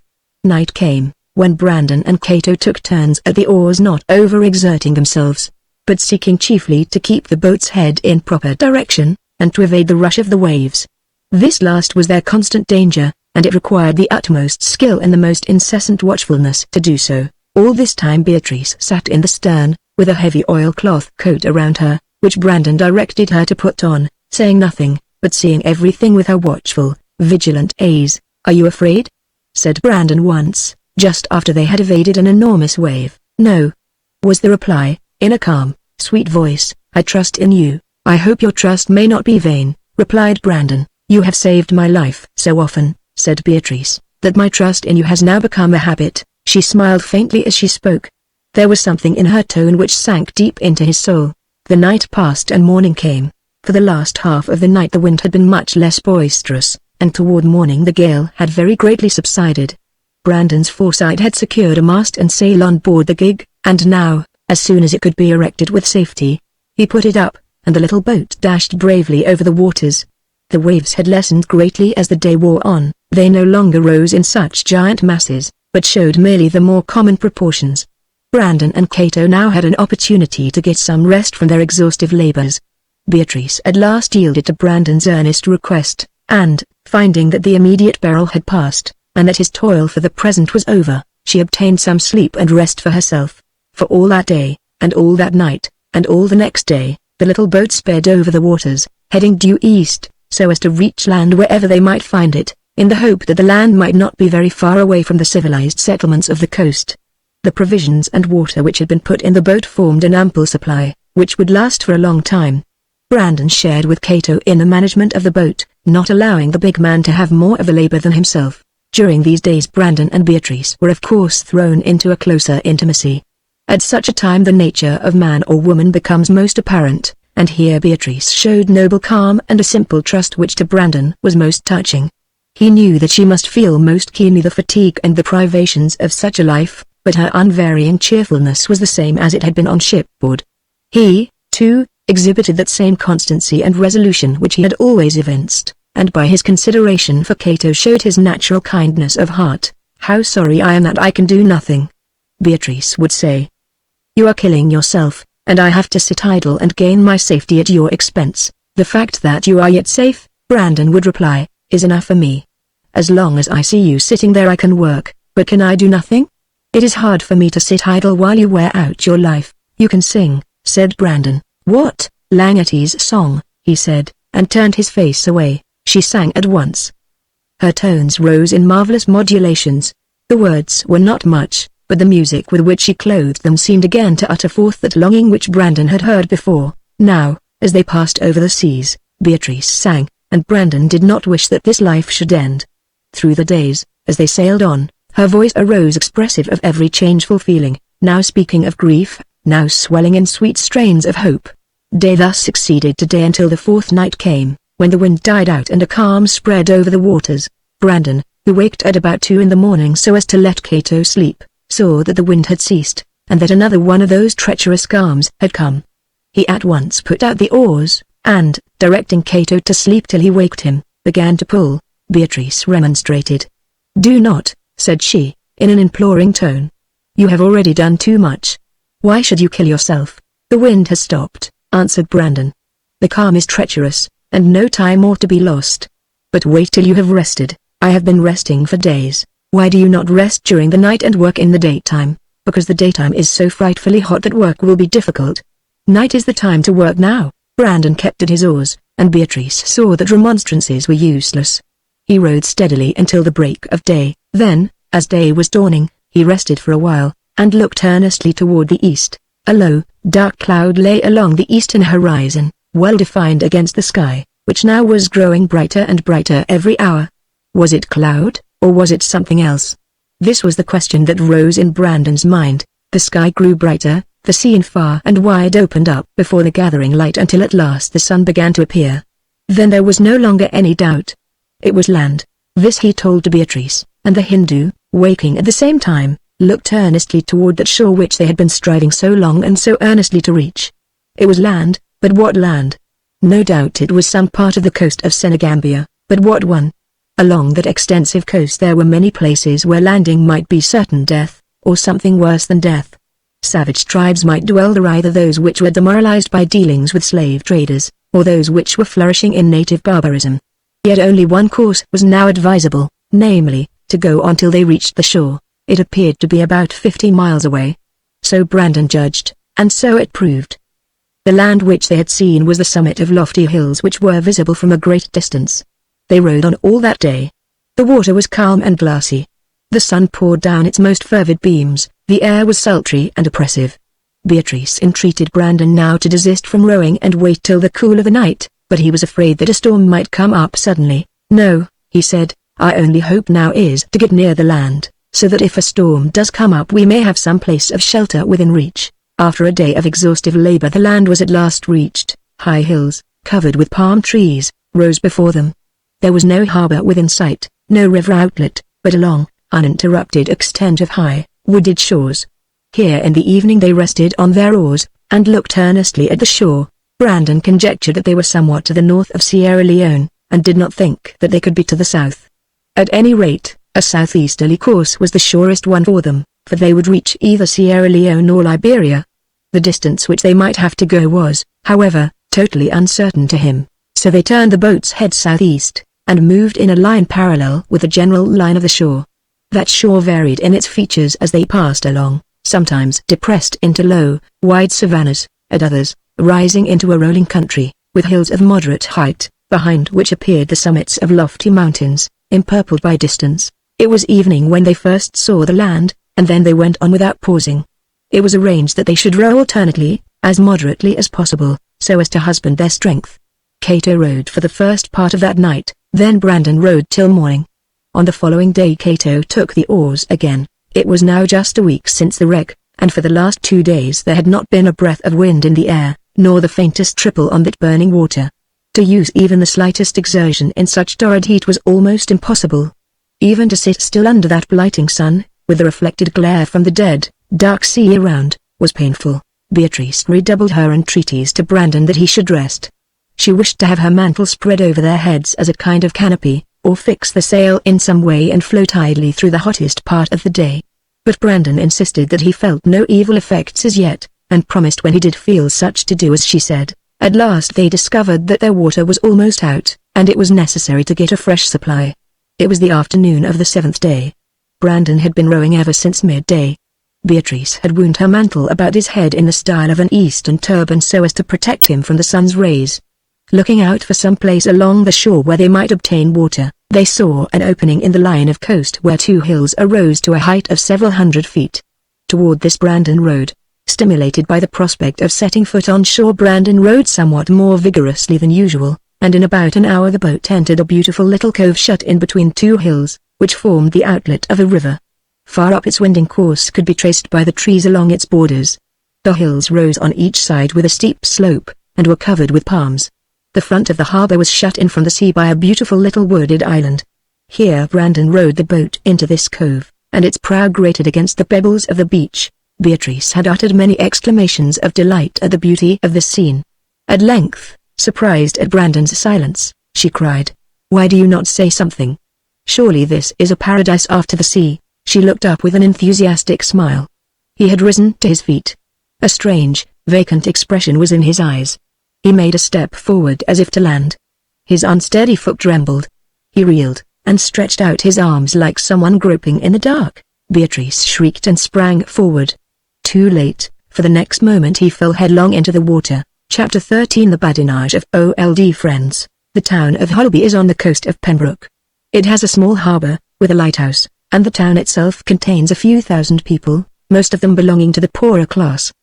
The chief house in the town stands on a rising ground a little outside, looking toward the water.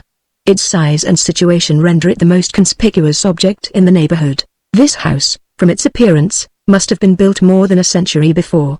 It belonged to an old family which had become extinct, and now was occupied by a new owner, who had given it another name. This new owner was William Thornton, Esquire, solicitor, who had an office in Holby, and who, though very wealthy, still attended to his business with undiminished application. The house had been originally purchased by the father of the present occupant, Henry Thornton, a well-known lawyer in these parts, who had settled here originally a poor young man, but had finally grown grey and rich in his adopted home.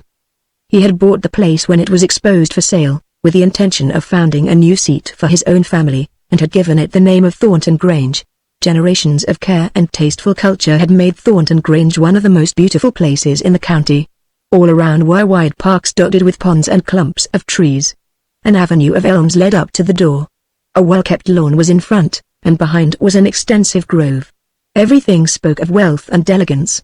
On an afternoon in February a gentleman in clerical dress walked up the avenue, rang at the door, and entering he gave his name to the servant as the Reverend Courtney Despard. He was the new rector of Holby, and had only been there 1 week. He entered the drawing-room, sat down upon one of the many lounging chairs with which it was filled, and waited. He did not have to wait long. A rapid step was soon heard descending the stairs, and in a few minutes a lady entered. She came in with a bright smile of welcome on her face, and greeted him with much warmth. Mrs. Thornton was very striking in her appearance. A clear olive complexion and large, dark hazel eyes marked southern blood. Her hair was black, wavy, and exceedingly luxuriant. Her mouth was small, her hands and feet delicately shaped, and her figure slender and elegant. Her whole air had that indefinable grace which is the sign of high breeding. To this there was added exceeding loveliness, with great animation of face and elegance of manner. She was a perfect lady, yet not of the English stamp, for her looks and manner had not that cold and phlegmatic air which England fosters. She looked rather like some Italian beauty, like those which enchant us as they smile from the walls of the picture galleries of Italy. "I am so glad you have come," said she. "It is so stupid here, and I expected you an hour ago." "Oh, if I had only known that," said Despard. "For, do you know, I have been dying of ennui. I hope that I may be the means of dispelling it, as surely so as the sun disperses the clouds. You are never at a loss for a compliment, never when I am with you." These few words were spoken with a smile by each, and a slightly melodramatic gesture, as though each was conscious of a little extravagance. "You must be glad to get to your old home," she resumed. "You lived here 16 years, you know." 18, so it was. "I was 16 when you left, never to see you again till I came back," said Despard, with some mournfulness, looking at the floor, "and since then all has changed." "But I have not," rejoined Despard, in the same tone. Mrs. Thornton said nothing for a moment. "By the way, I've been reading such a nice book," she resumed. "It has just come out, and is making a sensation. It would suit you, I know." "What is it?" She rose and lifted a book from the table, which she handed to him. He took it, and read the title out loud, "Christian's Cross." A strange expression passed over his face. He looked at her, holding the book out at arm's length with faint consternation. "And do you have the heart to recommend this book to me, Mrs. Thornton?" "Why not?" "Why, it's religious. Religious books are my terror. How could I possibly open a book like this?" She laughed. "You are mistaken," she said. "It is an ordinary novel, and for the sake of your peace of mind I assure you that there is not a particle of religion in it. But why should you look with such repugnance upon it? The expression of your face is simply horror. Pietistic books have been the bane of my life. The emotional, the rhapsodical, the meditative style of book, in which one garrulously addresses one's soul from beginning to end, is simply torture to me. You see, religion is a different thing. The rhapsody may do for the tabernacle people, but thoughtful men and women need something different. I am so delighted to hear such sentiments from a clergyman. They entirely accord with my own. Still I must own that your horror struck me as novel, to say the least of it. Would you like me to try to proselytize you? You may try if you wish. I am open to conviction, but the Church of all the ages, the Apostolic, the Catholic, has a strong hold on me. You need not fear that I will ever try to loosen it. I only wish that I may see your face in Trinity Church every Sunday. That happiness shall be yours," answered Mrs. Thornton. "As there is no Catholic church here, I will give you the honor of my presence at Trinity. If that is the case it will be a place of worship to me." He smiled away the extravagance of this last remark, and she only shook her head. "That is a compliment, but it is awfully profane." "Not profanity, say rather justifiable idolatry. Really, I feel overcome. I do not know what to say. At any rate, I hope you will like the book. I know you will find it pleasant. Anything that comes from you could not be otherwise," said Despard. "At the same time it is not my habit to read novels singly. Why, how else can one read them? I always read several at a time." Mrs. Thornton laughed at the whimsical idea. "You see," said Despard, "one must keep up with the literature of the day. I used to read each book as it came out, but at last found satiety. The best novel palls. For my own comfort I had to invent a new plan to stimulate my interest. I will tell you about it. I take 10 at a time, spread them on the table in front of me, and read each chapter in succession. Isn't that a little confusing?" "Not at all," said Despard, gravely. "Practice enables one to keep all distinct. But what is the good of it?" "This," replied Despard, "you see, in each novel there are certain situations. Perhaps on an average there may be 40 each. Interesting characters also may average 10 each. Thrilling scenes 20 each. Overwhelming catastrophes 15 each. Now by reading novels singly the effect of all this is weakened, for you only have the work of each in its divided, isolated state, but where you read according to my plan you have the aggregate of all these effects in one combined. That is to say, in 10 books which I read at once I have 200 thrilling scenes, 150 overwhelming catastrophes, 100 interesting characters, and 400 situations of absorbing fascination. Do you not see what an advantage there is in my plan?" By following this rule I have been able to stimulate a somewhat faded appetite, and to keep abreast of the literature of the day. What an admirable plan! And do you read all books in that way? Why, one could write 10 novels at a time on the same principle, and if so he ought to write very much better. I think I will try it someday. At present I am busily engaged with a learned treatise on the symbolical nature of the Mosaic economy, and— The what? Cried Mrs. Thornton, breathlessly. What was that? The symbolical nature of the Mosaic economy, said Despard, placidly. And is the title all your own? All my own? Then pray don't write the book. The title is enough. Publish that, and see if it does not of itself by its own extraordinary merits bring you undying fame. I've been thinking seriously of doing so, said Despard, and I don't know but that I may follow your advice. It will save some trouble, and perhaps amount to just as much in the end. And do you often have such brilliant fancies? No, frankly, not often. I consider that title the one great idea of my life, but do not dwell too much upon that, said Mrs. Thornton, in a warning voice. It might make you conceited. Do you think so? Rejoined the other, with a shudder. Do you really think so? I hope not. At any rate I hope you do not like conceited people. No. Am I conceited? No. I like you, replied Mrs. Thornton, with a slight bow and a wave of the hand, which she accompanied with a smile. And I like you, said Despard, in the same tone. You could not do less. This, said Despard, with an air of thoughtful seriousness, is a solemn occasion. After such a tender confession from each of us, what remains to be done? What is it that the novels lay down? I'm sure, returned Mrs. Thornton, with the same assumed solemnity, it is not for me to say. You must make the proposition. We cannot do anything less than fly together. I should think not. But where, and not only where, but how?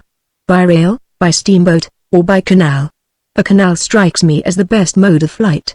It is secluded, free from observation, said Despard. Quiet, rejoined Mrs. Thornton, poetic, remote, unfriended, solitary, slow, and, best of all, hitherto untried. Yes, its novelty is undeniable, so much so, said Mrs. Thornton, that it overwhelms one. It is a bright, original idea, and in these days of commonplace is it not creditable?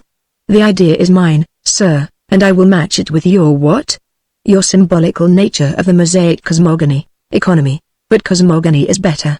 Allow me to suggest it by way of a change. It must be so, since you say it, but I have a weakness for the word economy. It is derived from the Greek, exclaimed Mrs. Thornton, raising her hands. You surely are not going to be so ungenerous as to quote Greek. Am I not a lady?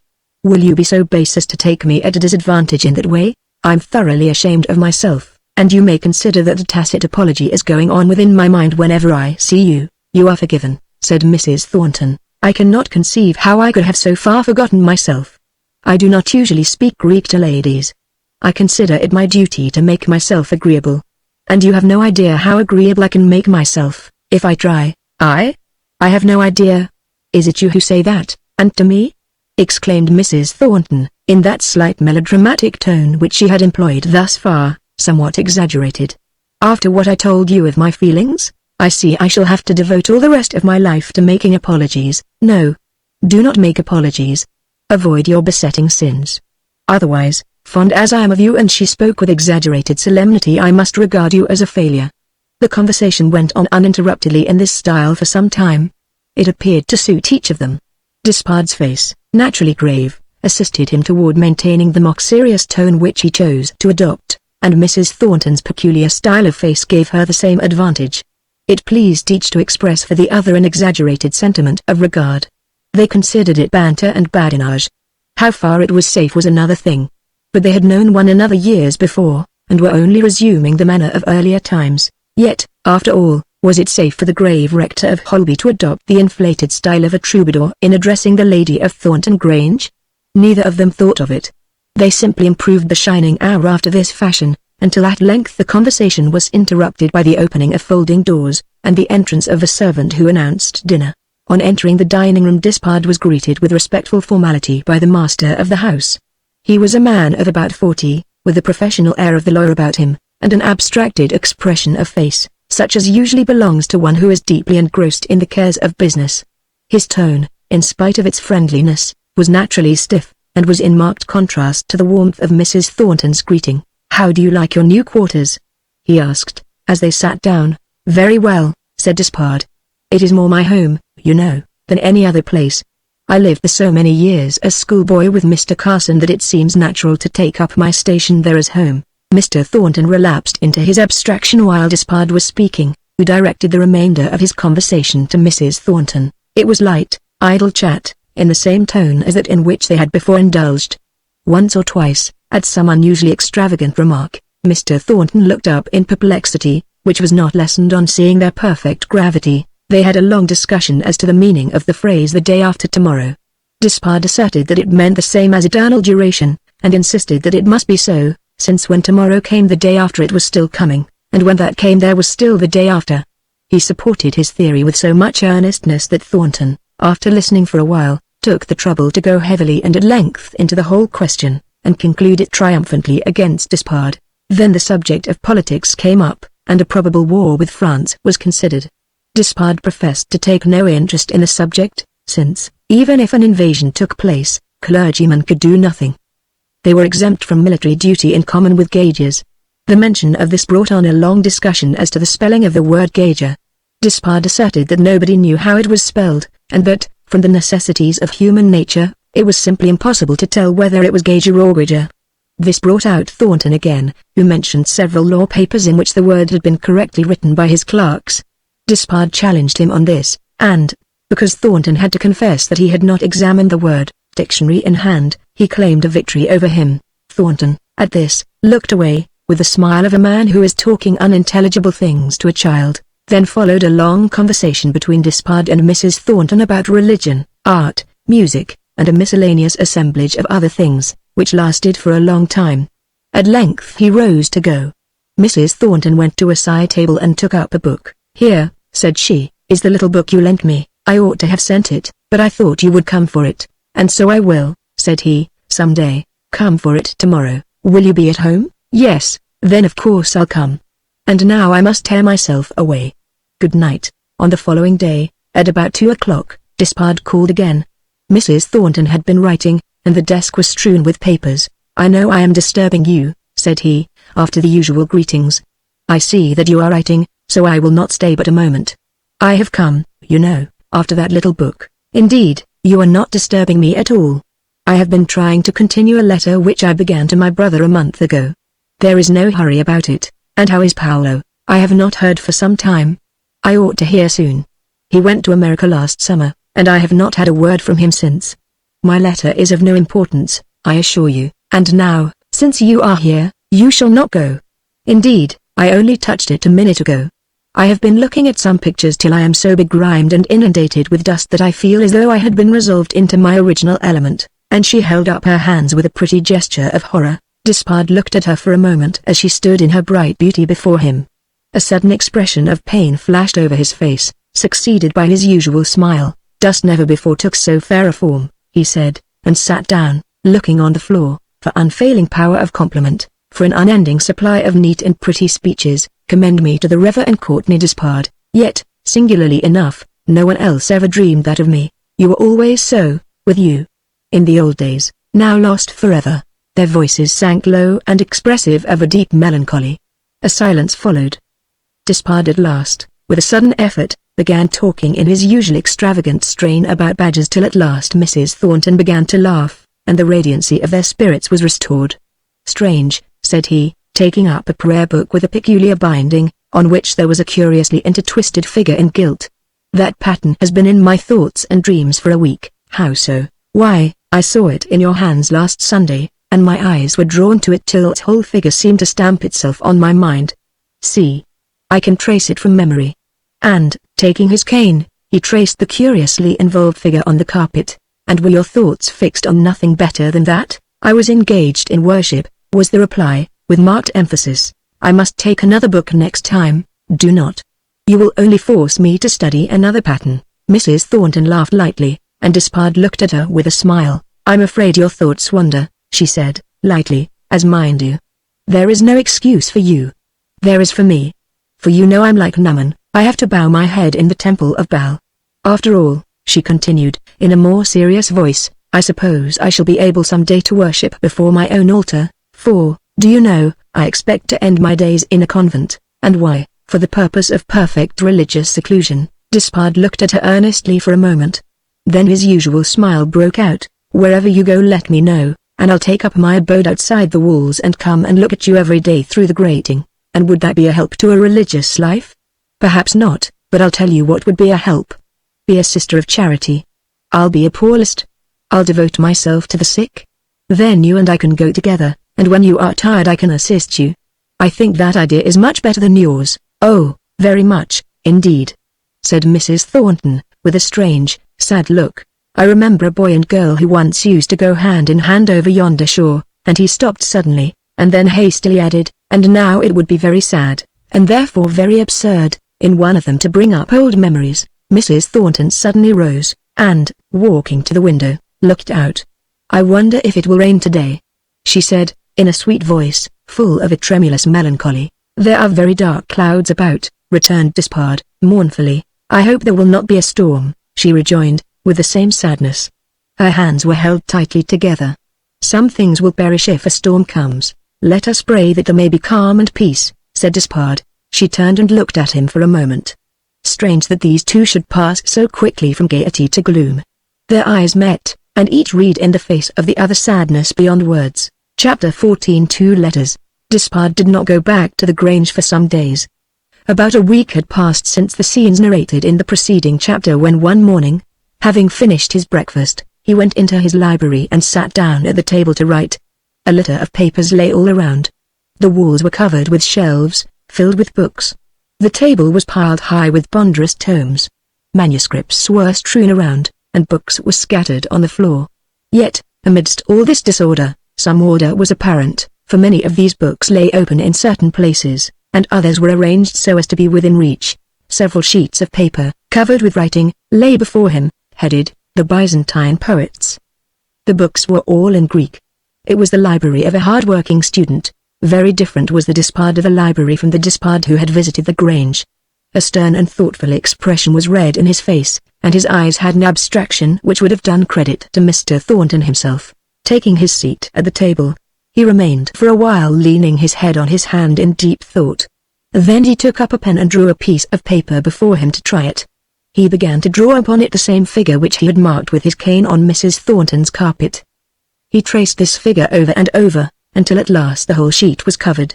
Suddenly he flung down the pen, and, taking up the paper, leaned back in his chair with a melancholy face. "What a poor, weak thing I am," he muttered at last, and let the paper fall to the floor. He leaned his head on his hand, then resumed his pen and began to make some idle marks. At length he began to draw. Under the fine and delicate strokes of his pen, which were as neat and as exquisite as the most subtle touches of an engraving, a picture gradually rose to view. It was a seaside scene. The place was Holby Beach. In the distance was the lighthouse, and on one side a promontory, which protected the harbour. Upon the shore, looking out toward the sea, was a beautiful girl, of about 16 years of age, whose features, as they grew beneath his tender touches, were those of Mrs. Thornton. Then beside her there gradually rose another figure, a youth of about 18, with smooth face and clustering locks, who looked exactly like what the Reverend Courtney Despard might have been some 7 or 8 years before. His left arm was around her waist, her arm was thrown up till it touched his shoulder, and his right hand held hers.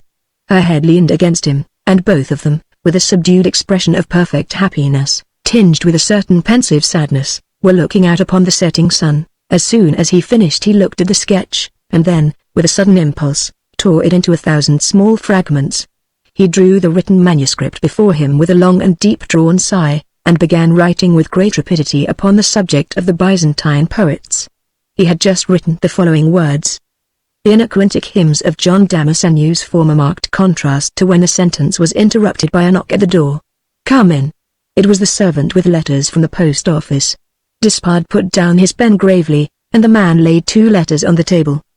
He waited till the servant had departed, then seizing one of them, a small one, addressed in a lady's hand, he pressed it vehemently to his lips and tore it open. It was as follows.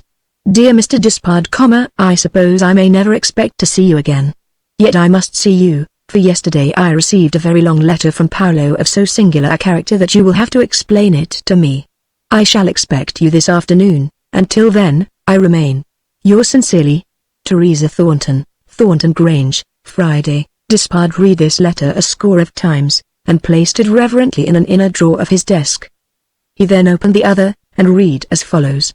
Halifax, Nova Scotia, January 12, 1847. My dear Courtney, I was very glad to hear of your appointment as rector of Holby, your old home, and hope that by this time you are fully established in the old rectory, where you spent so many years. I was there often enough in poor old Carson's days to know that it was a fine old place. You will see by this that I am in Halifax, Nova Scotia. My regiment was ordered off here last November, and I am just beginning to feel settled. It is not so cold here as it was in Quebec. There is capital moose hunting up the country. I don't admire my accommodations much, but it is not a bad little town, considering all things. The people are pleasant, and there is some stir and gaiety occasionally. Not long before leaving Quebec, who do you think turned up? No less a person than Paolo Langetti, who in the course of his wanderings came out there. He had known some extraordinary adventures on his voyage out, and these are the immediate cause of this letter. He took passage early in June last in the ship Tecumseh, from Liverpool for Quebec. It was an emigrant ship, and crammed with passengers. You have heard all about the horrors of that middle passage, which occurred last year, when those infernal Liverpool merchants, for the sake of patting a few additional pounds in their pockets, sent so many thousands to destruction. The Tecumseh was one of these. It was crammed with emigrants. You know Langetti's extraordinary pluck, and his queer way of devoting himself for others. Well, what did he do but this? As soon as the ship fever broke out he left the cabin and took up his abode in the steerage with the sick emigrants. He is very quiet about this, and merely says that he helped to nurse the sick. I know what that means. The mortality was terrific. Of all the ships that came to Quebec on that fatal summer, the Tecumseh showed the largest record of deaths. On reaching the quarantine station, Langetti at once insisted on continuing his attendance on the sick. Hands were scarce, and his offer was eagerly accepted. He stayed down there ever so long till the worst of the sickness was over. Among the passengers on the Tecumseh were 3 who belonged to the superior class. Their names were Brandon. He took a deep interest in them. They suffered very much from sickness both during the voyage and at quarantine. The name at once attracted him, being one well known both to him and to us. At last they all died, or were supposed to have died, at the quarantine station. Langetti, however, found that one of them was only in a trance state, and his efforts for resuscitation were successful. This one was a young girl of not more than 16 years of age. After her restoration he left the quarantine, bringing her with him, and came up to the city. Here he lived for a month or so, until at last he heard of me and came to see me. Of course I was delighted to see him, for I always thought him the noblest fellow that ever breathed, though most undoubtedly cranky if not crazy. I told him we were going to Halifax, and as he had no settled plan I made him come here with me. The girl remained for a long time in a state of mental torpor, as though her brain had been affected by disease, but the journey here had a beneficial effect on her, and during her stay she has steadily improved. About a week ago Langetti ventured to ask her all about herself. What will you say when I tell you that she is the daughter of poor Ralph Brandon, of Brandon Hall, your father's friend, whose wretched fate has made us all so miserable? You know nothing of this, of course, but where was Thornton? Why did not he do something to prevent this horror, this unutterable calamity? Good God! What suffering there is in this world. Now, Courtney, I come to the point. This poor Edith Brandon, still half dead from her grief, has been able to tell us that she has still a relative living. Her eldest brother Louis went to Australia many years ago. A few weeks before her father's death he wrote to his son telling him everything, and imploring him to come home. She thinks that her brother must be in England by this time. I want you to hunt up Louis Brandon. Spare no trouble. In the name of God, and by the memory of your father, whose most intimate friend was this poor old Brandon, I entreat you to search after Louis Brandon till you find him, and let him know the fate of his friends. I think if she could see him the joy of meeting one relative would restore her to health. My boy, I know I have said enough. Your own heart will impel you to do all that can be done for the sake of this poor young girl. You can find out the best ways of learning information. You had better go up at once to London and make arrangements for finding Brandon. Write me soon, and let me know. Your affectionate uncle, Henry Despard. Despard read this letter over and over. Then he put it in his pocket, and walked up and down the room in deep thought. Then he took out Mrs. Thornton's note and studied it for a long time. So the hours passed away, until at length 2 o'clock came and he set out for Thornton Grange. On entering the drawing room, Mrs. Thornton was there. So you have come at last, said she, as they shook hands. as if I would not come 10 times a day if I could, was the answer, in an impetuous voice. Still, there is no reason why you should persistently avoid the Grange. What would you say if I followed my own impulse, and came here every day? I would say, "Good morning, sir." Still, now that you are here, you must stay. I will stay, whether I must or not. Have you recovered from the effect of my prayer book yet? No, nor ever will I. You brought the same one last Sunday. That was in order to weaken the effect. Familiarity breeds contempt, you know. Then all I can say is, that contempt has very extraordinary manifestations. Among other strange things, it makes me cover my paper with that pattern when I ought to be writing on the Mosaic economy. Cosmogony, you mean? Well, then, cosmogony. Cosmogony is such a delicious word. It has been the hope of my life to be able to introduce it in a conversation. There is only one other word that compares with it. What is it? I am afraid to pronounce it. Try, at any rate. Idiosyncrasy, said Mrs. Thornton. For 5 or 6 years I have been on the lookout for an opportunity to use that word, and thus far I have been unsuccessful. I fear that if the opportunity did occur I would call it idiocracy. In fact, I know I would. And what would be the difference? Your motive would be right, and it is to motives that we must look, not acts. After some further badinage, Mrs. Thornton drew a letter from her pocket. Here, said she, gravely, is Paolo's letter. Read it, and tell me what you think of it. Despard took the letter and began to read, while Mrs. Thornton, sitting opposite to him, watched his face. The letter was in Italian, and was accompanied by a large and closely written manuscript of many pages. Halifax, Nova Scotia, January 2, 1847. My sweetest little sister, I send you my diary, as I promised you, my dear Ursula, and you will see all my adventures. Take care of yourself, be happy, and let us hope that we may see one another soon. I am well, through the mercy of the good God, and hope to continue so. There is no such thing as music in this place, but I have found an organ where I can play. My Cremona is uninjured, though it has passed through hard times. It sends a note of love to my dear Ursina. Remember your Paolo, to the just and upright Thornton, whom you love. May God bless my little sister's husband, and fill his heart with love for the sweetest of children. Read this manuscript carefully, dearest Uola mia dolcissima, and pray for the souls of those unhappy ones who perished by the pestilence. Chapter 15 Journal of Paolo Langhetti, Liverpool, June 2, 1840. I promised you, my dear Ursina, to keep a diary of all my wanderings, and now I begin, not knowing whether it will be worth reading or not, but knowing this, that my Coralina will read it all with equal interest, whether it be trivial or important. I have taken passage in the ship Tecumseh from Liverpool to Quebec. I have embarked in her for no better reason than this, that she is the first that will sail, and I am impatient. The first New York ship does not leave for a fortnight. A fortnight in Liverpool. Horror! I have been on board to secure my room. I am told that there is a large number of emigrants. It is a pity, but it cannot be helped. All ships have emigrants now. Ireland is being evacuated. There will soon be no peasants to till the soil. What enormous misery must be in that most wretched of countries. Is Italy worse? Yes, far worse, for Italy has a past to contrast with the present, whereas Ireland has no past. At sea, June 4. We are many miles out in the Irish Channel. There are 600 emigrants on board, men, women, and children. I am told that most of these are from Ireland, unhappy Ireland. Some are from England, and are going to seek their fortune in America. As I look on them I think, my God, what misery there is in this world. And yet what can I do to alleviate it? I am helpless. Let the world suffer. All will be right hereafter. June 10. 600 passengers. They are all crowded together in a manner that is frightful to me. Comfort is out of the question, the direst distress is everywhere present, the poor wretches only try to escape suffering. During storms they are shut in, there is little ventilation, and the horror that reigns in that hold will not let me either eat or sleep. I have remonstrated with the captain, but without effect. He told me that he could do nothing. The owners of the ship put them on board, and he was employed to take them to their proper destination. My God! What will become of them?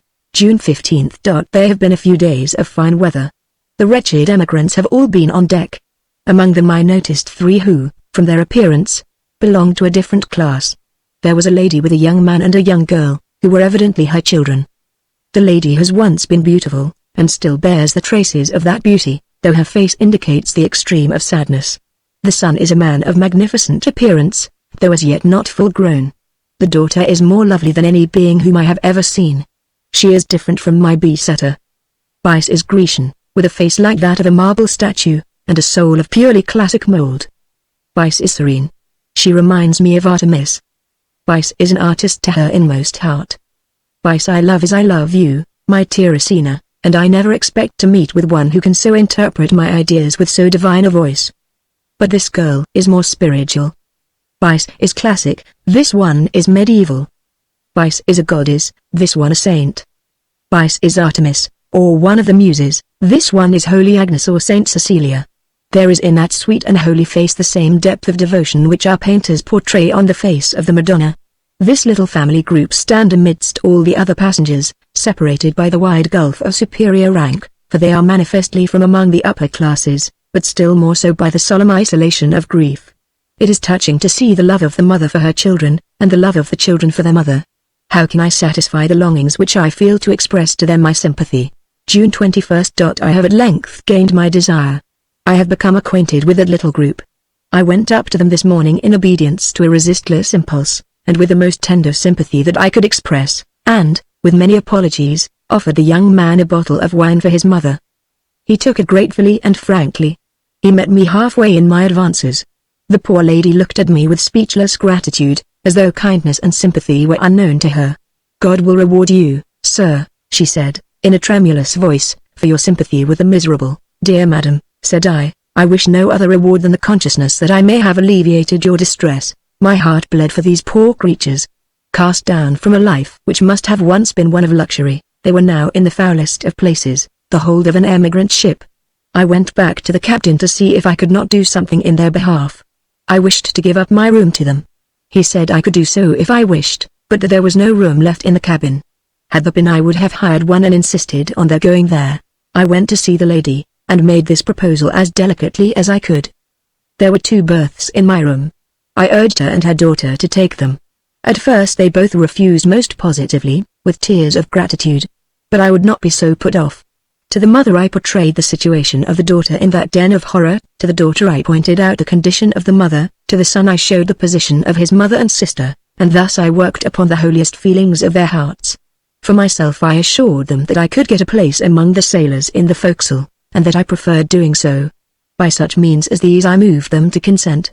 They did so with an expression of thankfulness that brought tears to my eyes. Dear madam, said I, you will break my heart if you talk so. Take the room and say nothing. I have been a wanderer for years, and can live anywhere. It was not till then that I found out their names. I told them mine. They looked at one another in astonishment. Langety, said the mother. Yes. Did you ever live in Holby? Yes. My father was organist in Trinity Church, and I and my sister lived there some years. She lives there still, my God, was her ejaculation. Why? I asked, with eager curiosity. What do you know about Holby, and about Langety? She looked at me with solemn earnestness.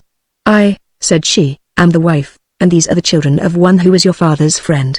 He who was my husband, and the father of these children, was Ralph Brandon, of Brandon Hall. I stood for a moment stupefied.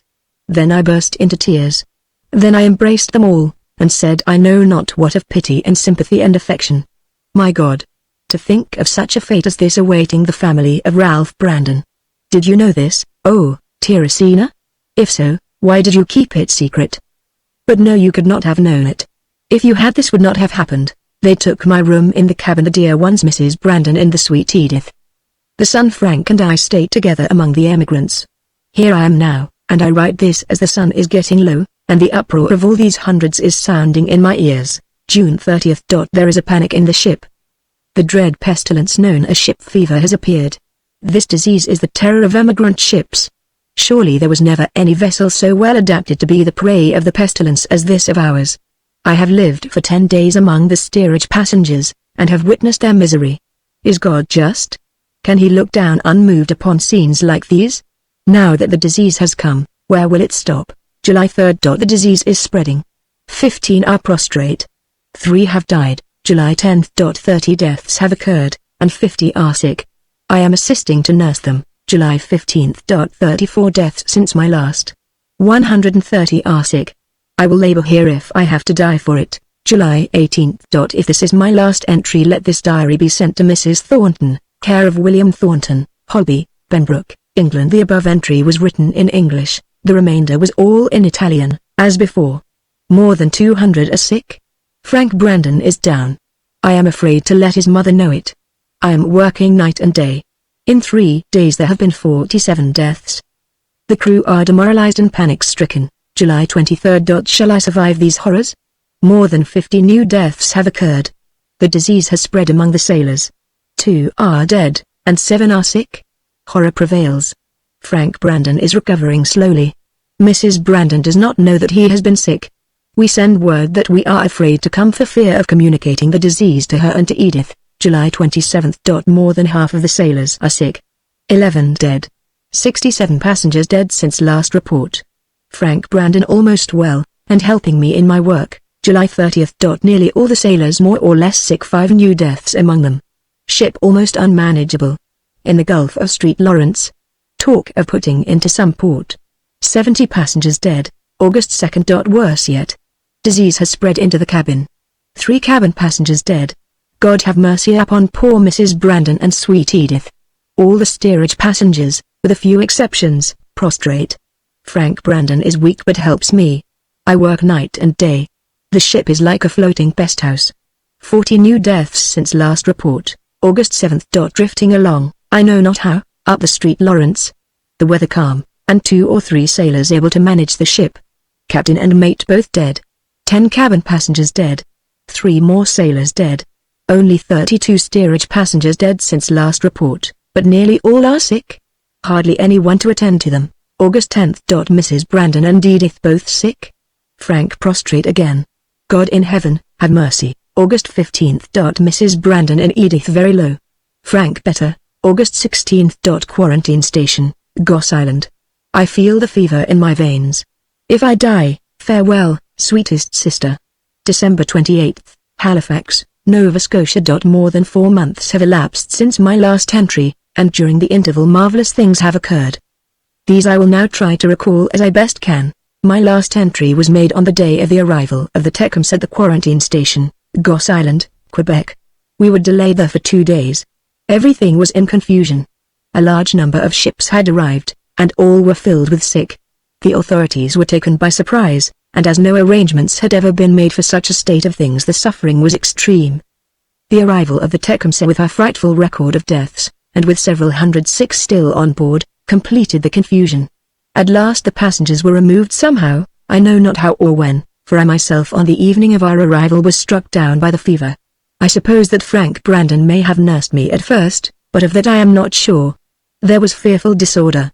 There were few nurses and fewer doctors, and as fast as the sick died they were hurried hastily into shallow graves in the sand. I was sick for 2 or 3 weeks, and knew nothing of what was going on. The first thing that I saw on coming to my senses was Edith Brandon. She was fearfully changed. Unutterable grief dwelt upon her sweet young face, which also was pale and wan from the sickness through which she had passed.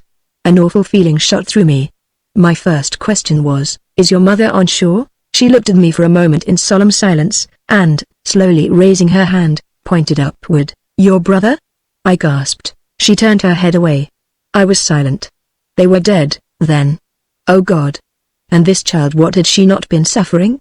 My mind at once, in its agony of sympathy with her, burst through the clouds which sickness had thrown around it. "Poor child," I said. "And why are you here? Where else can I go?" She answered, mournfully, "At least, you should not wear yourself out by my bedside. You are the only one left whom I know. I owe you far more than the small attendance which I have given you. But will you not take some rest?" "Hush. Wait till you are stronger. You are too weak now to think of these things." She laid her thin hand on my forehead gently. I turned my head away, and burst into a flood of tears. Why was it that this child was called upon to endure such agony? Why, in the midst of that agony, did she come to me to save my life? I did not resist her any longer on that day, but the next day I was stronger, and made her go and repose herself. For 2 successive days she came back. On the 3rd day she did not appear. The 4th day also she was absent. Rude nurses attended to me. They knew nothing of her. My anxiety inspired me with such energy that on the 4th day I rose from my bed and staggered about to find her if possible. All was still confusion. Thousands of sick were on the island. The mistake of the first week had not yet been repaired. No one knew anything of Edith. I sought her through all the wards.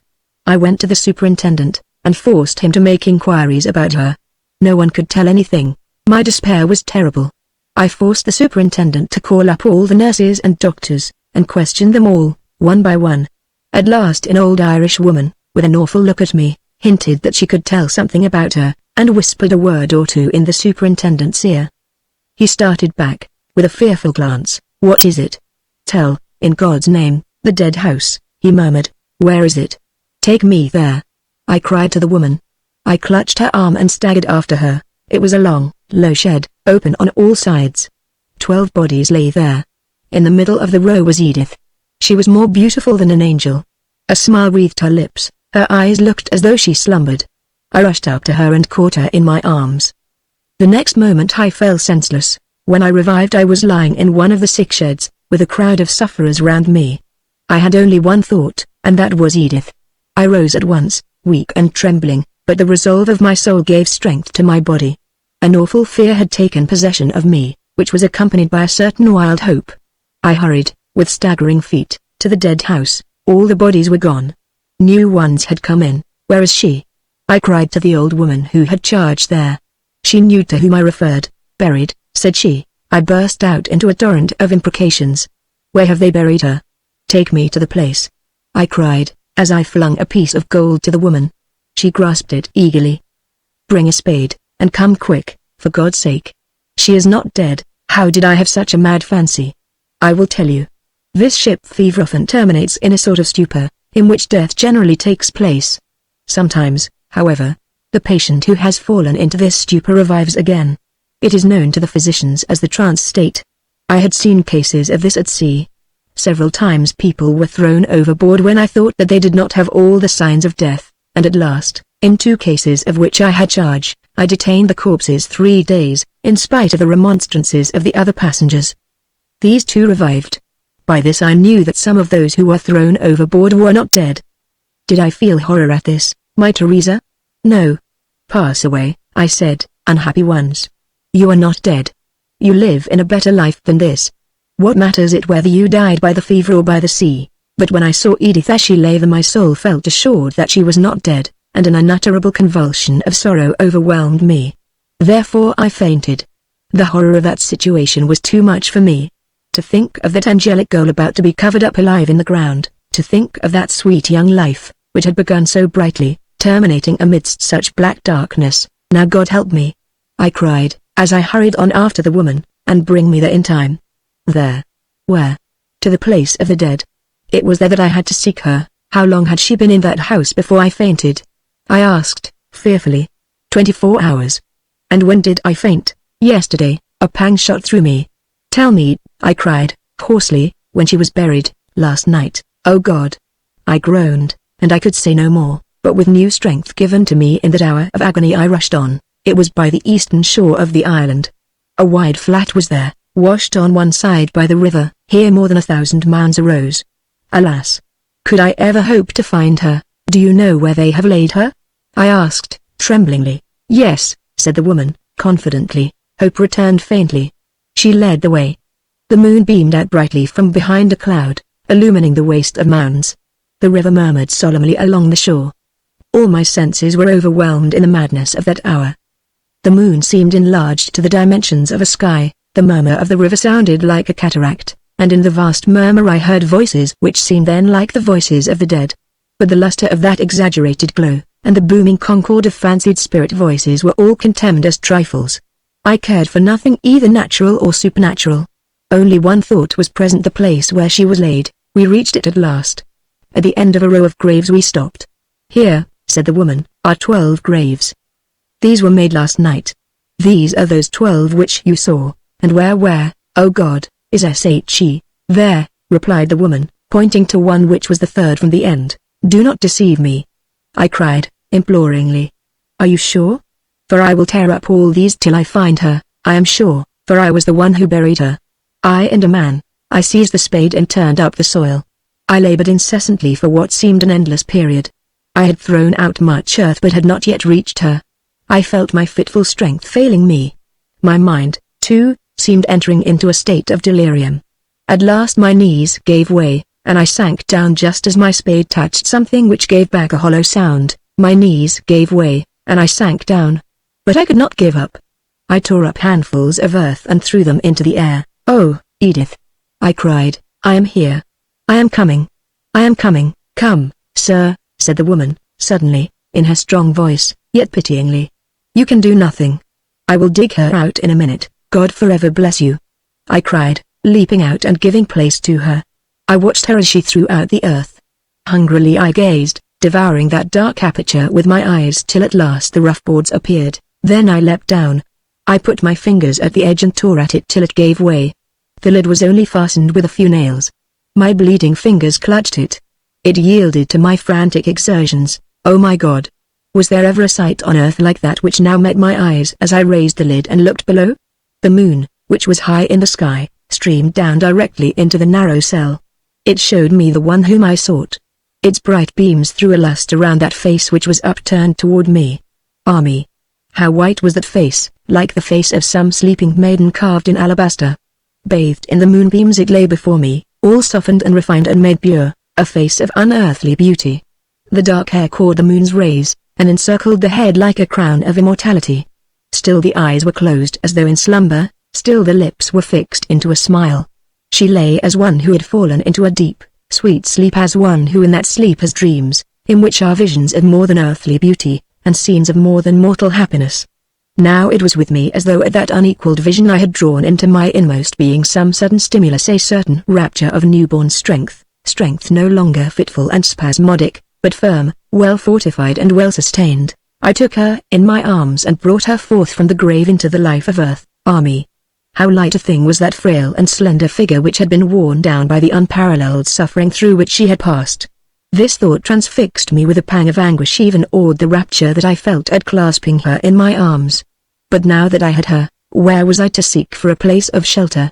I turned to the woman and asked, "Is there any secluded place where she may sleep undisturbed till she wakes?" "No, there is none but what is crowded with the sick and dying in all this island. I must have some place. There is only one spot that is quiet." "What one?" "The dead house." I shuddered. "No, not there." "See," said I, and I handed her a piece of gold.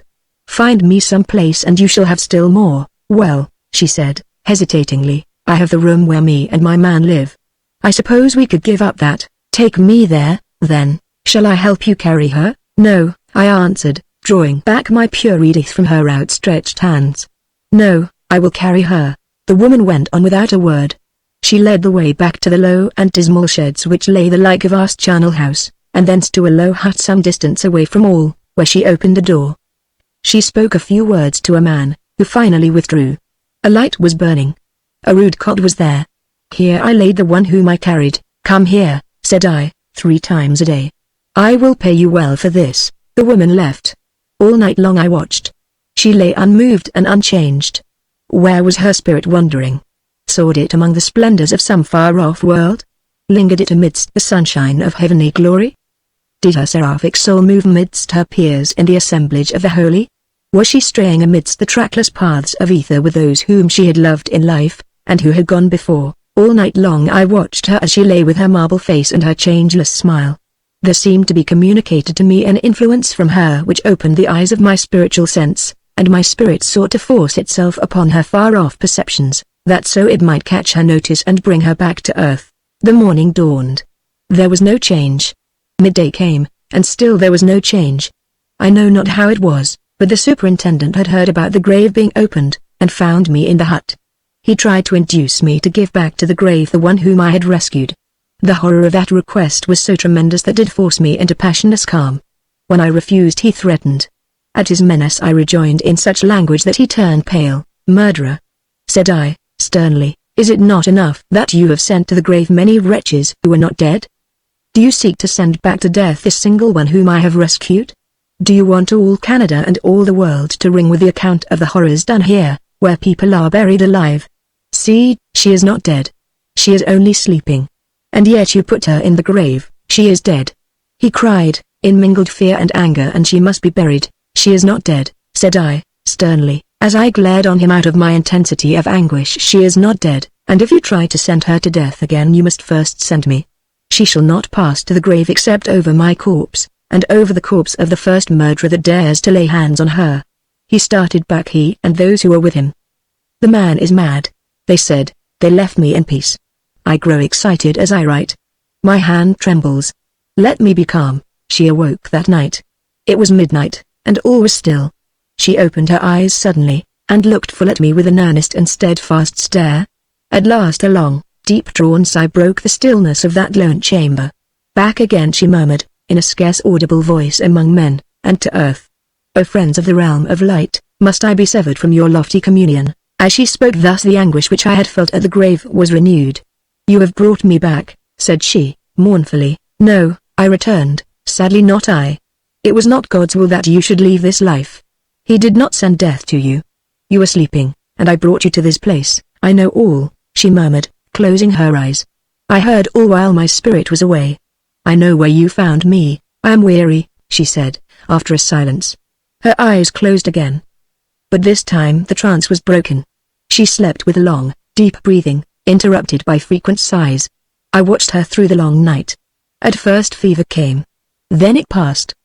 Her sleep became calm, and she slumbered like a weary child. Early in the morning the superintendent came, followed by a dozen armed men. He entered with a frown. I met him with my hand upraised to hush him, and led him gently to the bedside. "See," I whispered, but for me she would have been buried alive. The man seemed frozen into dumbness. He stood ghastly white with horror, thick drops started from his forehead, his teeth chattered. He staggered away. He looked at me with a haunted face, such as belongs to one who thinks he has seen a spirit. "Spare me," he faltered, "do not ruin me. God knows I have tried to do my best." I waved him off. "Leave me. You have nothing to fear." He turned away with his white face, and departed in silence with his men. After a long sleep Edith waked again. She said nothing. I did not wish her to speak. She lay awake, yet with closed eyes, thinking such thoughts as belonged to one, and to one alone, who had known what she had known. I did not speak to her, for she was to me a holy being, not to be addressed lightly. Yet she did not refuse nourishment, and grew stronger, until at last I was able to have her moved to Quebec. There I obtained proper accommodations for her and good nurses. I have told you what she was before this. Subsequently there came a change. The nurses and the doctors called it a stupor. There was something in her face which inspired awe among all who saw her. If it is the soul of man that gives expression to the features, then her soul must have been familiar with things unknown to us. How often have I seen her in walking across the room stop suddenly and stand fixed on the spot, musing and sad. She commonly moved about as though she saw nothing, as though she walked in a dream, with eyes half closed, and sometimes murmuring inaudible words. The nurses half loved and half feared her. Yet there were some little children in the house who felt all love and no fear, for I have seen her smiling on them with a smile so sweet that it seemed to me as if they stood in the presence of their guardian angel. Strange, sad spirit, what thoughts, what memories are these which make her life one long reverie, and have taken from her all power to enjoy the beautiful that dwells on earth. She fills all my thoughts with her loneliness, her tears, and her spiritual face, bearing the marks of scenes that can never be forgotten. She lives and moves amidst her recollections. What is it that so overwhelms all her thoughts?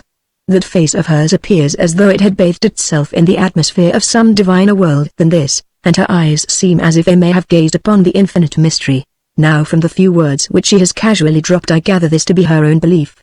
That when she fell into the state of trance her soul was parted from her body, though still by an inexplicable sympathy she was aware of what was passing around her lifeless form.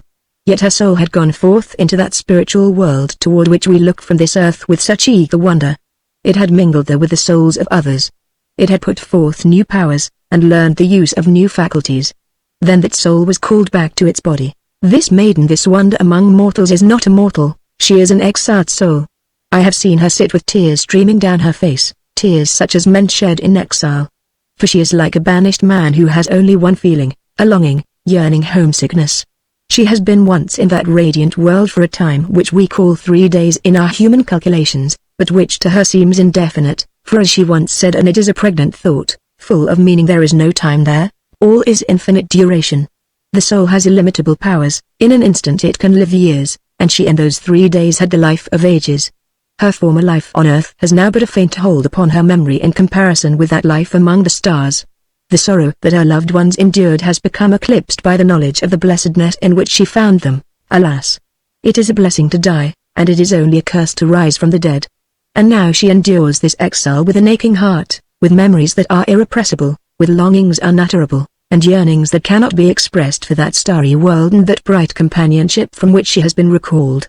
So she sometimes speaks, and little else can she say amidst her tears. Oh, sublime and mysterious exile, could I but know what you know, and have but a small part of that secret which you cannot explain, for she cannot tell what she witnessed there. She sometimes wishes to do so, but cannot. When asked directly, she sinks into herself and is lost in thought. She finds no words. It is as when we try to explain to a man who has been always blind the scenes before our eyes. We cannot explain them to such a man. And so with her. She finds in her memory things which no human language has been made to express. These languages were made for the earth, not for heaven.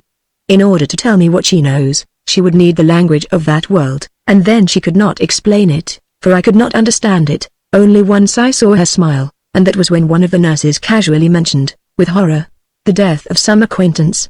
Death, she murmured, and her eyes lighted up with a kind of ecstasy. Oh, that I might die. She knows no blessing on earth except that which we consider a curse, and to her the object of all her wishes is this one thing, death. I shall not soon forget that smile.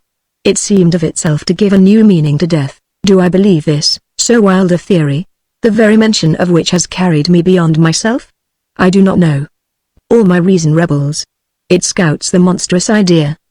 But here she stands before me, with her memories and thoughts, and her wonderful words, few, but full of deepest meaning, words which I shall never forget, and I recognize something before which reason falters. Whence this deep longing of hers? Why when she thinks of death does her face grow thus radiant, and her eyes kindle with hope? Why does she so pine and grow sick with desire? Why does her heart thus ache as day succeeds to day, and she finds herself still under the sunlight, with the landscapes and the music of this fair earth still around her? Once, in some speculations of mine, which I think I mentioned to you, Teresina, I thought that if a man could reach that spiritual world he would look with contempt upon the highest charms that belong to this. Here is one who believes that she has gone through this experience, and all this earth, with all its beauty, is now an object of indifference to her. Perhaps you may ask, is she sane? Yes, dear, as sane as I am, but with a profounder experience and a diviner knowledge. After I had been in Quebec about a month, I learned that one of the regiments stationed here was commanded by Colonel Henry Despard.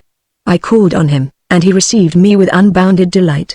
He made me tell him all about myself, and I imparted to him as much of the events of the voyage and quarantine as was advisable. I did not go into particulars to any extent, of course. I mentioned nothing about the grave. That, dearest sister, is a secret between you, and me, and her. For if it should be possible that she should ever be restored to ordinary human sympathy and feeling, it will not be well that all the world should know what has happened to her. His regiment was ordered to Halifax, and I concluded to comply with his urgent solicitations and accompany him.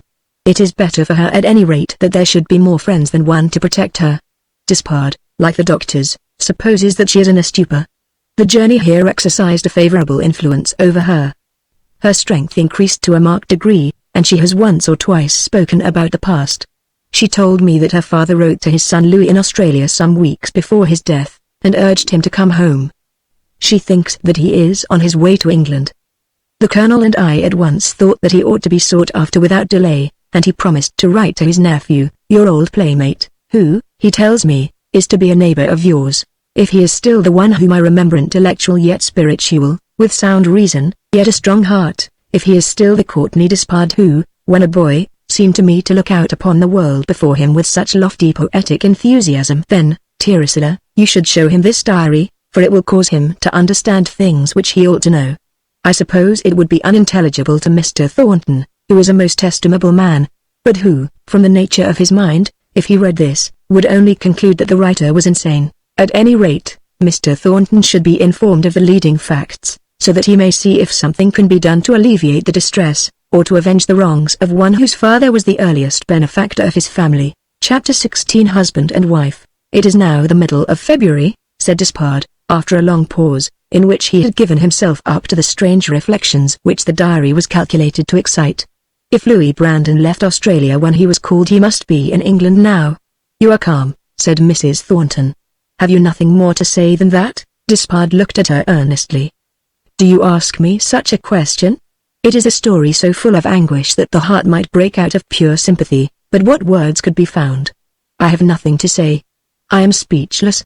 My God! What horror thou dost permit! But something must be done, said Mrs. Thornton, impetuously. Yes, said Despard, slowly, but what? If we could reach our hands over the grave and bring back those who have passed away, then the soul of Edith might find peace, but now we can give her no peace. She only wishes to die. Yet something must be done, and the first thing is to find Louis Brandon. I will start for London tonight. I will go and seek him, not for Edith's sake but for his own, that I may save one at least of this family. For her there is no comfort. Our efforts are useless there. If we could give her the greatest earthly happiness it would be poor and mean, and still she would sigh after that starry companionship from which her soul has been withdrawn. Then you believe it, don't you? Of course, but I did not know that you would. Why not? And if I did not believe it, this at least would be plain, that she herself believes it. And even if it be a hallucination, it is a sublime one, and so vivid that it is the same to her as a reality. Let it be only a dream that has taken place till that dream has made all other things dim, indistinct, and indifferent to her. No one but you would read Paolo's diary without thinking him insane. Despard smiled. Even that would be nothing to me. Some people think that a great genius must be insane. Great wits are sure to madness near allied. You know. For my part, I consider Paolo the sublimest of men. When I saw him last I was only a boy, and he came with his seraphic face and his divine music to give me an inspiration which has biased my life ever since. I have only known one spirit like his among those whom I have met. An indescribable sadness passed over his face. But now, he continued, suddenly, I suppose Thornton must see my uncle's letter. His legal mind may discern some things which the law may do in this case. Edith is beyond all consolation from human beings, and still further beyond all help from English law. But if Louis Brandon can be found the law may exert itself in his favor. In this respect B may be useful, and I have no doubt he would take up the case earnestly, out of his strong sense of justice. When Thornton came in to dinner Despard handed him his uncle's letter. The lawyer read it with deep attention, and without a word. Mrs. Thornton looked agitated, sometimes resting her head on her hand, at others looking fixedly at her husband. As soon as he had finished she said, in a calm, measured tone, I did not know before that Brandon of Brandon Hall and all his family had perished so miserably. Thornton started, and looked at her earnestly. She returned his gaze with unutterable sadness in her eyes. He saved my father's life, said she. He benefited him greatly. Your father also was under slight obligations to him. I thought that things like these constituted a faint claim on one's gratitude, so that if one were exposed to misfortune he might not be altogether destitute of friends. Thornton looked uneasy as his wife spoke. My dear, said he, you do not understand. True, she answered, for this thing is almost incredible. If my father's friend has died in misery, unpitied and unwept, forsaken by all, do I not share the guilt of ingratitude? How can I absolve myself from blame? Set your mind at rest. You never knew anything about it. I told you nothing on the subject, then you knew it. Stop. You cannot understand this unless I explain it. You are stating bald facts, but these facts, painful as they are very much modified by circumstances. Well, then, I hope you will tell me all, without reserve, for I wish to know how it is that this horror has happened, and I have stood idly and coldly aloof. My God! She cried, in Italian, did they not in their last moments think of me, and wonder how they could have been betrayed by Langhetti's daughter? My dear, be calm, I pray. You are blaming yourself unjustly, I assure you. Despard was ghastly pale as this conversation went on. He turned his face away. Ralph Brandon, began Thornton, was a man of many high qualities, but of unbounded pride, and utterly impracticable. He was no judge of character, and therefore was easily deceived. He was utterly inexperienced in business, and he was always liable to be led astray by any sudden impulse. Somehow or other a man named Potts excited his interest about 12 or 15 years ago. He was a mere vulgar adventurer, but Brandon became infatuated with him, and actually believed that this man was worthy to be entrusted with the management of large business transactions. The thing went on for years. His friends all remonstrated with him. I, in particular, went there to explain to him that the speculation in which he was engaged could not result in anything except loss.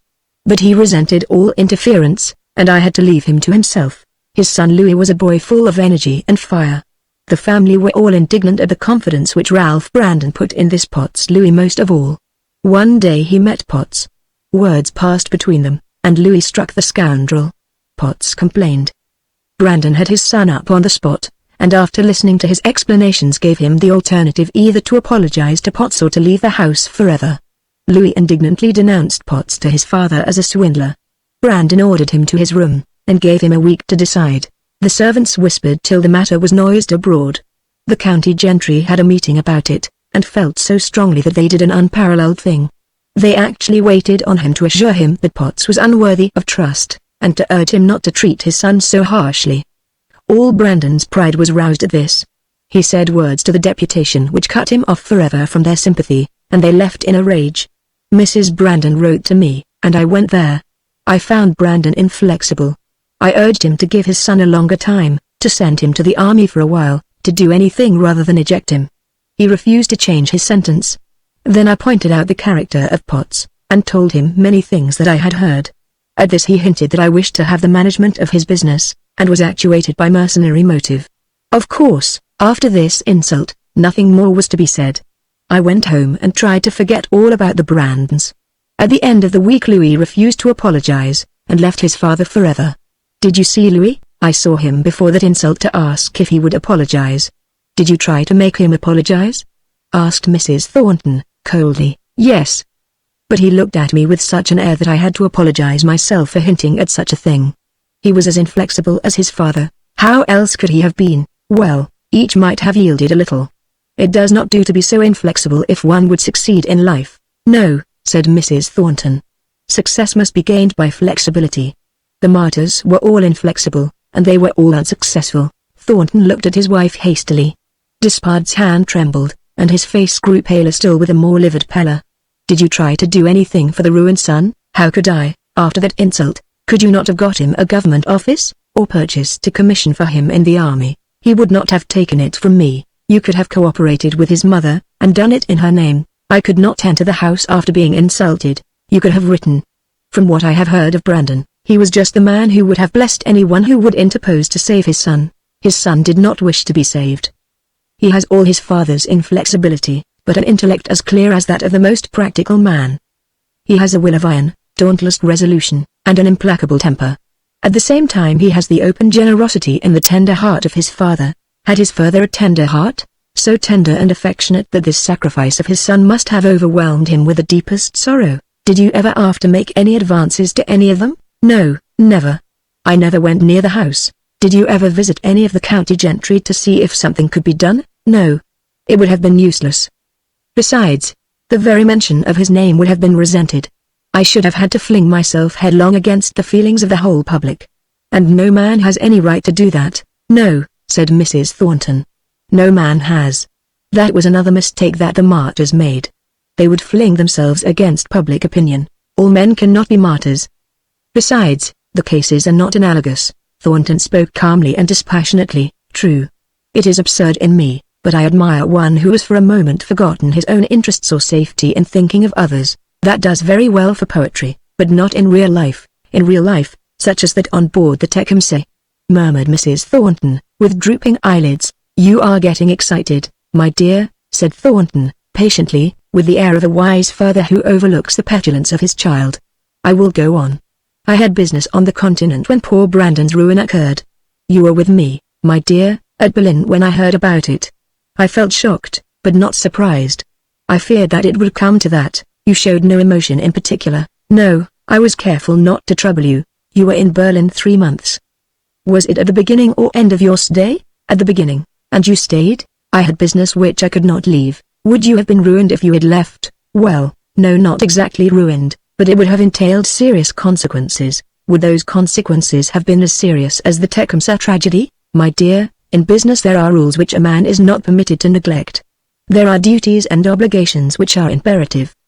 The code of honor there is as delicate, yet as rigid, as elsewhere, and yet there are times when all obligations of this sort are weakened. When friends die, this is recognized.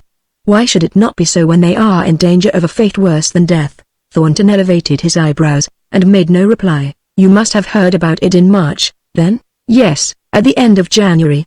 His ruin took place in December, 1845. It was the middle of May before I got home. I then, toward the end of the month, Send my clerk to Brandon village to make inquiries. He brought word of the death of Brandon, and the departure of his family to parts unknown. Did he make no particular inquiries? No, and you said not a word to me. I was afraid of agitating you, my dear, and therefore you have secured for me unending self-reproach. Why so? Surely you are blaming yourself without a shadow of a cause. I will tell you why.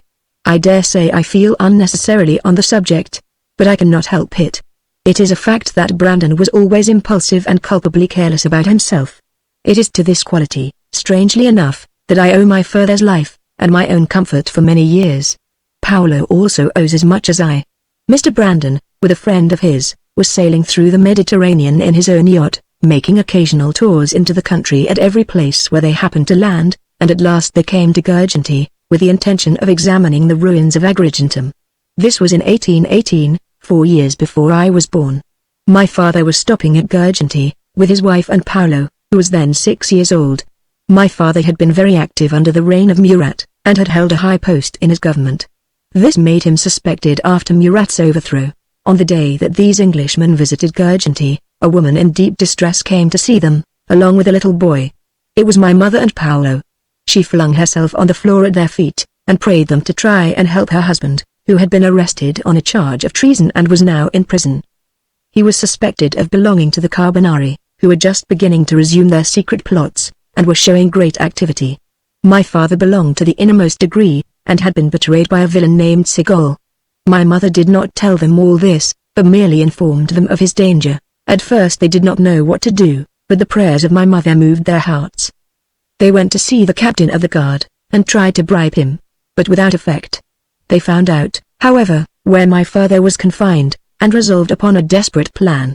They put my mother and Paolo on board of the yacht, and by paying a heavy bribe obtained permission to visit my father in prison. Brandon's friend was about the same height as my father. When they reached his cell they urged my father to exchange clothes with him and escape. At first he positively refused, but when assured that Brandon's friend, being an Englishman, would be set free in a few days, he consented.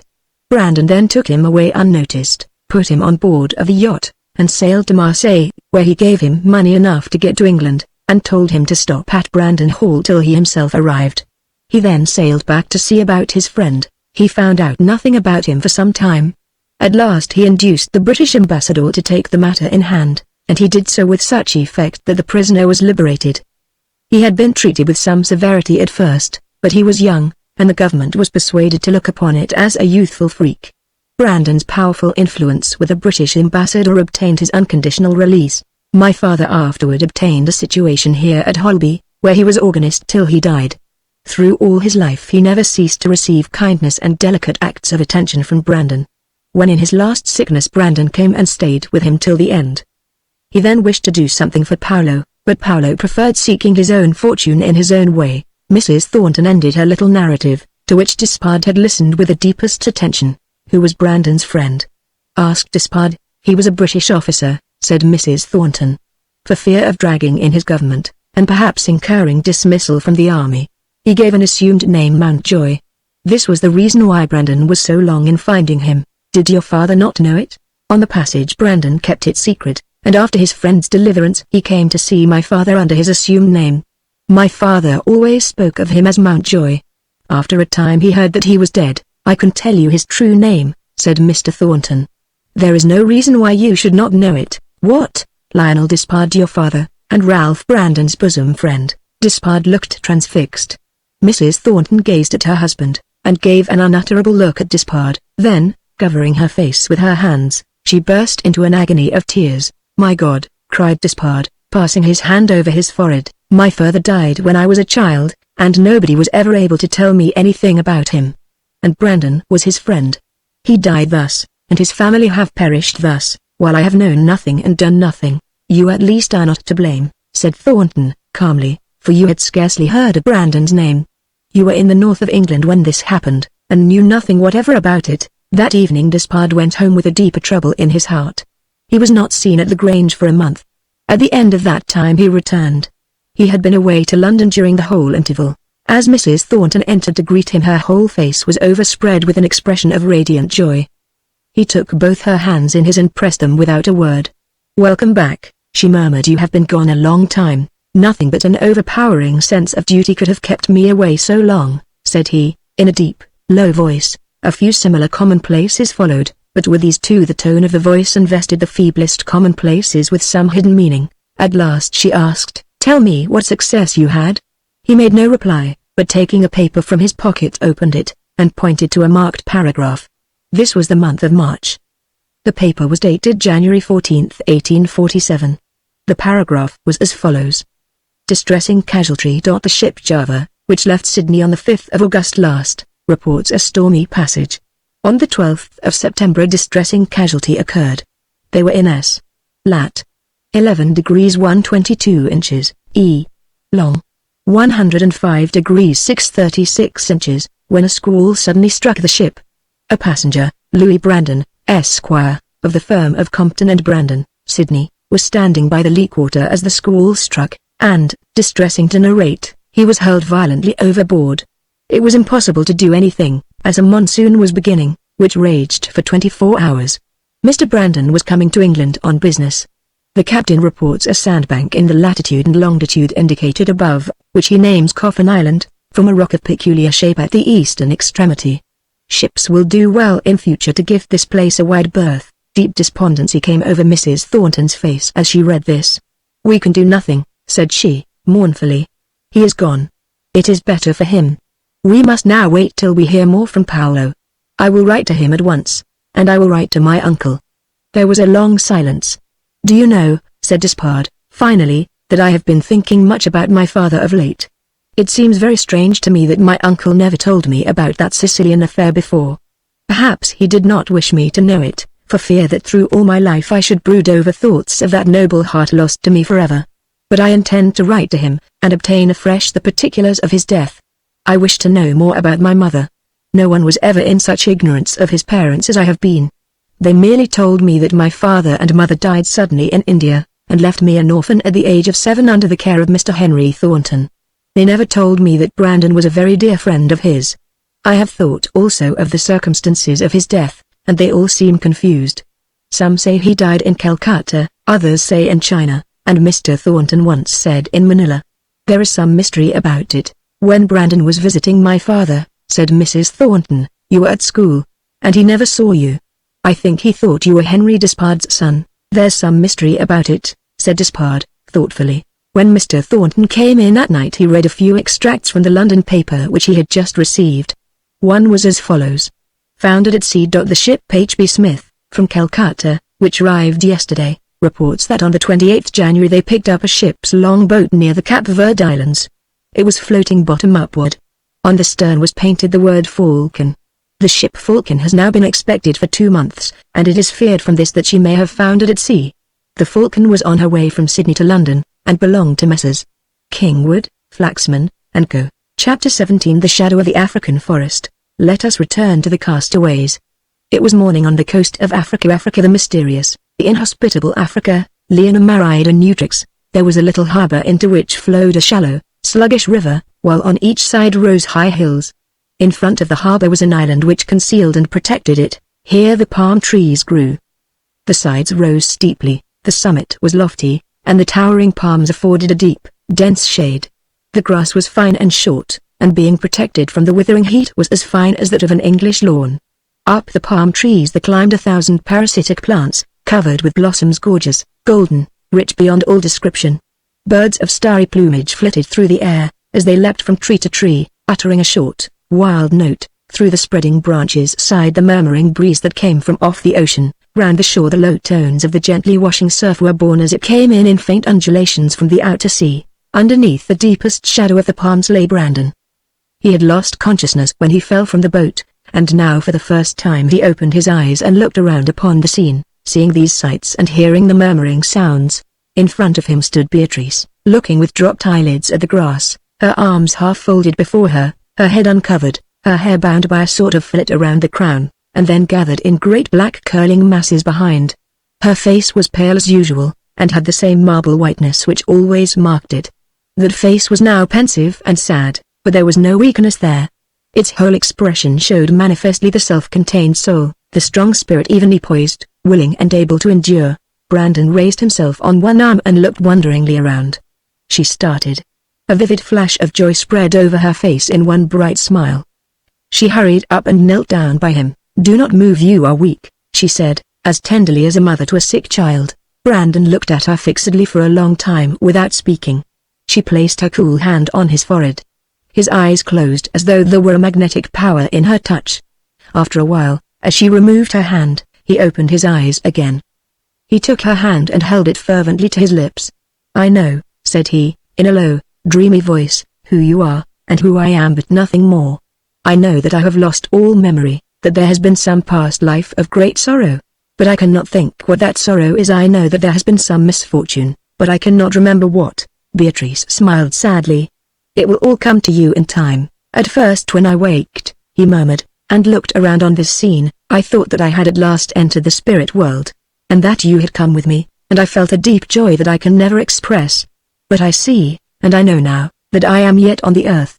Though what shore of all the earth this is, or how I got here, I know not." "You must sleep," said she, gently. "And you," he murmured, with indescribable intensity, "you, companion, preserver, guardian angel, I feel as though, if I were not a man, I could weep my life out at your feet." "Do not weep," said she, calmly. "The time for tears may yet come, but it is not now." He looked at her, long, earnestly, and inquiringly, still holding her hand, which he had pressed to his lips. An unutterable longing to ask something was evident, but it was checked by a painful embarrassment. "I know nothing but this," said he at last, "that I have felt as though sailing for years over infinite seas. Wave after wave has been impelling us on. A Hindu servant guided the boat. But I lay weak, with my head supported by you, and your arms around me. Yet, of all the days and all the years that ever I have known, these were supreme, for all the time was one long ecstasy. And now, if there is sorrow before me," he concluded, "I will meet it resignedly, for I have had my heaven already." "You have sailed overseas," said she, sadly, "but I was the helpless one, and you saved me from death. And are you to me what I thought?" he asked, with painful vehemence and imploring eyes. "I am your nurse," said she, with a melancholy smile. He sighed heavily. "Sleep now," said she, and she again placed her hand upon his forehead. Her touch soothed him. Her voice arose in a low song of surpassing sweetness. His senses yielded to the subtle incantation, and sleep came to him as he lay. When he awaked it was almost evening. Lethargy was still over him, and Beatrice made him sleep again. He slept into the next day. On waking there was the same absence of memory. She gave him some cordial to drink, and the draught revived him. Now he was far stronger, and he sat up, leaning against a tree, while Beatrice knelt near him. He looked at her long and earnestly. "I would wish never to leave this place, but to stay here," said he. "I know nothing of my past life. I have drunk of Lethe. Yet I cannot help struggling to regain knowledge of that past." He put his hand in his bosom, as if feeling for some relic. "I have something suspended about my neck," said he, "which is precious. Perhaps I shall know what it is after a time." Then, after a pause, "Was there not a wreck?" he asked. "Yes, and you saved my life." "Was there not a fight with pirates?" "Yes, and you saved my life," said Beatrice again. "I begin to remember," said Brandon. "How long is it since the wreck took place?" "It was January 15th, and what is this, February 6th? "It is about 3 weeks. How did I get away?" "In a boat with me and the servant." "Where is the servant?" "Away providing for us." "You had a sunstroke. He carried you up here." "How long have I been in this place?" "A fortnight." Numerous questions followed. Brandon's memory began to return. Yet, in his efforts to regain knowledge of himself, Beatrice was still the most prominent object in his thoughts. His dream life persisted in mingling itself with his real life. "But you," he cried, earnestly, "you, how have you endured all this?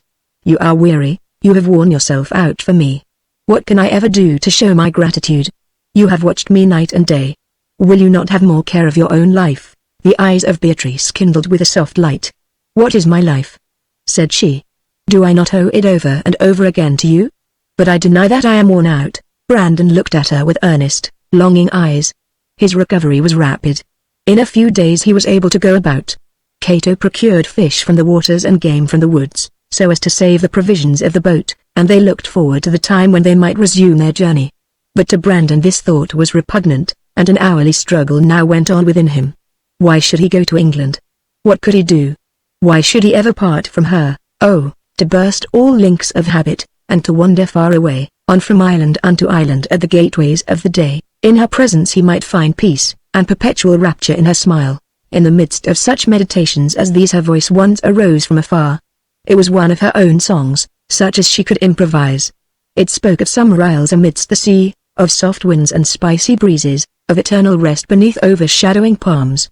It was a soft, melting strain, a strain of enchantment, sung by one who felt the intoxication of the scene, and whose genius imparted it to others. He was like Ulysses listening to the song of the sirens. It seemed to him as though all nature joined in that marvelous strain. It was to him as through the very winds were lulled into calm, and a delicious languor stole upon all his senses. Sweet, sweet, sweet, God Pan, sweet in the fields by the river, blinding sweet, O great God Pan. The sun on the hills forgot to die, and the lily revived, and the dragonfly came back to dream by the river. It was there, Greek, Mille there, Greek, Ope Kaliman, of the sirens, for she had that divine voice which of itself can charm the soul, but, in addition, she had that poetic genius which of itself could give words which the music might clothe. Now, as he saw her at a distance through the trees and marked the statuesque calm of her classic face, as she stood there, seeming in her song rather to soliloquize than to sing, breathing forth her music in profuse strains of unpremeditated art, the very beauty of the singer and the very sweetness of the song put an end to all temptation. This is folly, he thought. Could one like that assent to my wild fancy? Would she, with her genius, give up her life to me? No, that divine music must be heard by larger numbers. She is one who thinks she can interpret the inspiration of Mozart and Handel. And who am I? Then there came amidst this music a still small voice, like the voice of those helpless ones at home, and this voice seemed one of entreaty and of despair. So the temptation passed. But it passed only to be renewed again. As for Beatrice, she seemed conscious of no such effect as this. Calmly and serenely she bore herself, singing as she thought, as the birds sing, because she could not help it. Here she was like one of the classic nymphs, like the genius of the spot, like Calypso, only passionless. Now, the more Brandon felt the power of her presence, the more he took refuge within himself, avoiding all dangerous topics, speaking only of external things, calling upon her to sing of loftier themes, such as those Chili Immensi of which he had sung when he first heard her. Thus he fought down the struggles of his own heart, and crushed out those rising impulses which threatened to sweep him helplessly away. As for Beatrice herself, she seemed changeless, moved by no passion and swayed by no impulse. Was she altogether passionless, or was this her much less self-control? Brandon thought that it was her nature, and that she, like her master Ligeti, found in music that which satisfied all passion and all desire. In about a fortnight after his recovery from his stupor they were ready to leave. The provisions in the boat were enough for 2 weeks' sail. Water was put on board, and they bade adieu to the island which had sheltered them. This time Beatrice would not let Brandon row while the sun was up. They rowed at night, and by day tried to get under the shadow of the shore. At last a wind sprang up. They now sailed along swiftly for 2 or 3 days. At the end of that time they saw European houses, beyond which arose some roofs and spires. It was Sierra Leone. Brandon's conjectures had been right. On landing here Brandon simply said that they had been wrecked in the Falcon, and had escaped on the boat, all the rest having perished. He gave his name as Wheeler. The authorities received these unfortunate ones with great kindness, and Brandon heard that a ship would leave for England on the 6th of March. The close connection which had existed between them for so many weeks was now severed, and Brandon thought that this might perhaps remove that extraordinary power which he felt that she exerted over him. Not so. In her absence he found himself constantly looking forward toward a meeting with her again. When with her he found the joy that flowed from her presence to be more intense, since it was more concentrated. He began to feel alarmed at his own weakness. The 6th of March came, and they left in the ship Juno for London. Now their intercourse was like that of the old days on board the Falcon. "It is like the Falcon," said Beatrice, on the first evening. "Let us forget all about the journey over the sea, and our stay on the island. I can never forget that I owe my life to you," said Brandon, vehemently. "And I," rejoined Beatrice, with kindling eyes, which yet were softened by a certain emotion of indescribable tenderness. "How can I forget? Twice you saved me from a fearful death, and then you toiled to save my life till your own sank under it. I would gladly give up 1,000 lives," said Brandon, in a low voice, while his eyes were illumined with a passion which had never before been permitted to get beyond control, but now rose visibly, and irresistibly. "If you have a life to give," said Beatrice, calmly, returning his fevered gaze with a full look of tender sympathy. "If you have a life to give, let it be given to that purpose of yours to which you are devoted. You refuse it, then?" cried Brandon, vehemently and reproachfully. Beatrice returned his reproachful gaze with one equally reproachful, and raising her calm eyes to heaven, said, in a tremulous voice, "You have no right to say so, least of all to me. I said what you feel and know, and it is this, that others require your life, in comparison with whom I am nothing. Ah, my friend," she continued, in tones of unutterable sadness, "let us be friends here at least, on the sea, for when we reach England we must be separated forevermore." "Forevermore," cried Brandon, in agony. "Forevermore," repeated Beatrice, in equal anguish. "Do you feel very eager to get to England?" asked Brandon, after a long silence. "No, why not? Because I know that there is sorrow for me there." "If our boat had been destroyed on the shore of that island," he asked, in almost an imploring voice, "would you have grieved?" "No, the present is better than the future." "Oh, that my dream had continued forever, and that I had never awaked to the bitterness of life. That," said Beatrice, with a mournful smile, "is a reproach to me for watching you." "Yet that moment of awaking was sweet beyond all thought," continued Brandon, in a musing tone, "for I had lost all memory of all things except you." They stood in silence, sometimes looking at one another, sometimes at the sea, while the dark shadows of the future swept gloomily before their eyes. The voyage passed on until at last the English shores were seen, and they sailed up the channel amidst the thronging ships that passed to and fro from the metropolis of the world. "Tomorrow we part," said Beatrice, as she stood with Brandon on the quarter-deck. "No," said Brandon, "there will be no one to meet you here. I must take you to your home, to my home." "You?" cried Beatrice, starting back. "You dare not." "I dare. Do you know what it is?" "I do not seek to know. I do not ask, but yet I think I know. And yet you offer to go?" "I must go. I must see you to the very last." "Be it so," said Beatrice, in a solemn voice, "since it is the very last." Suddenly she looked at him with the solemn gaze of one whose soul was filled with thoughts that overpowered every common feeling. It was a glance lofty and serene and unimpassioned, like that of some spirit which has passed beyond human cares, but sad as that of some prophet of woe. Louis Brandon. At this mention of his name a flash of unspeakable surprise passed over Brandon's face. She held out her hand. "Take my hand," said she, calmly, "and hold it so that I may have strength to speak." "Louis Brandon," said she, "there was a time on that African island when you lay under the trees and I was sure that you were dead. There was no beating to your heart, and no perceptible breath. The last test failed, the last hope left me, and I knelt by your head, and took you in my arms, and wept in my despair. At your feet Cato knelt and mourned in his Hindu fashion. Then mechanically and hopelessly he made a last trial to see if you were really dead, so that he might prepare your grave. He put his hand under your clothes against your heart. He held it there for a long time. Your heart gave no answer. He withdrew it, and in doing so took something away that was suspended about your neck. This was a metallic case and a package wrapped in oiled silk. He gave them to me." Beatrice had spoken with a sad, measured tone, such a tone as one sometimes uses in prayer, a passionless monotone, without agitation and without shame. Brandon answered not a word. "Take my hand," she said, "or I cannot go through. This only can give me strength." He clasped it tightly in both of his. She drew a long breath, and continued, "I thought you dead, and knew the full measure of despair. Now, when these were given me, I wished to know the secret of the man who had twice rescued me from death, and finally laid down his life for my sake. I did it not through curiosity. I did it," and her voice rose slightly, with solemn emphasis, "I did it through a holy feeling that, since my life was due to you, therefore, as yours was gone, mine should replace it, and be devoted to the purpose which you had undertaken." I opened first the metallic case. It was under the dim shade of the African forest, and while holding on my knees the head of the man who had laid down his life for me. You know what I read there? I read of a father's love and agony. I read the name of the one who had driven him to death.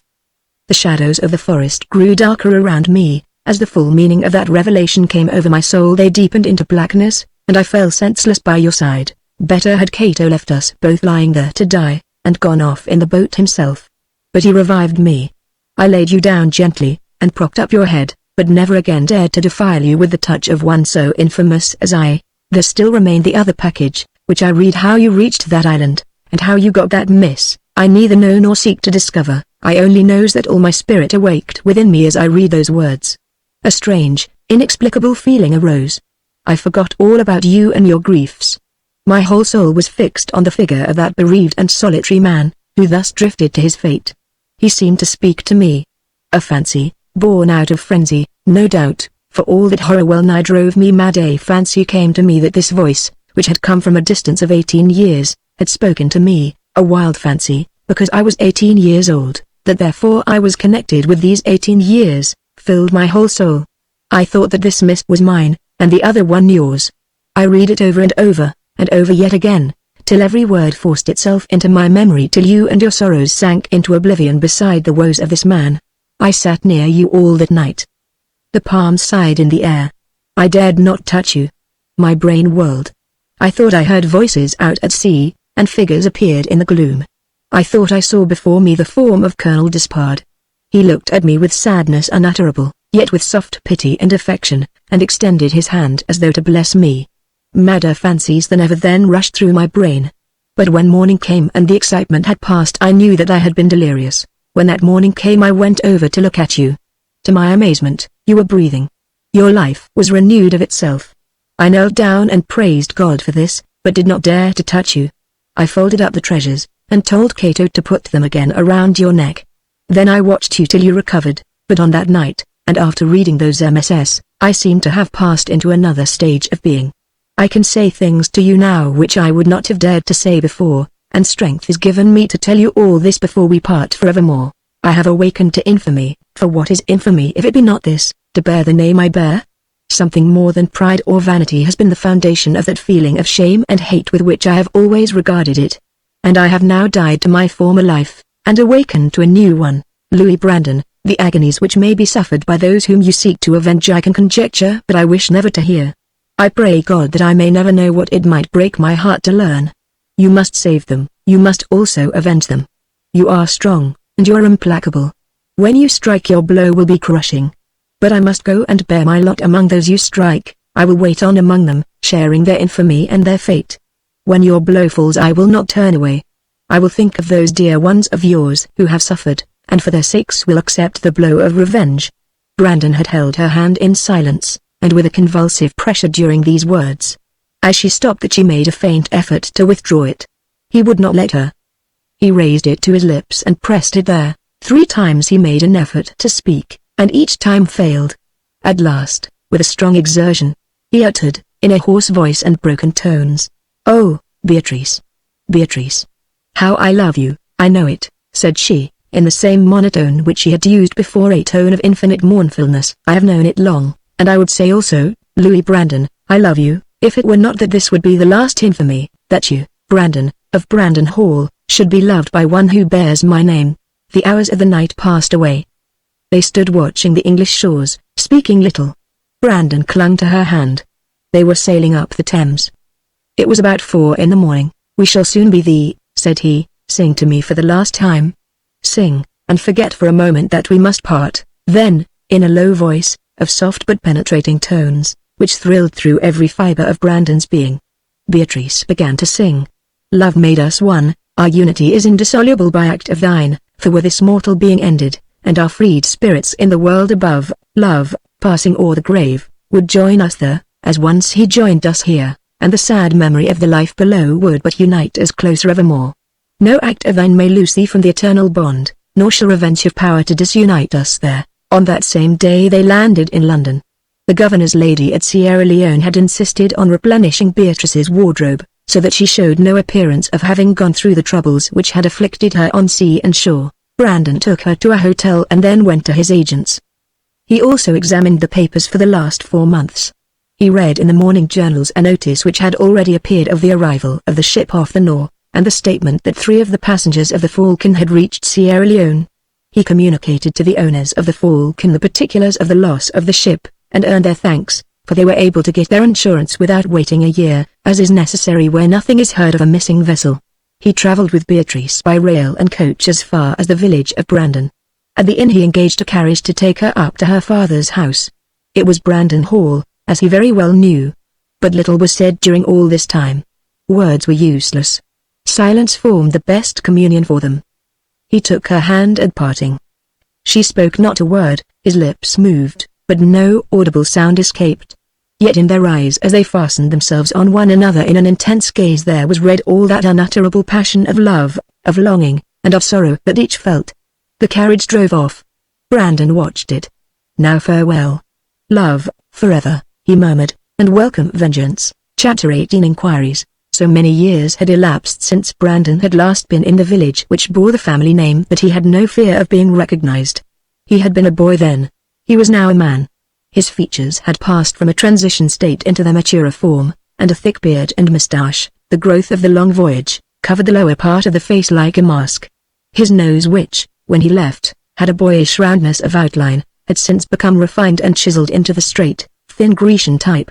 His eyes alone remained the same, yet the expression had grown different, even as the soul that looked forth through them had been changed by experience and by suffering. He gave himself out at the inn as an American merchant, and went out to begin his inquiries. Tearing 2 buttons off his coat, he entered the shop of the village tailor. "Good morning," said he, civilly. "Good morning, sir." "Fine morning, sir," answered the tailor, volubly. He was a little man, with a cast in his eye, and on looking at Brandon he had to put his head on one side, which he did with a quick, odd gesture. "There are 2 buttons off my coat, and I want to know if you can repair it for me." "Certainly, sir, certainly."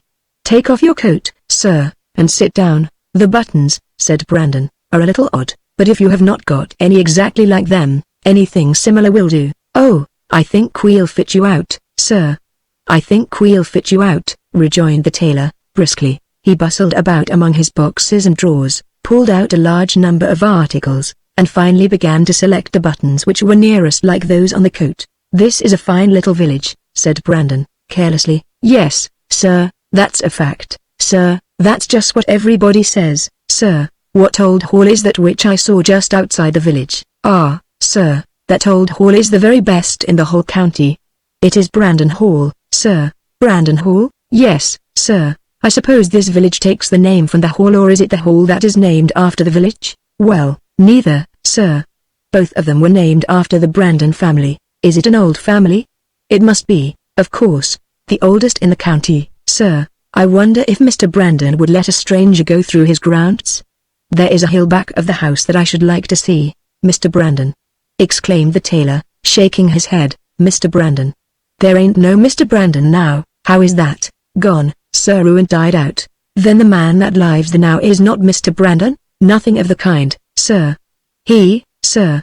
Why, he isn't fit to clean the shoes of any of the old Brandons." "Who is he?" "His name, sir, is Potts." "Potts? That doesn't sound like one of your old county names." "I should think not, sir." "Potts? Why, sir, he's generally believed in this here community to be a villain, sir," said the little tailor, mysteriously, and with the look of a man who would like very well to be questioned further. Brandon humored him. "How is that?" "It's a long story, sir." "Oh, well, tell it. I have a great curiosity to hear any old stories current in your English villages. I'm an American, and English life is new to me. I'll bet you never heard anything like this in all your born days." "Tell it then, by all means." The tailor jumped down from his seat, went mysteriously to the door, looked cautiously out, and then returned.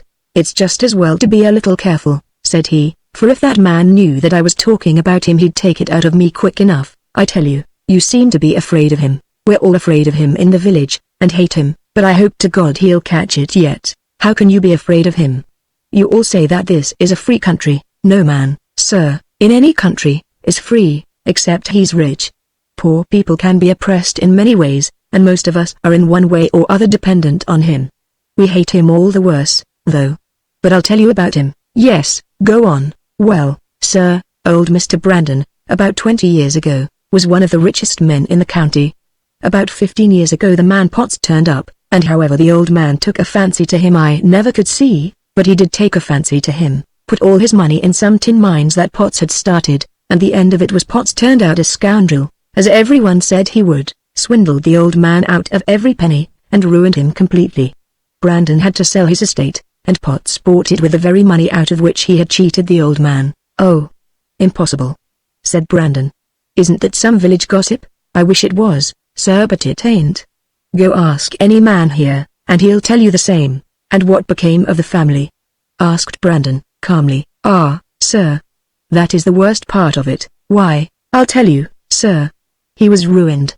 He gave up all. He hadn't a penny left. He went out of the hall and lived for a short time in a small house at the other end of the village. At last he spent what little money he had left, and they all got sick. You wouldn't believe what happened after that. What was it? They were all taken to the almshouse. A burst of thunder seemed to sound in Brandon's ears as he heard this, which he had never even remotely imagined. The tailor was occupied with his own thoughts, and did not notice the wildness that for an instant appeared in Brandon's eyes. The latter for a moment felt paralyzed and struck down into nothingness by the shock of that tremendous intelligence. The people felt dreadfully about it, continued the tailor, but they couldn't do anything. It was Potts who had the family taken to the almshouse. Nobody dared to interfere. Did none of the county families do anything? Said Brandon, who at last, by a violent effort, had regained his composure. No. They had all been insulted by the old man, so now they let him suffer. Had he no old friends, or even acquaintances? Well, that's what we all asked ourselves, sir. But at any rate, whether he had or not, they didn't turn up, that is, not in time. There was a young man here when it was too late. A young man? Yes, sir. Was he a relative? Oh no, sir, only a lawyer's clerk, wanted to see about business, I dare say. Perhaps to collect a bill. Let me see, the lawyer who sent him was named Thornton. Thornton, said Brandon, as the name sank into his soul. Yes, he lived at Holby. Brandon drew a long breath. No, sir, no friends came, whether he had any or not. They were all sick at the almshouse for weeks, and I suppose they all died there? Said Brandon, in a strange, sweet voice. No, sir. They were not so happy. What suffering could be greater? They do talk dreadfully in this town, sir, and I dare say it's not true, but if it is, it's enough to make a man's blood run cold. You excite my curiosity. Remember, I am an American, and these things seem odd to me. I always thought your British aristocrats could not be ruined. Here was one, sir, that was, anyhow. Go on. Well, sir, the old man died in the almshouse. The others got well. As soon as they were well enough they went away. How did they get away? Potts helped them, replied the tailor, in a peculiar tone. They went away from the village. Where did they go? People say to Liverpool. I only tell what I know. I heard young Bill Potts, the old fellow's son, boasting one night at the inn where he was half drunk, how they had served the Brandons. He said they wanted to leave the village, so his father helped them away to America. To America? Yes, sir. Brandon made no rejoinder. Bill Potts said they went to Liverpool, and then left for America to make their fortunes. What part of America? Asked Brandon, indifferently. I never saw or heard of them. Didn't you, sir? Asked the tailor, who evidently thought that America was like some English county, where everybody may hear of everybody else. That's odd, too. I was going to ask you if you had. I wonder what ship they went out in. That I can't say, sir. Bill Potts kept dark about that. He said one thing, though, that set us thinking. What was that? Why, that they went out in an emigrant ship as steerage passengers. Brandon was silent. Poor people, said he at last. By this time the tailor had finished his coat and handed it back to him. Having obtained all the information that the man could give, Brandon paid him and left. Passing by the inn he walked on till he came to the almshouse. Here he stood for a while and looked at it. Brandon almshouse was small, badly planned, badly managed, and badly built. Everything done there was badly and meanly done. It was whitewashed from the topmost point of every chimney down to the lowest edge of the basement. A whited sepulchre. For there was foulness there, in the air, in the surroundings, in everything. Squalor and dirt reigned. His heart grew sick as those hideous walls rose before his sight. Between this and Brandon Hall there was a difference, a distance almost immeasurable. To pass from one to the other might be conceived of as incredible, and yet that passage had been made. To fall so far as to go the whole distance between the two, to begin in one and end in the other, to be born, brought up, and live and move and have one's being in the one, and then to die in the other. What was more incredible than this? Yet this had been the fate of his father. Leaving the place, he walked directly toward Brandon Hall. Brandon Hall was begun. Nobody knows exactly when, but it is said that the foundations were laid before the time of Egbert. In all parts of the old mansion the progress of English civilization might be studied. In the Norman arches of the old chapel, the slender pointed style of the 15th century doorway that opened to the same, the false Grecian of the early Tudor period, and the wing added in Elizabeth's day. The days of that old Ralph Brandon who sank his ship and its treasure to prevent it from falling into the hands of the enemy. Around this grand old hall were scenes which could be found nowhere save in England. Wide fields, forever green with grass like velvet, over which rose groves of oak and elm, giving shelter to innumerable birds. There the deer bounded and the hare found a cover. The broad avenue that led to the hall went up through a world of rich sylvan scenery, winding through groves and the meadows and over undulating ground. Before the hall lay the open sea about 3 miles away, but the hall was on an eminence and overlooked all the intervening ground. Standing there one might see the gradual decline of the country as it sloped downward toward the margin of the ocean. On the left a bold promontory jutted far out, on the nearer side of which there was an island with a lighthouse. On the right was another promontory, not so bold. Between these two the whole country was like a garden. A little cove gave shelter to small vessels, and around this cove was the village of Brandon. Brandon Hall was one of the oldest and the most magnificent of the great halls of England. As Brandon looked upon it, it rose before him amidst the groves of 600 years, its many-gabled roof rising out from amidst a sea of foliage, speaking of wealth, luxury, splendor, power, influence, and all that men hope for, or struggle for, or fight for, from all of which he and his had been cast out, and the one who had done this was even now occupying the old ancestral seat of his family. Brandon entered the gate, and walked up the long avenue till he reached the hall. Here he rang the bell, and a servant appeared.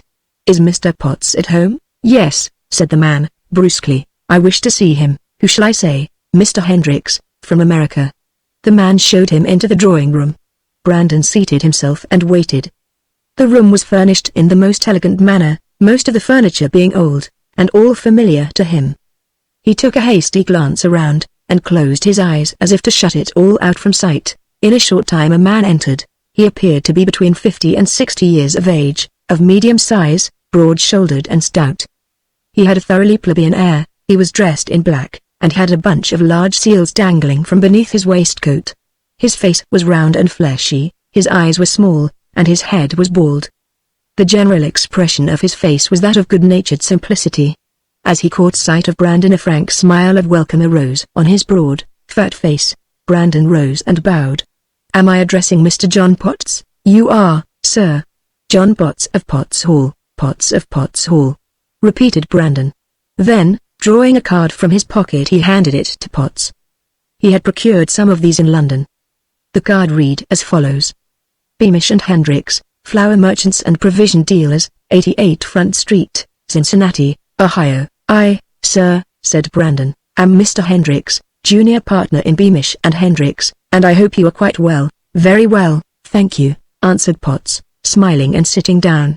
"I am happy to see you. Do you keep your health, sir?" "Thank you, I do," said Potts.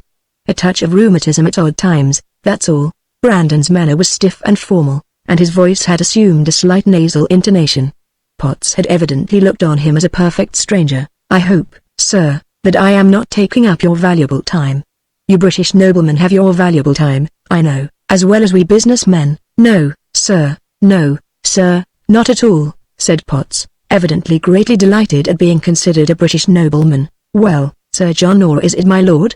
said Brandon, interrogatively, correcting himself, and looking inquiringly at Potts. "Sir John'll do," said Potts. "Well, Sir John, being in England on business, I came to ask you a few questions about a matter of some importance to us." "Proceed, sir," said Potts, with great dignity. "There's a young man that came into our employ last October whom we took a fancy to, or rather my senior did, and we have an idea of promoting him.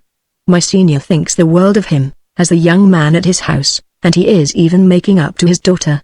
He calls himself Frank Brandon." At this Potts started from an easy lounging attitude, in which he was trying to do the British noble, and with startling intensity of gaze looked Brandon full in the face. "I think the young man is fairish," continues Brandon, "but nothing extraordinary.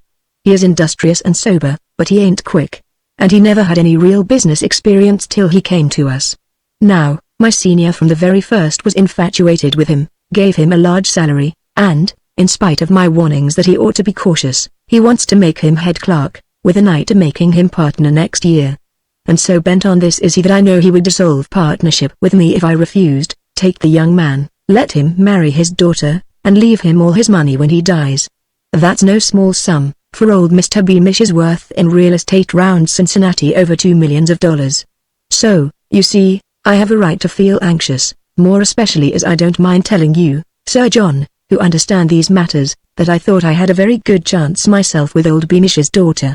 Brandon spoke all this very rapidly, and with the air of one who was trying to conceal his feelings of dislike to the clerk of whom he was so jealous. Potts looked at him with an encouraging smile, and asked, as he stopped, "And how did you happen to hear of me?" "That's just what I was coming to, Sir John." Brandon drew his chair nearer, apparently in deep excitement, and in a more nasal tone than ever, with a confidential air, he went on. "You see, I mistrusted this young man who was carrying everything before him with a high hand, right in my very teeth, and I watched him. I pumped him to see if I couldn't get him to tell something about himself. But the fellow was always on his guard, and always told the same story. This is what he tells. He says that his father was Ralph Brandon of Brandon Hall, Devonshire, and that he got very poor. He was ruined, in fact, by I beg your pardon, Sir John, but he says it was you, and that you drove the family away. They then came over to America, and he got to Cincinnati. The old man, he says, died before they left, but he won't tell what became of the others.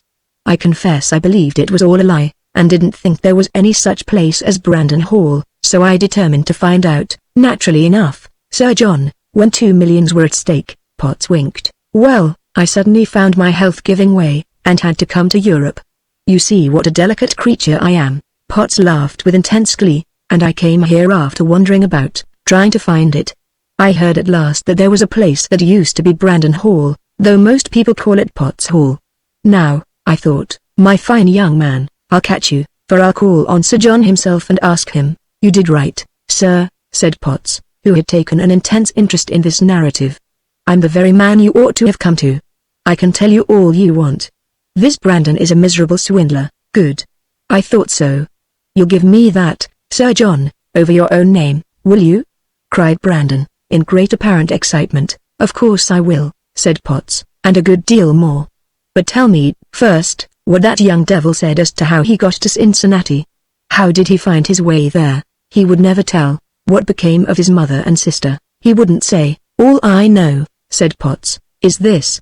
I got official information that they all died at Quebec." Brandon looked suddenly at the floor and gasped. In a moment he had recovered. "Curse him. Then this fellow is an impostor?" "No," said Potts. "He must have escaped. It's possible. There was some confusion at Quebec about names. Then his name may really be Frank Brandon?" "It must be," said Potts. "Anyhow, the others are all right." "Are what?" "All right, dead, you know. That's why he don't like to tell you about them." "Well, now, Sir John, could you tell me what you know about this young man, since you think he must be the same one?" "I know he must be, and I'll tell you all about him and the whole cursed lot. In the first place," continued Potts, clearing his throat, "old Brandon was one of the cursedest old fools that ever lived. He was very well off but wanted to get richer, and so he speculated in a tin mine in Cornwall. I was acquainted with him at the time and used to respect him. He persuaded me I was always off-handed about money, and a careless, easy fellow. He persuaded me to invest in it also. I did so, but at the end of a few years I found out that the tin mine was a rotten concern, and sold out. I sold at a very high price, for people believed it was a splendid property. After this I found another mine and made money hand over fist. I warned old Brandon, and so did everybody, but he didn't care a fig for what we said, and finally, one fine morning, he waked up and found himself ruined. He was more utterly ruined than any man I ever knew of, and all his estates were sold.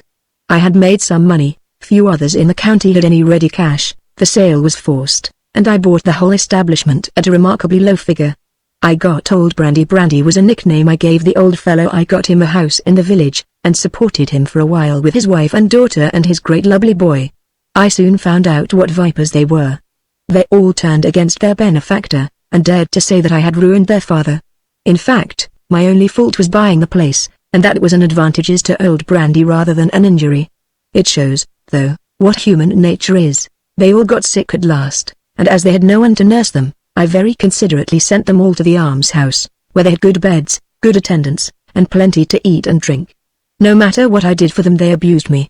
They reviled me, for sending them to a comfortable home, and Old Brandy was the worst of all. I used to go and visit him 2 or 3 times a day, and he always cursed me. Old Brandy did get awfully profane, that's a fact. The reason was his infernal pride. Look at me, now. I'm not proud. Put me in the almshouse, and would I curse you? I hope not. At last Old Brandy died, and of course I had to look out for the family. They seemed thrown on my hands, you know, and I was too good-natured to let them suffer, although they treated me so abominably. The best thing I could think of was to ship them all off to America, where they could all get rich. So I took them to Liverpool. Did they want to go? They didn't seem to have an idea in their heads. They looked and acted just like three born fools. Strange. I let a friend of mine see about them, as I had considerable to do, and he got them a passage. I suppose you paid their way out. I did, sir, said Potts, with an air of munificence, but, between you and me, it didn't cost much. I should think it must have cost a considerable sum. Oh no. Clark saw to that. Clark got them places as steerage passengers. Young Brandon told me once that he came out as cabin passenger. That's his cursed pride. He went out in the steerage, and a devilish hard time he had too. Why, oh, he was a little crowded, I think. There were 600 emigrants on board the Tecumseh. The what? The Tecumseh. Clark did that business neatly. Each passenger had to take his own provisions, so he supplied them with a lot. Now what do you think he gave them? I can't imagine. He bought them some damaged bread at 1/4 the usual price. It was all mouldy, you know, said Potts, trying to make Brandon see the joke. I declare Clark and I roared over it for a couple of months, thinking how surprised they must have been when they sat down to eat their first dinner. That was very neat, rejoined Brandon. They were all sick when they left, said Potts, but before they got to Quebec they were sicker, I'll bet. Why so? Did you ever hear of the ship fever? Said Potts, in a low voice which sent a sharp thrill through every fiber of Brandon's being. He could only nod his head. Well, the Tecumseh, with her 600 passengers, afforded an uncommon fine field for the ship fever. That's what I was going to observe. They had a great time at Quebec last summer, but it was unanimously voted that the Tecumseh was the worst ship of the lot. I sent out an agent to see what had become of my 3 friends, and he came back and told me all. He said that about 400 of the Tecumseh's passengers died during the voyage, and ever so many more after the landing. They obtained a list of the dead from the quarantine records, and among them were those of these 3 youthful Brandons. Yes, they joined old Cognac pretty soon, lovely and pleasant in their lives, and in death not divided. But this young devil that you speak of must have escaped. I dare say he did, for the confusion was awful. But couldn't there have been another son? Oh no. There was another son. The eldest. The worst of the whole lot, so infernally bad that even old Brandy himself couldn't stand it, but packed him off to Botany Bay. It's well he went of his own accord, for if he hadn't the law would have sent him there at last, transported for life. Perhaps this man is the same one. Oh no. This eldest Brandy is dead. Are you sure? Certain, best authority. A business friend of mine was in the same ship with him. Brandy was coming home to see his friends. He fell overboard and my friend saw him drown. It was in the Indian Ocean. When was that? Last September. Oh, then this one must be the other, of course. No doubt of that, I think, said Potts, cheerily. Brandon rose. I feel much obliged, Sir John, said he, stiffly, and with his usual nasal tone, for your kindness. This is just what I want. I'll put a stop to my young man's game. It's worth coming to England to find out this. Well, when you walk him out of your office, give him my respects and tell him I'd be very happy to see him. For I would, you know. I really would. I'll tell him so, said Brandon, and if he is alive perhaps he'll come here. Ha. Ha. Ha. Roared Potts. Ha. Ha. Laughed Brandon, and pretending not to see Potts's outstretched hand, he bowed and left. He walked rapidly down the avenue. He felt stifled. The horrors that had been revealed to him had been but in part anticipated. Could there be anything worse? He left the gates and walked quickly away, he knew not where. Turning into a bypath he went up a hill and finally sat down. Brandon Hall lay not far away. In front was the village and the sea beyond it. All the time there was but one train of thoughts in his mind. His wrongs took shape and framed themselves into a few sharply defined ideas. He muttered to himself over and over the things that were in his mind. Myself disinherited and exiled. My father ruined and broken-hearted. My father killed. My mother, brother, and sister banished, starved, and murdered. He, too, as far as Potts's will was concerned, had been slain. He was alone and had no hope that any of his family could survive. Now, as he sat there alone, he needed to make his plans for the future. One thing stood out prominently before him, which was that he must go immediately to Quebec to find out finally and absolutely the fate of the family. Then could anything else be done in England? He thought over the names of those who had been the most intimate friends of his father: Thornton, Langety, Despard. Thornton had neglected his father in his hour of need. He had merely sent a clerk to make inquiries after all was over. The elder Langety, Brandon knew, was dead. Where were the others? None of them, at any rate, had interfered. There remained the family of Despard. Brandon was aware that the colonel had a brother in the army. But where he was he knew not, nor did he care. If he chose to look in the army register he might very easily find out, but why should he? He had never known or heard much of him in any way. There remained Courtney Despard, the son of Lionel. He to whom the miss of the dead might be considered after all as chiefly devolving. Of him Brandon knew absolutely nothing, not even whether he was alive or dead. For a time he discussed the question in his mind whether it might not be well to seek him out so as to show him his father's fate and gain his cooperation. But after a few moments' consideration he dismissed this thought. Why should he seek his help? Courtney Despard, if alive, might be very unfit for the purpose. He might be timid, or indifferent, or dull, or indolent. Why make any advances to one whom he did not know? Afterward it might be well to find him, and see what might be done with or through him, but as yet there could be no reason whatever why he should take up his time in searching for him or in winning his confidence. The end of it all was that he concluded whatever he did to do it by himself, with no human being as his confidant. Only 1 or 2 persons in all the world knew that he was alive, and they were not capable, under any circumstances, of betraying him. And where now was Beatrice? In the power of this man whom Brandon had just left. Had she seen him as he came and went? Had she heard his voice as he spoke in that assumed tone? But Brandon found it necessary to crush down all thoughts of her. One thing gave him profound satisfaction, and this was that Potts did not suspect him for an instant. And now how could he deal with Potts? The man had become wealthy and powerful. To cope with him needed wealth and power. How could Brandon obtain these? At the utmost he could only count upon the £15,000 which Compton would remit. This would be as nothing to help him against his enemy. He had written to Compton that he had fallen overboard and been picked up, and had told the same to the London agent under the strictest secrecy, so as to be able to get the money which he needed. Yet after he got it all, what would be the benefit? First of all, wealth was necessary. Now more than ever there came to his mind the ancestral letter which his father had enclosed to him, the message from old Ralph Brandon in the treasure ship. It was a wild, mad hope, but was it unattainable?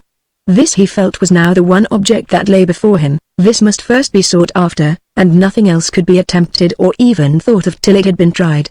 If he failed, then other things might be considered. Sitting there on his lonely height, in sight of his ancestral home, he took out his father's last letter and read it again, after which he once more read the old message from the treasure ship. 1 league due norther of a small islet norther of the islet of Santa Cruz norther of San Salvador. I Ralphie Brandon in my ship Phoenix am becalmed and surrounded by a Spanish fleet. My ship is filled with spoil, the plunder of 3 galleons, wealth which might purchase a kingdom, treasure equal to an MP's revenue, gold and jewels in countless store, and God forbid that it shall fall into the hands of the enemy. I therefore Ralphie Brandon out of mine own good will and intenty and that of all my men sink this ship rather than be taken alive. I send this by my trusty seaman Peter Leggett, who with 9 others told off by lot will try to escape in the boat by night. If this cometh happily into the hands of my son Philip, let him hereby know that in this place is all this treasure which happily may yet be gathered from the sea. The islet is none by 3 rocks that be pushed up like 3 needles from the sand. Ralphie Brandon. 5 days afterward Brandon, with his Hindu servant, was sailing out of the Mersey River on his way to Quebec. Chapter 19. The Dead Alive. It was early in the month of August when Brandon visited the quarantine station at Goss Island, Quebec. A low, wooden building stood near the landing, with a sign over the door containing only the word office. To this building Brandon directed his steps. On entering he saw only one clerk there. "Are you the superintendent?" he asked, bowing courteously. "No," said the clerk. "He is in Quebec just now. Perhaps you can give me the information that I want." "What is it?" "I have been sent to inquire after some passengers that came out here last year." "Oh yes, I can tell all that can be told," said the clerk, readily. "We have the registration books here, and you are at liberty to look up any names you wish. Step this way, please." And he led the way to an inner office. "What year did they come out in?" asked the clerk. "Last year." "Last year, an awful year to look up." 1846. "Yes, here is the book for that year, a year which you are aware was an unparalleled one." "I have heard so." "Do you know the name of the ship?" "The Tecumseh." "The Tecumseh!" exclaimed the clerk, with a startled look. That is an awful name in our records. I am sorry you have not another name to examine, for the Tecumseh was the worst of all. Brandon bowed. The Tecumseh, continued the clerk, turning over the leaves of the book as it lay on the desk. The Tecumseh, from Liverpool, sailed June 2nd, arrived August 16th. Here you see the names of those who died at sea, copied from the ship's books, and those who died on shore. It is a frightful mortality. Would you like to look over the list? Brandon bowed and advanced to the desk. The deaths on board ship show whether they were seamen or passengers, and the passengers are marked as cabin and steerage. But after landing it was impossible to keep an account of classes. Brandon carefully ran his eye down the long list, and read each name. Those for which he looked did not appear. At last he came to the list of those who had died on shore. After reading a few names his eye was arrested by one. Brandon, Elizabeth. It was his mother. He read on. He soon came to another. Brandon, Edith. It was his sister. Do you find any of the names? Asked the clerk, seeing Brandon turn his head. Yes, said Brandon. This is one, and he pointed to the last name. But I see a mark opposite that name. What is it? B and A. What is the meaning? Is that party a relative of yours? No, said Brandon. You don't mind hearing something horrible, then? No. The clerk drew a long breath. Well, sir, those letters were written by the late superintendent. The poor man is now a lunatic. He was here last year. You see, this is how it was. The ship fever broke out. The number of sick was awful, and there were no preparations for them here. The disease in some respects was worse than cholera, and there was nothing but confusion. Very many died from lack of nursing. But the worst feature of the whole thing was the hurried burials. I was not here last year, and all who were here then have left. But I've heard enough to make me sick with horror. You perhaps are aware that in this ship fever there sometimes occurs a total loss of sense, which is apparently to be mistaken for death. The clerk paused. Brandon regarded him steadily for a moment. Then he turned, and looked earnestly at the book. The burials were very hastily made. Well, and it is now believed that some were buried in a state of trance. Buried alive? Buried alive? There was a long silence. Brandon's eyes were fixed on the book. At last he pointed to the name of Edith Brandon. Then, I suppose, he said, in a steady voice, which, however, was in a changed key, these letters B and O are intended to mean something of that description. Something of that sort, replied the clerk. Brandon drew a long breath. But there is no certainty about it in this particular case. I will tell you how these marks happened to be made.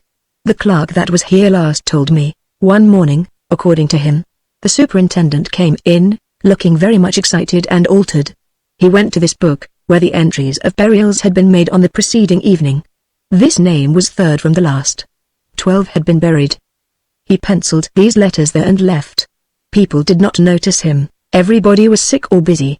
At last in the evening of the next day, when they were to bury a new lot, they found the superintendent digging at the grave the third from the last. They tried to stop him, but he shouted and moaned alternately, buried alive. Buried alive. In fact, they saw that he was crazy, and had to confine him at once. Did they examine the grave? Yes. The woman told my predecessor that she and her husband who did the burying had examined it, and found the body not only dead, but corrupt. So there's no doubt of it. That party must have been dead at any rate. Who was the woman? An old woman that laid them out. She and her husband buried them. Where is she now? I don't know. Does she stay here yet? No. She left last year. What became of the superintendent? He was taken home, but grew no better. At last he had to be sent to an asylum. Some examination was made by the authorities, but nothing ever came of it. The papers made no mention of the affair, and it was hushed up. Brandon read on. At last he came to another name. It was simply this, Brandon. There was a slight movement on the clerk's part as Brandon came to this name. There is no Christian name here, said Brandon. I suppose they did not know it. Well, said the clerk, there's something peculiar about that. The former clerk never mentioned it to anybody but me. That man didn't die at all. What do you mean? Said Brandon, who could scarcely speak for the tremendous struggle between hope and despair that was going on within him. It's a false entry. How? The superintendent wrote that. See, the handwriting is different from the others. One is that of the clerk who made all these entries, the other is the superintendent's. Brandon looked and saw that this was the case. What was the cause of that? The clerk told me that after making these next 15 entries of buried parties buried the evening after these last 12 he went away to see about something. When he came back the next morning, this name was written in the superintendent's hand. He did not know what to think of it, so he concluded to ask the superintendent, but in the course of the day he heard that he was mad and in confinement, as I have told you. Then you mean that this is not an entry of a death at all? Yes. The fact is, the superintendent for some reason got it into his head that this Brandon, and he pointed to Edith's name, had been buried alive. He brooded over the name, and among other things wrote it down here at the end of the list for the day. That's the way in which my predecessor accounted for it. It is a very natural one, said Brandon. Quite so. The clerk let it stand. You see, if he had erased it, he might have been overhauled, and there would have been a committee. He was afraid of that, so he thought it better to say nothing about it. He wouldn't have told me, only he said that a party came here once for a list of all the dead of the Tecumseh, and he copied all out, including this doubtful one. He thought that he had done wrong, and therefore told me, so that if any particular inquiries were ever made I might know what to say. Are there many mistakes in these records? I dare say there are a good many in the list for 1846. There was so much confusion that names got changed, and people died whose names could only be conjectured by knowing who had recovered. As some of those that recovered or had not been sick slipped away secretly, of course there was inaccuracy. Brandon had nothing more to ask. He thanked the clerk and departed. There was a faint hope, then, that Frank might yet be alive. On his way to Quebec he decided what to do. As soon as he arrived he inserted an advertisement in the chief papers to the following effect. Notice. Information of any one of the names of Brandon, who came out in the ship Tecumseh in 1846 from Liverpool to Quebec, is earnestly desired by friends of the family. A liberal reward will be given to anyone who can give the above information. Apply to Henry Peters, 22 Place Farm. Brandon waited in Quebec 6 weeks without any results. He then went to Montreal and inserted the same notice in the papers there, and in other towns in Canada, giving his Montreal address. After waiting 5 or 6 weeks in Montreal he went to Toronto, and advertised again, giving his new address. He waited here for some time, till at length the month of November began to draw to a close. Not yet despondent, he began to form a plan for advertising in every city of the United States. Meanwhile he had received many communications, all of which, however, were made with the vague hope of getting a reward. None were at all reliable. At length he thought that it was useless to wait any longer in Canada, and concluded to go to New York as a center of action. He arrived in New York at the end of December, and immediately began to insert his notices in all parts of the country, giving his address at the Astor House. One day, as he came in from the street, he was informed that there was someone in his room who wished to see him. He went up calmly, thinking that it was some new person with intelligence. On entering the room he saw a man standing by the window, in his shirt sleeves, dressed in coarse clothes. The man was very tall, broad-shouldered, with large, Roman features, and heavy beard and moustache. His face was marked by profound dejection. He looked like one whose whole life had been one long misfortune. Louis Brandon had never seen any face which bore so deep an impress of suffering. The stranger turned as he came in and looked at him with his sad eyes earnestly. "Sir," said he, in a voice which thrilled through Brandon, "are you Henry Peters?" A strange feeling passed over Brandon. He stepped forward. "Frank!" he cried, in a broken voice. "Merciful heavens!" cried the other. "Have you two come up from the dead?" Louis, in this meeting between the two brothers, after so many eventful years of separation, each had much to tell. Each had a story so marvelous that the other might have doubted it, had not the marvels of his own experience been equally great. Frank's story, however, is the only one that the reader will care to hear, and that must be reserved for another chapter. Chapter 20. Frank's story. "After you left," said Frank, "all went to confusion. Potts lauded it with a higher hand than ever, and my father was more than ever infatuated, and seemed to feel that it was necessary to justify his harshness toward you by publicly exhibiting a greater confidence in Potts. Like a thoroughly vulgar and base nature, this man could not be content with having the power, but loved to exhibit that power to us. Life to me for years became one long death. 100 times I would have turned upon the scoundrel and taken vengeance for our wrongs, but the tears of my mother forced me to use self-control. You had been driven off, I alone was left, and she implored me by my love for her to stand by her. I wished her to take her own little property and go with me and Edith where we might all live in seclusion together, but this she would not do for fear of staining the proud Brandon name. Potts grew worse and worse every year. There was a loathsome son of his whom he used to bring with him, and my father was infatuated enough to treat the younger devil with the same civility which he showed to the elder one. Poor father! He really believed, as he afterward told me, that these men were putting millions of money into his hands, and that he would be the Beckford of his generation. After a while another scoundrel, called Clark, appeared, who was simply the counterpart of Potts. Of this man something very singular was soon made known to me. One day I was strolling through the grounds when suddenly, as I passed through a grove which stood by a fish pond, I heard voices and saw the two men I hated most of all on earth standing near me. They were both naked. They had the audacity to go bathing in the fish pond. Clark had his back turned toward me, and I saw on it, below the neck, 3 marks, fiery red, as though they had been made by a brand. They were these, and taking a pencil, Frank made the following marks, greater than R+. Louis looked at this with intense excitement. "You have been in New South Wales," said Frank, "and perhaps know whether it is true or not that these are brands on convicts." "It is true, and on convicts of the very worst kind." "Do you know what they mean?" "Yes." "What?" "Only the worst are branded with a single mark, so you may imagine what a triple mark indicates. But I will tell you the meaning of each. The first, /vertical bar /, is the king's mark put on those who are totally irreclaimable and insubordinate. The second, R, means runaway, and is put on those who have attempted to escape. The third, +, indicated a murderous attack on the guards. When they are not hung, they are branded with this mark, and those who are branded in this way are condemned to hard work, in chains, for life." "That's about what I supposed," said Frank, quietly, "only of course you are more particular." After seeing this I told my father. He refused to believe me. I determined to bring matters to a crisis, and charged Potts, in my father's presence, with associating with a branded felon. Potts at once turned upon me and appealed to my father's sense of justice. He accused me of being so far carried away by prejudice as not to hesitate to invent a foul slander against an honest man. He said that Clark would be willing to be put to any test. He could not, however, ask him to expose himself. It was too outrageous, but would simply assert that my charge was false. My father as usual believed every word and gave me a stern reprimand. Louis, in the presence of my mother and sister, I cursed my father on that day. Poor man. The blow soon fell. It was in 1845 that the crash came. I have not the heart to go into details now. I will tell you from time to time hereafter. It is enough to say that every penny was lost. We had to leave the hall and took a little cottage in the village. All our friends and acquaintances stood aloof. My father's oldest friends never came near him. Old Langety was dead. His son knew nothing about this. I will tell you more of him presently. Colonel Lionel Despard was dead. His son, Courtney, was ignorant of all this, and was away in the north of England. There was Thornton, and I can't account for his inaction.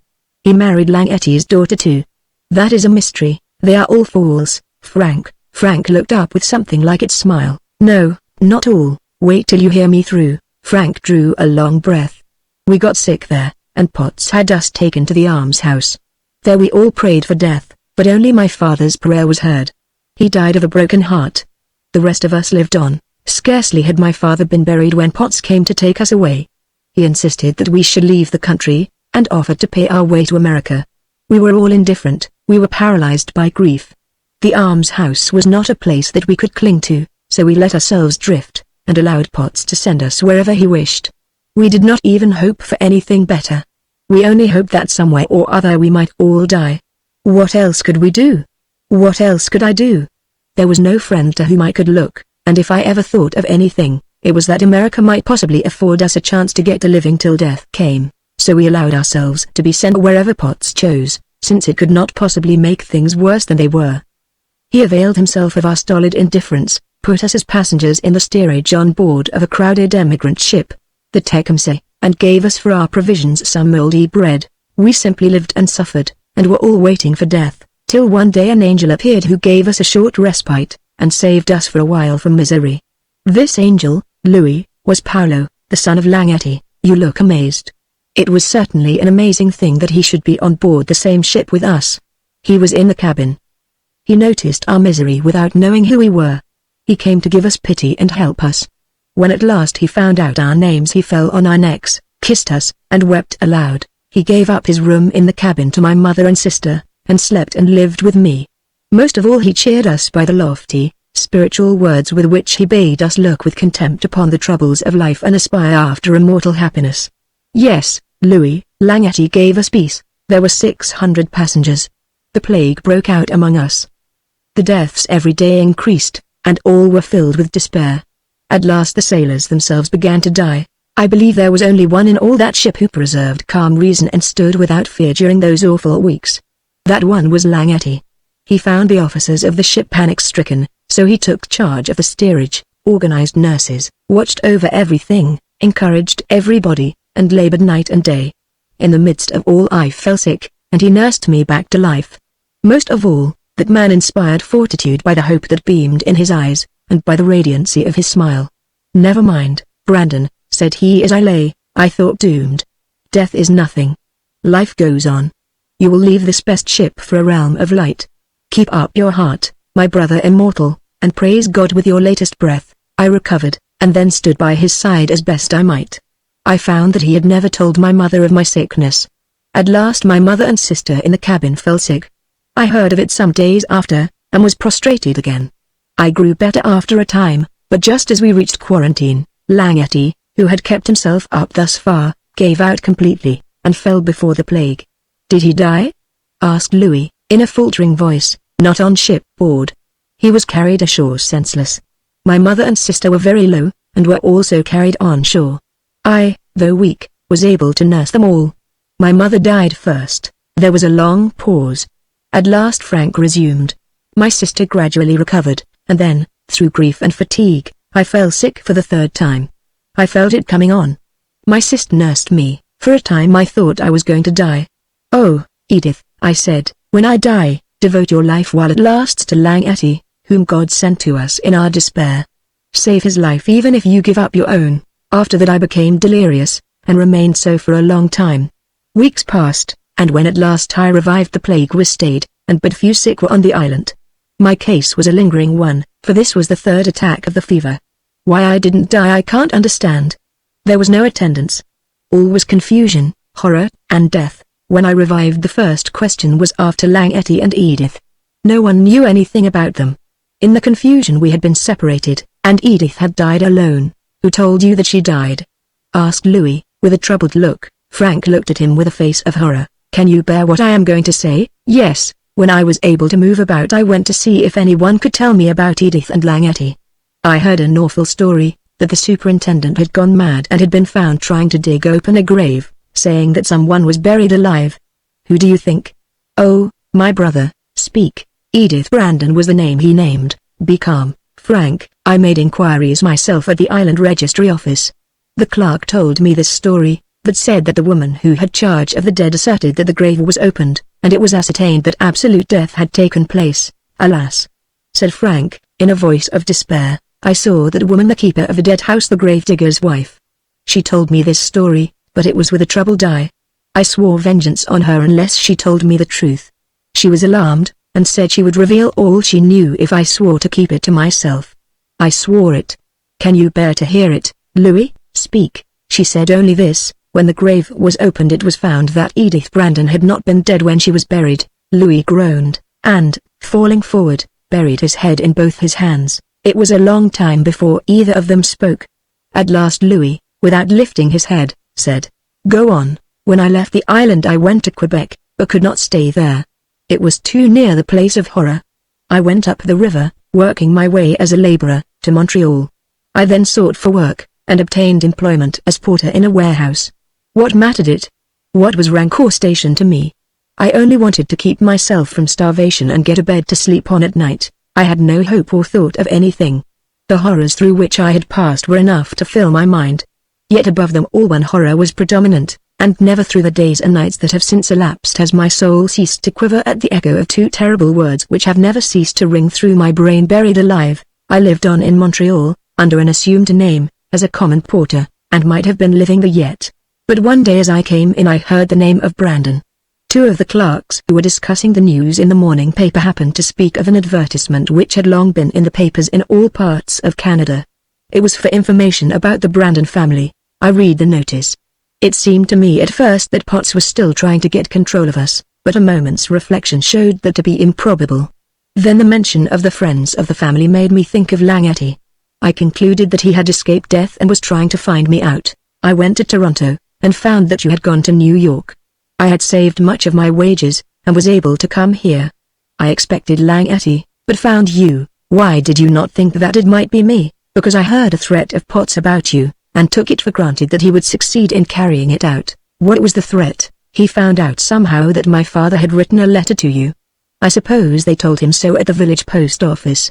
One day when he was in the room he said, with a laugh, alluding to the letter, "I'll uncork that young brandy flask before long." Well, the notice of my death appeared in the English papers. Frank looked earnestly at him, "And I accept it, and go under an assumed name, so do I." "It is better." "You thought Langety alive. Do you think he is?" "I do not think so now." "Why not?" "The efforts which he made were enough to kill any man without the plague." "He must have died." After hearing Frank's story, Louis gave a full account of his own adventures, omitting, however, all mention of Beatrice. That was something for his own heart, and not for another's ear. "Have you the letter and miss?" "Yes, let me read them." Louis took the treasures and handed them to Frank. He read them in silence. "Is Cato with you yet?" "Yes, it is well." "And now, Frank," said Louis, "you have something at last to live for." "What is that?" "Vengeance," cried Louis, with burning eyes. "Vengeance," repeated Frank, without emotion. "Vengeance. What is that to me? Do you hope to give peace to your own heart by inflicting suffering on our enemies? What can they possibly suffer that can atone for what they have inflicted? All that they can feel is as nothing compared with what we have felt." "Vengeance," he repeated, musingly. "And what sort of vengeance? Would you kill them? What would that effect? Would he be more miserable than he is? Or would you feel any greater happiness? Or do you mean something more far-reaching than death?" "Death," said Louis, "is nothing for such crimes as his. You want to inflict suffering, then, and you ask me. Well, after all, do I want him to suffer? Do I care for this man's sufferings? What are they, or what can they be to me? He stands on his own plane, far beneath me. He is a coarse animal, who can, perhaps, suffer from nothing but physical pain. Should I inflict that on him, what good would it be to me? And yet there is none other that I can inflict." "Langety must have transformed you," said Louis, with his spiritual ideas. "Langety, or perhaps the fact that I 3 times gazed upon the face of death and stood upon the threshold of that place where dwells the infinite mystery. So when you speak of mere vengeance my heart does not respond. But there is still something which may make a purpose as strong as vengeance." "Name it." "The sense of intolerable wrong," cried Frank, in vehement tones. "The presence of that foul pair in the home of our ancestors, our own exile, and all the sufferings of the past. Do you think that I can endure this? No, you must have vengeance." "No, not vengeance." "What then?" "Justice," cried Frank, starting to his feet. "Justice strict, stern, merciless, and that justice means to me all that you mean by vengeance. Let us make war against him from this time forth while life lasts. Let us cast him out and get back our own. Let us put him into the power of the law, and let that take satisfaction on him for his crimes. Let us cast him out and fling him from us to that power which can fittingly condemn. I despise him, and despise his sufferings. His agony will give me no gratification. The anguish that a base nature can suffer is only disgusting to me. He suffers only out of his baseness. To me, and with a thing like that, vengeance is impossible, and justice is enough. At any rate you will have a purpose, and your purpose points to the same result as mine." "But how is this possible?" said Frank. "He is strong, and we are weak. What can we do?" "We can try," said Louis. "You are ready to undertake anything. You do not value your life. There is one thing which is before us. It is desperate, it is almost hopeless. But we are both ready to try it." "What is that?" "The message from the dead," said Louis, spreading before Frank that letter from the treasure ship which he himself had so often read. "And are you going to try this?" "Yes." "How?" "I don't know. I must first find out the resources of science." "Have you Cato yet?" "Yes." "Can he dive?" "He was brought up on the Malabar coast, among the pearl fishes, and can remain underwater for an incredible space of time. But I hope to find means which will enable me myself to go down under the ocean depths. This will be our object now. If it succeeds, then we can gain our purpose. If not, we must think of something else." Chapter 21 The Diving Business. In a little street that runs from Broadway, not far from Wall Street, there was a low doorway with dingy panes of glass, over which was a sign which bore the following letters, somewhat faded: Brockett & Co., Contractors. About a month after his arrival at New York, Brandon entered this place and walked up to the desk, where a stout, thick-set man was sitting, with his chin on his hands and his elbows on the desk before him. "Mr. Brockett?"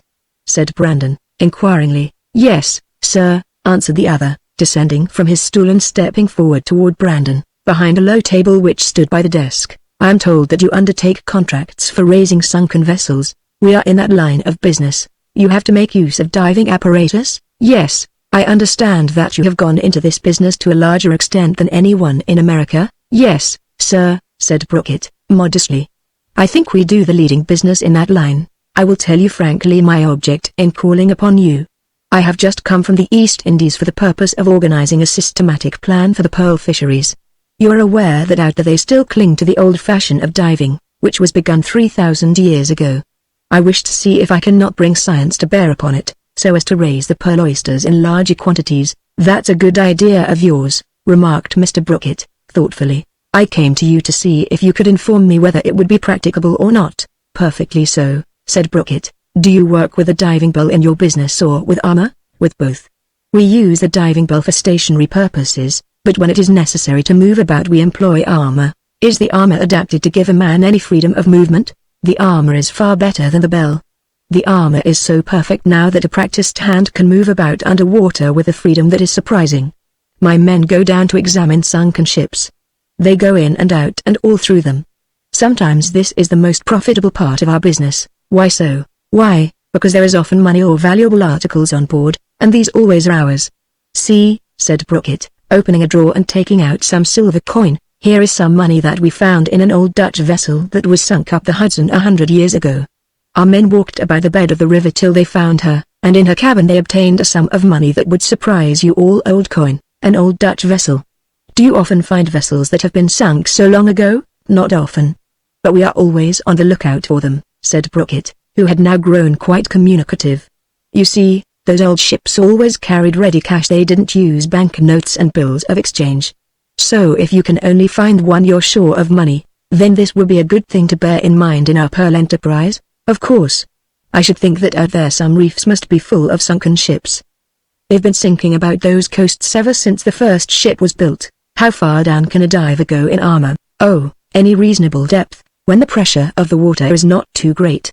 Some pain in the ears is felt at first from the compressed air, but that is temporary. Men can easily go down as far as 15 or 16 fathoms. How long can they stay down?" "In the bells, you know, they go down and are pulled up only in the middle of the day and at evening, when their work is done." "How with the men in armor?" "Oh, they can stand it almost as well. They come up oftener, though. There is one advantage in the armor, a man can fling off his weight and come up whenever he likes." "Have you ever been down yourself?" "Oh yes, oftener than any of my men. I'm the oldest diver in the country, I think. But I don't go down often now. It's hard work, and I'm getting old." "Is it much harder than other work?" "Well, you see, it's unnatural sort of work, and is hard on the lungs. Still, I always was healthy. The real reason why I stopped was a circumstance that happened 2 years ago." "What was that?" Brockett drew a long breath, looked for a moment meditatively at the floor, and then went on. "Well, there happened to be a wreck of a steamer called the Saladin down off the North Carolina coast, and I thought I would try her as a speculation, for I supposed that there might be considerable money on board one way or another. It was a very singular affair. Only 2 men had escaped. It was so sudden. They said the vessel struck a rock at night when the water was perfectly still, and went down in a few minutes, before the passengers could even be awakened. It may seem horrid to you, but you must know that a shipload of passengers is very profitable, for they all carry money. Besides, there are their trunks, and the clerk's desk, and so on. So, this time, I went down myself. The ship lay on one side of the rock which had pierced her, having floated off just before sinking, and I had no difficulty in getting on board. After walking about the deck I went at once into the saloon."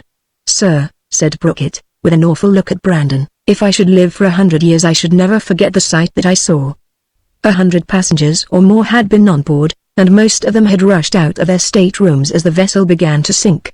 Very many of them lay on the floor, a frightful multitude of dead. But there were others," continued Brockett, in a lower tone, "who had clutched at pieces of furniture, at the doors, and at the chairs, and many of these had held on with such a rigid clutch that death itself had not unlocked it. Some were still upright, with distorted features, and staring eyes, clinging, with frantic faces, to the nearest object that they had seen. Several of them stood around the table. The most frightful thing was this, that they were all staring at the door, but the worst one of all was a corpse that was on the saloon table. The wretch had leapt there in his first mad impulse, and his hands had clutched a brass bar that ran across. He was facing the door, his hands were still clinging, his eyes glared at me, his jaw had fallen, the hideous face seemed grimacing at and threatening me. As I entered, the water was disturbed by my motion. An undulation set in movement by my entrance passed through the length of the saloon. All the corpses swayed for a moment. I stopped in horror. Scarcely had I stopped when the corpses, agitated by the motion of the water and swaying, lost their hold, their fingers slipped, and they fell forward simultaneously. Above all, that hideous figure on the table, as its fingers were loosened, in falling forward, seemed to take steps, with his demon face still staring at me. My blood ran cold. It seemed to me as though these devils were all rushing at me, led on by that fiend on the table. For the first time in my life, sir, I felt fear under the sea. I started back, and rushed out quaking as though all hell was behind me. When I got up to the surface I could not speak. I instantly left the Saladin, came home with my men, and have never been down myself since. A long conversation followed about the general condition of sunken ships. Brockett had no fear of rivals in business, and as his interlocutor did not pretend to be one, he was exceedingly communicative. He described to him the exact depth to which a diver in armor might safely go, the longest time that he could safely remain underwater, the rate of travel in walking along a smooth bottom, and the distance which one could walk. He told him how to go on board of a wrecked ship with the least risk or difficulty, and the best mode by which to secure any valuables which he might find. At last he became so exceedingly friendly that Brandon asked him if he would be willing to give personal instructions to himself, hinting that money was no object, and that any price would be paid. At this Brockett laughed. "My dear sir, you take my fancy, for I think I see in you a man of the right sort. I should be very glad to show anyone like you how to go to work. Don't mention money, I have actually got more now than I know what to do with, and I'm thinking of founding an asylum for the poor. I'll sell you any number of suits of armor, if you want them, merely in the way of business, but if I give you instructions it will be merely because I like to oblige a man like you." Brandon of course expressed all the gratitude that so generous an offer could excite, "But there's no use trying just yet, wait till the month of May, and then you can begin. You have nerve, and I have no doubt that you'll learn fast." After this interview Brandon had many others. To give credibility to his pretended plan for the pearl fisheries, he bought a dozen suits of diving armor and various articles which Brockett assured him that he would need. He also brought Cato with him one day, and the Hindu described the plan which the pearl divers pursued on the Malabar coast. According to Cato, each diver had a stone which weighed about 30 pounds tied to his foot, and a sponge filled with oil fastened around his neck. On plunging into the water, the weight carried him down. When the diver reached the bottom, the oiled sponge was used from time to time to enable him to breathe by inhaling the air through the sponge applied to his mouth. All this was new to Brockett. It excited his ardor. The month of May at last came. Brockett showed them a place in the Hudson, about 20 miles above the city, where they could practice.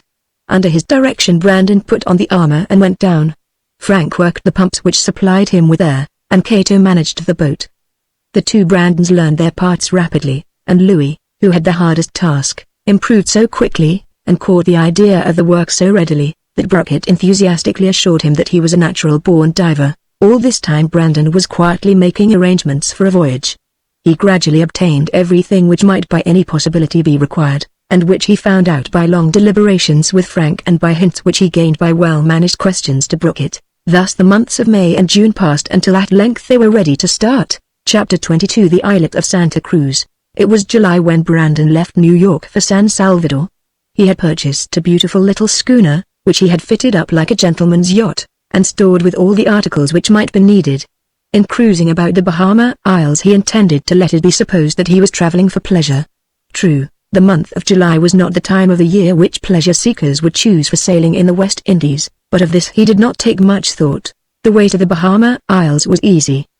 They stopped for a while at Nassau, and then went to San Salvador. The first part of the New World which Columbus discovered is now but seldom visited, and few inhabitants are found there. Only 600 people dwell upon it, and these have in general but little intelligence. On reaching this place Brandon sailed to the harbor which Columbus entered, and made many inquiries about that immortal landing. Traditions still survived among the people, and all were glad to show the rich Englishman the lions of the place. He was thus enabled to make inquiries without exciting suspicion about the islands lying to the north. He was informed that about 4 leagues north there was an island named Creese, and as there was no island known in that direction named Santa Cruz, Brandon thought that this might be the one. He asked if there were any small islets or sandbanks near there, but no one could tell him. Having gained all the information that he could, he pursued his voyage. In that hot season there was but little wind. The seas were visited by profound calms which continued long and rendered navigation slow and tedious. Sometimes, to prevent themselves from being swept away by the currents, they had to cast anchor. At other times they were forced to keep in close by the shore. They waited till the night came on, and then, putting out the sweeps, they rowed the yacht slowly along. It was the middle of July before they reached the island of Creese, which Brandon thought might be Santa Cruz. If so, then 1 league due north of this there ought to be the islet of the Three Needles. Upon the discovery of that would depend their fate. It was evening when they reached the southern shore of Creese. Now was the time when all the future depended upon the fact of the existence of an islet to the north. That night on the south shore was passed in deep anxiety. They rowed the vessel on with their sweeps, but the island was too large to be passed in one night. Morning came, and still they rowed. The morning passed, and the hot sun burned down upon them, yet they still toiled on, seeking to pass beyond a point which lay ahead, so as to see the open water to the north. Gradually they neared it, and the sea view in front opened up more and more widely. There was nothing but water. More and more of the view exposed itself, until at last the whole horizon was visible. Yet there was no land and no island, no sign of those 3 rocks which they longed so much to find. A light wind rose which enabled them to sail over all the space that lay 1 league to the north. They sounded as they went, but found only deep water. They looked all around, but found not so much as the smallest point of land above the surface of the ocean. That evening they cast anchor and went ashore at the island of Creese to see if anyone knew of other islands among which might be found one named Santa Cruz. Their disappointment was profound. Brandon for a while thought that perhaps some other San Salvador was meant in the letter. This very idea had occurred to him before, and he had made himself acquainted with all the places of that name that existed. None of them seemed, however, to answer the requirements of the writing. Some must have gained the name since, others were so situated that no island could be mentioned as lying to the north. On the whole, it seemed to him that this San Salvador of Columbus could alone be mentioned. It was alluded to as a well-known place, of which particular description was unnecessary, and no other place at that day had this character except the one on which he had decided. One hope yet remained, a faint one, but still a hope, and this might yet be realized. It was that Creese was not Santa Cruz, but that some other island lay about here, which might be considered as north from San Salvador. This could be ascertained here in Creese better perhaps than anywhere else. With this faint hope he landed. Creese is only a small island, and there are but few inhabitants upon it, who support themselves partly by fishing. In this delightful climate their wants are not numerous, and the rich soil produces almost anything which they desire. The fish about here are not plentiful, and what they catch have to be sought for at a long distance off. Are there any other islands near this? Asked Brandon of some people whom he met on landing. Not very near. Which is the nearest? San Salvador. Are there any others in about this latitude? Well, there is a small one about 12 leagues east. There are no people on it though. What is its name? Santa Cruz. Brandon's heart beat fast at the sound of that name. It must be so. It must be the island which he sought. It lay to the north of San Salvador, and its name was Santa Cruz. It is not down on the charts? No. It is only a small islet. Another confirmation, for the message said plainly an islet, whereas Creese was an island. How large is it? Oh, perhaps a mile or a mile and a half long. Is there any other island near it? I don't know. Have you ever been there? No. Plainly no further information could be gathered here. It was enough to have hope strengthened and an additional chance for success. Brandon obtained as near as possible the exact direction of Santa Cruz, and, going back to the yacht, took advantage of the light breeze which still was blowing and set sail. Night came on very dark, but the breeze still continued to send its light breath, and before this the vessel gently glided on. Not a thing could be seen in that intense darkness. Toward morning Louis Brandon, who had remained up all night in his deep anxiety, tried to pierce through the gloom as he strained his eyes, and seemed as though he would force the darkness to reveal that which he sought. But the darkness gave no token. Not Columbus himself, when looking out over these waters, gazed with greater eagerness nor did his heart beat with greater anxiety of suspense, than that which Brandon felt as his vessel glided slowly through the dark waters, the same over which Columbus had passed, and moved amidst the impenetrable gloom. But the long night of suspense glided by at last. The darkness faded, and the dawn came. Frank Brandon, On waking about sunrise, came up and saw his brother looking with fixed intensity of gaze at something directly in front. He turned to see what it might be. An island covered with palm trees lay there. Its extent was small, but it was filled with the rich verdure of the tropics. The gentle breeze ruffled the waters, but did not altogether efface the reflection of that beautiful islet. Louis pointed toward the northeast. Frank looked. It seemed to be about 2 miles away. It was a low sand island about a quarter of a mile long. From its surface projected 3 rocks thin and sharp. They were at unequal distances from each other, and in the middle of the islet. The tallest one might have been about 12 feet in height, the others 8 and 10 feet respectively. Louis and Frank exchanged one long look, but said not a word. That look was an eloquent one. This then was unmistakably the place of their search, the islet with the 3 rocks like needles lying north of Santa Cruz. 1 league due north of this was the spot where now rested all their hopes. The island of Santa Cruz was, as had been told them, not more than 1.5 miles in length. The sand island with the needles lay about 2 miles north of it. On the side of Santa Cruz which lay nearest to them was a small cove just large enough for the yacht.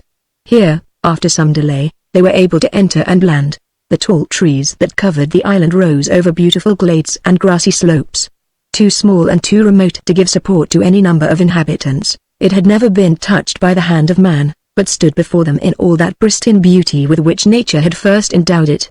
It reminded Brandon in some degree of that African island where he had passed some time with Beatrice. The recollection of this brought over him an intolerable melancholy, and made the very beauty of this island painful to him. Yet hope was now strong within his heart, and as he traversed its extent his eye wandered about in search of places where he might be able to conceal the treasure that lay under the sea, if he were ever able to recover it from its present place. The island afforded many spots which were well adapted to such a purpose. In the center of the island a rock jutted up, which was bald and flat on its summit. On the western side it showed a precipice of some 40 or 50 feet in height, and on the eastern side it descended to the water in a steep slope.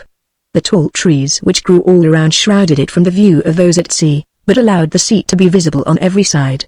Climbing to this place, they saw something which showed them that they could not hope to carry on any operations for that day. On the other side of the island, about 10 miles from the shore, there lay a large brig becalmed. It looked like one of those vessels that are in the trade between the United States and the West Indies. As long as that vessel was in the neighborhood it would not do even to make a beginning, nor did Brandon care about letting his yacht be seen. Whatever he did he wished to do secretly. The brig continued in sight all day, and they remained on the island. Toward evening they took the small boat and rowed out to the sandbank which they called Needle Islet.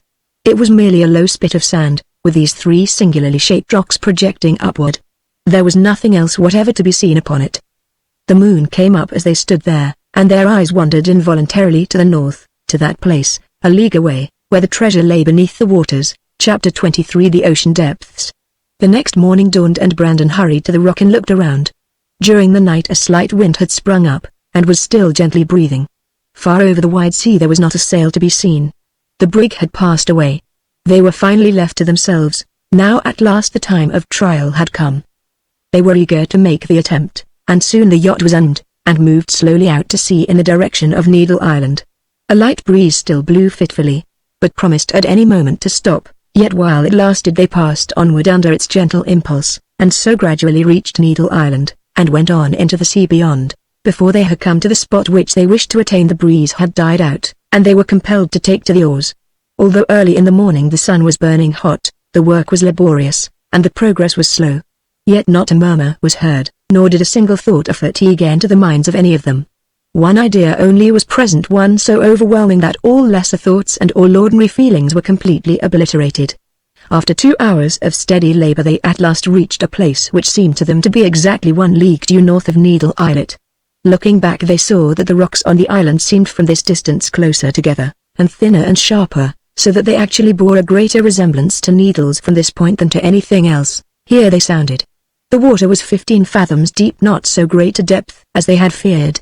Then they put down the anchor, for although there was no wind, yet the yacht might be caught in some current, and drift gradually away from the right position. The small boat had all this time been floating astern with the pumping apparatus in it, so that the adventurous diver might readily be accompanied in his search and his wanderings at the bottom of the sea. But there was the prospect that this search would be long and arduous, and Brandon was not willing to exhaust himself too soon. He had already resolved that the first exploration should be made by Asgilo. The Hindu had followed Brandon in all his wanderings with that silent submission and perfect devotion which is more common among Hindus than any other people. He had the air of one who was satisfied with obeying his master, and did not ask the end of any commands which might be given. He was aware that they were about to explore the ocean depths, but showed no curiosity about the object of their search.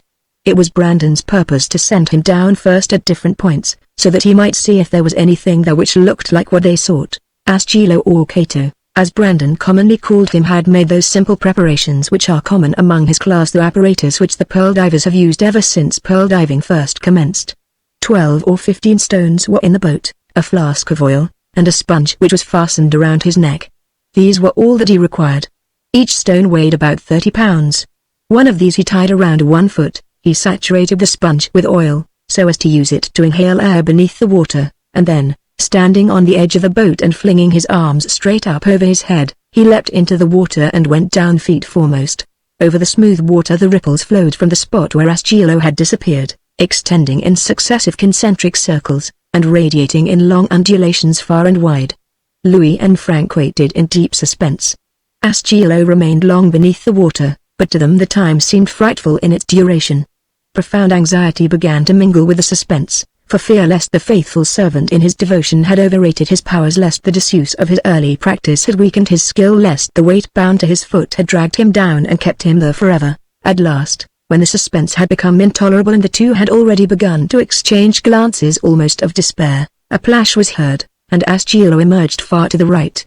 He struck out strongly toward the boat, which was at once rowed toward him. In a few minutes he was taken in. He did not appear to be much exhausted. He had seen nothing. They then rowed about 100 yards further, and Asgilo prepared to descend once more. He squeezed the oil out of the sponge and renewed it again. But this time he took a knife in his hand. "What is that for?" asked Frank and Louis. "Sharks," answered Cato, in a terrible tone. At this Louis and Frank exchanged glances. Could they let this devoted servant thus tempt so terrible a death? "Did you see any sharks?" asked Louis. "No, Sahib." "Why do you fear them, then?" "I don't fear them, Sahib." "Why do you take this knife?" "One may come, Sahib." After some hesitation Asgilo was allowed to go. As before he plunged into the water, and remained underneath quite as long. But now they had become familiarized with his powers and the suspense was not so dreadful.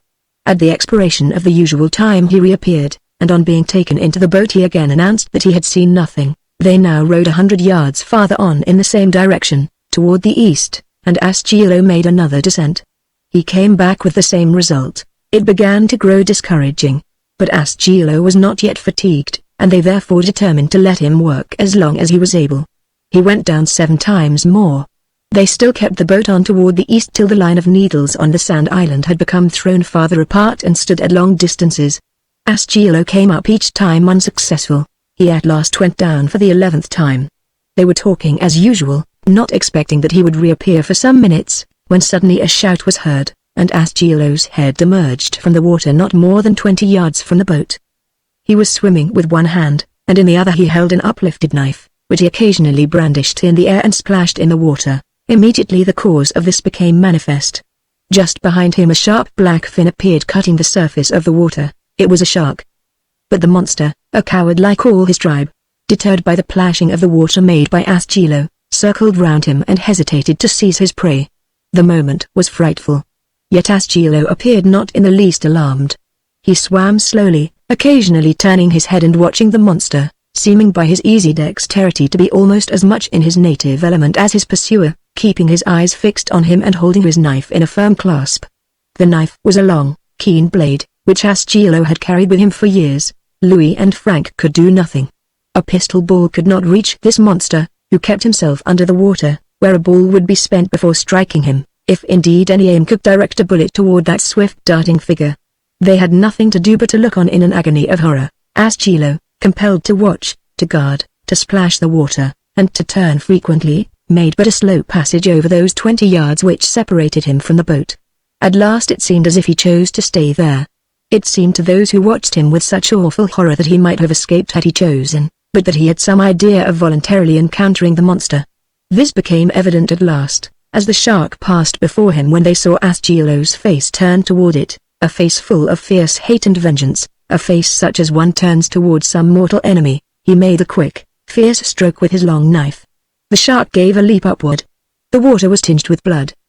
The next moment Asgilo went down. What now? Was the thought of the brothers. Had he been dragged down? Impossible. And yet it seemed equally impossible that he could have gone down of his own accord. In a moment their suspense was ended.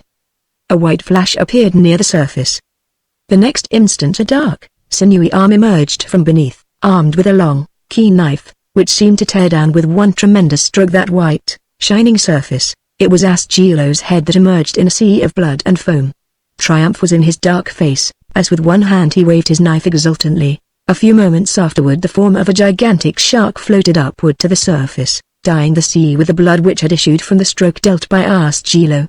Not yet, however, was the vindictive fury of the Hindu satiated. He swam up to it. He dashed his knife over and over the white belly till it became a hideous mass of gaping entrails. Then he came into the boat. He sat down, a hideous figure. Blood covered his tawny face, and the fury of his rage had not left the features. The strength which this man had shown was tremendous, yet his quickness and agility even in the water had been commensurate with his strength. Brandon had once seen proofs of his courage in the dead bodies of the Malay pirates which lay around him in the cabin of that ill-fated Chinese ship, but all that he had done then was not to be compared to this. They could not help asking him why he had not at once made his escape to the boar, instead of staying to fight the monster. Asgilo's look was as gloomy as death as he replied. They tore in pieces my son, Sahib, my only son, when he first went down, and I have to avenge him. I killed 100 on the Malabar coast before I left it forever. That shark did not attack me, I attacked him. If you saw one now, would you attack him? Yes, Sahib.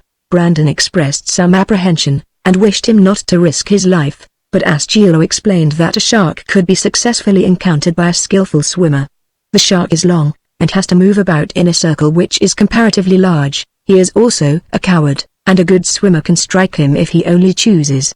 He again repeated triumphantly that he had killed more than 100 to avenge his son. In his last venture Asgilo had been no more successful than before. Needle Island was now to the southwest, and Brandon thought that their only chance was to try farther over toward the west, where they had not yet explored. They rowed at once back to the point from which they had set out, and then went on about 150 yards to the west.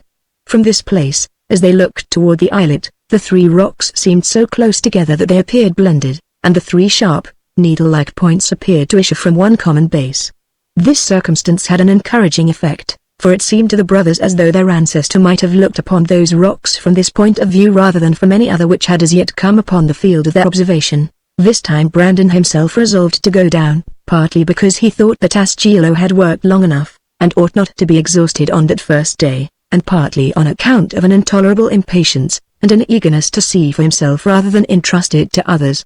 There was the horror of the shark, which might have deterred any other man. It was a danger which he had never taken into account. But the resolve of his soul was stronger than any fear, and he determined to face even this danger. If he lost his life, he was indifferent. Let it go. Life was not so precious to him as to some others.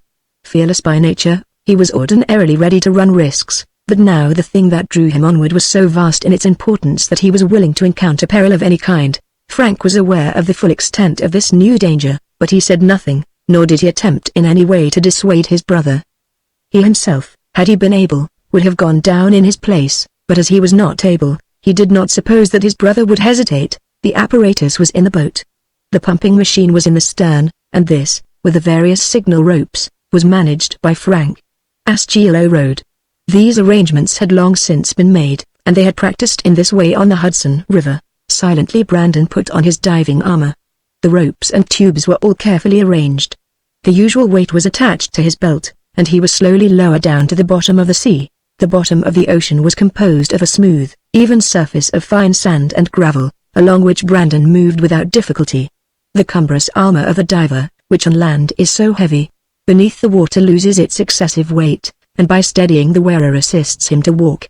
The water was marvelously transparent, as is usually the case in the southern seas, and through the glass plate in his helmet Brandon could look forward to a greater distance than was possible in the Hudson. Overhead he could see the bottom of the boat, as it floated and moved on in the direction which he wished. Signals, which were communicated by a rope which he held in his hand, told them whether to go forward or backward, to the right or to the left, or to stop altogether.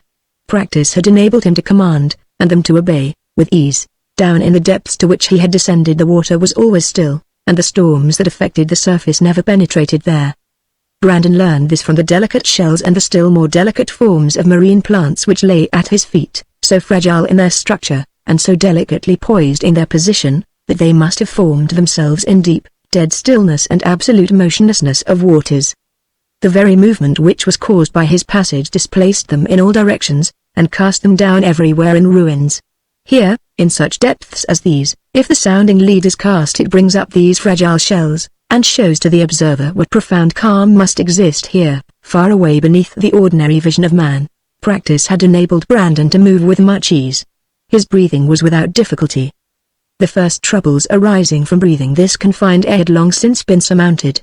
One tube ran down from the boat, through which the fresh air was pushed, and another tube ran up a little distance, through which the air passed and left it in myriad bubbles that ascended to the surface. He walked on, and soon came to a place where things changed their appearance.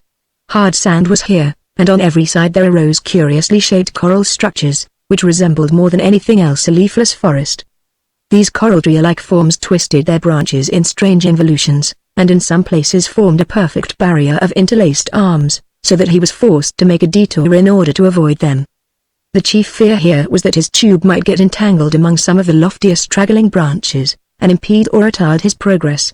To avoid this caused much delay. Now, among the coral rocks, the vegetation of the lower sea began to appear of more vivid colors and of far greater variety than any which he had ever seen. Here were long plants which clung to the coral like ivy, seeming to be a species of marine parasite, and as it grew it throve more luxuriantly. Here were some which threw out long arms, terminating in vast, broad, palm-like leaves, the arms intertwined among the coral branches and the leaves hanging downward. Here were long streamers of fine, silk-like strings, that were suspended from many a projecting branch, and hillocks of spongy substance that looked like moss. Here, too, were plants which threw forth long, ribbon-like leaves of variegated color. It was a forest under the sea, and it grew denser at every step. At last his progress in this direction was terminated by a rock which came from a southerly direction, like a spur from the islands.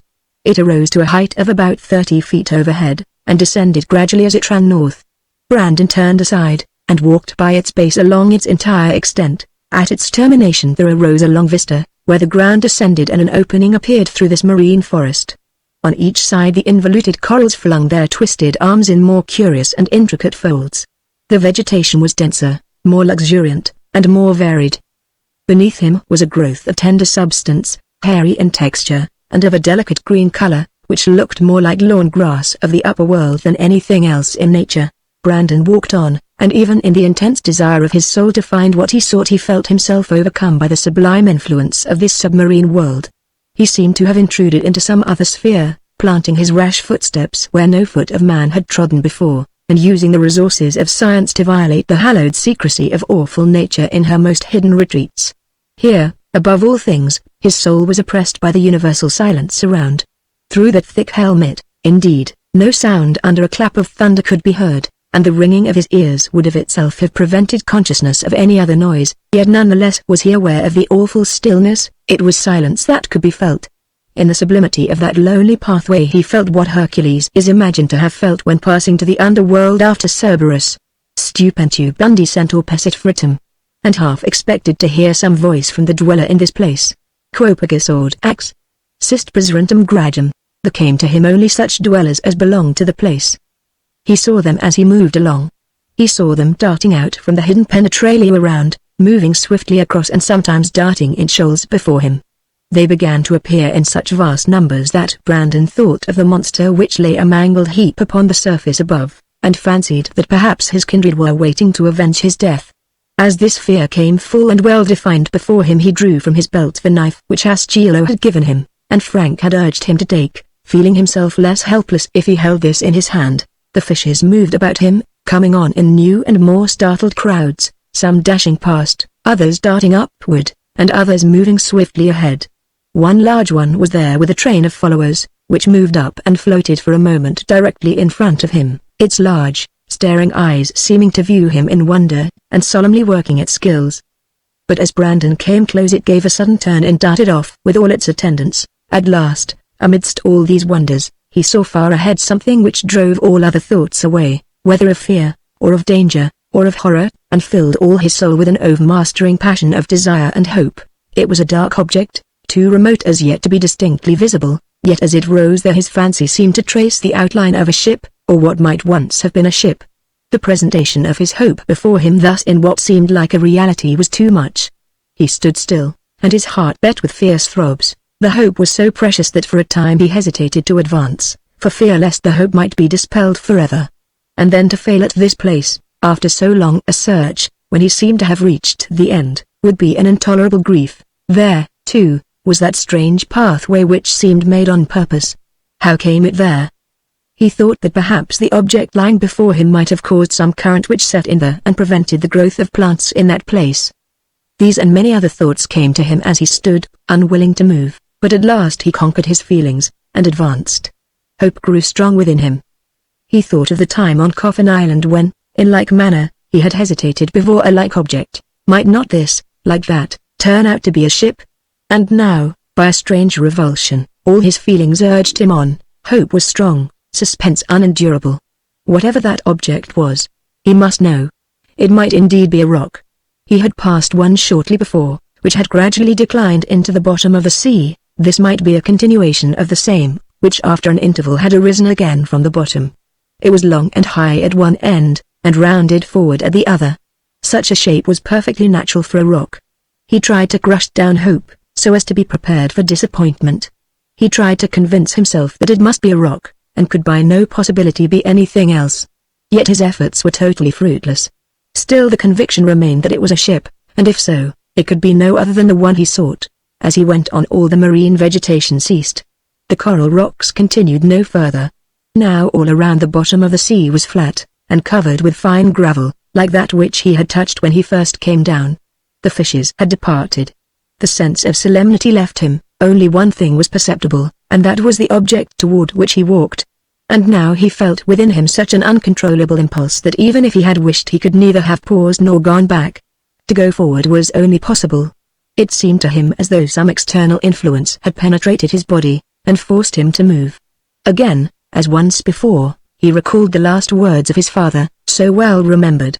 If in the other world to which I am going the disembodied spirit can assist man, then be sure, O my son, I will assist you, and in the crisis of your fate I will be near, if it is only to communicate to your spirit what you ought to do. It was Ralph Brandon who had said this. Here in this object which lay before him, if it were indeed the ship, he imagined the spirit of another Ralph Brandon present, awaiting him. Suddenly a dark shadow passed over his head, which forced him involuntarily to look up. In spite of his excitement a shudder passed through him. Far overhead, at the surface of the sea the boat was floating.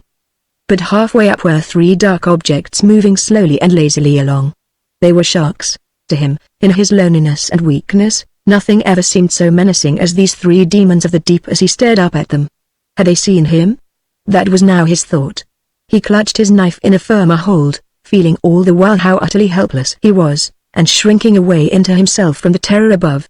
The monsters moved leisurely about, at one time grazing the tube, and sending down a vibration which thrilled like an electric shock through him. For a moment he thought that they were malignantly tormenting him, and had done this on purpose in order to send down to him a message of his fate.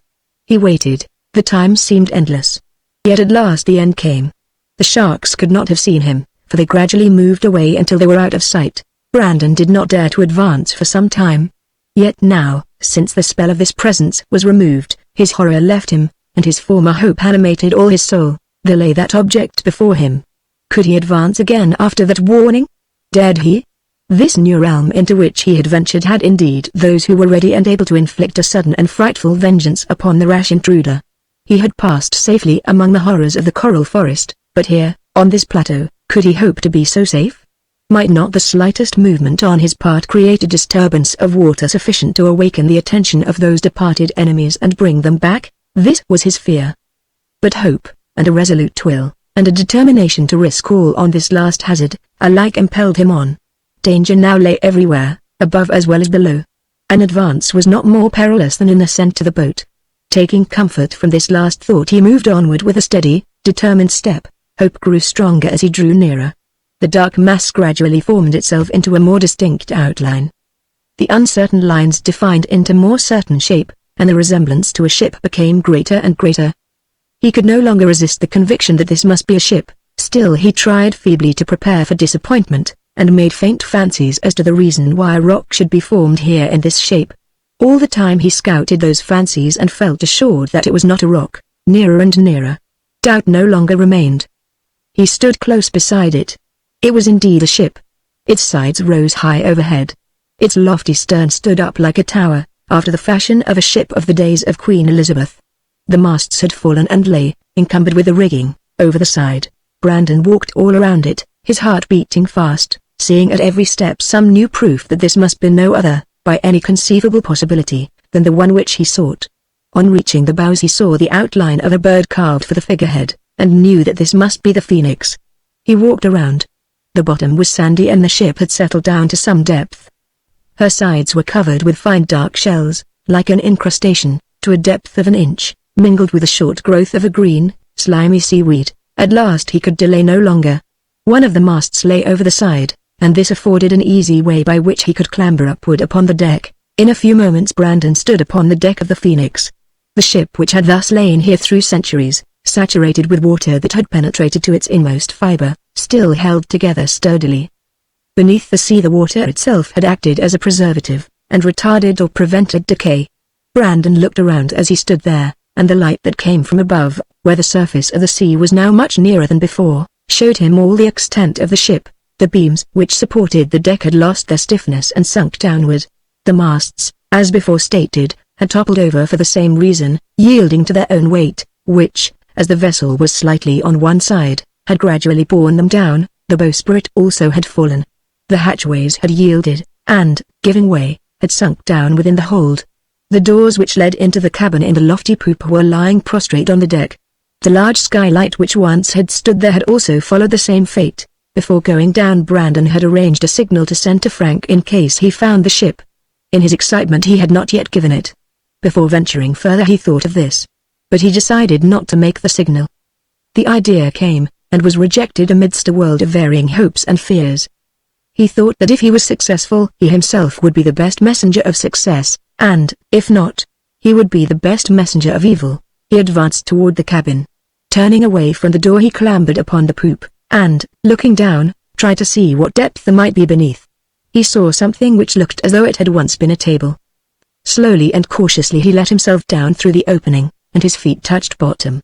He moved downward, and let his feet slide till they touched the floor. He was within the cabin. The light here was almost equal to that without, for the skylight was very wide. The floor was sunken in like the deck of the ship. He looked around to see where he might first search for the treasure. Suddenly his eye caught sight of something which drove away every other thought. At one end was a seat, and there, propped up against the wall, was a skeleton in a sitting posture. Around it was a belt with a sword attached. The figure had partly twisted itself round, but its bead and shoulders were so propped up against the wall that it could not fall. Brandon advanced, filled with 1,000 emotions. One hand was lying down in front. He lifted it. There was a gold ring on the bony finger. He took it off.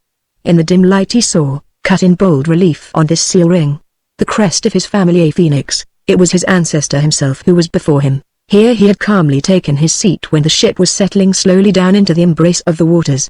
Here he had taken his seat, calmly and sternly, awaiting his death, perhaps with a feeling of grim triumph that he could thus elude his foes.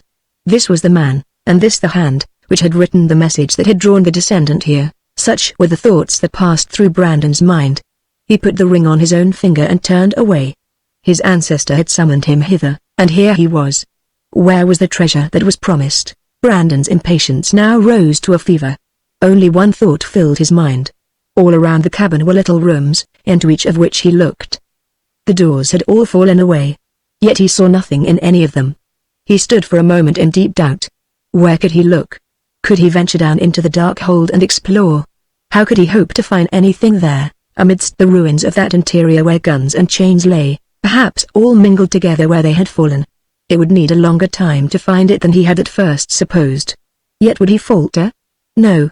Rather than give up he would pass years here, till he had dismembered the whole ship and strewn every particle of her piecemeal over the bottom of the sea.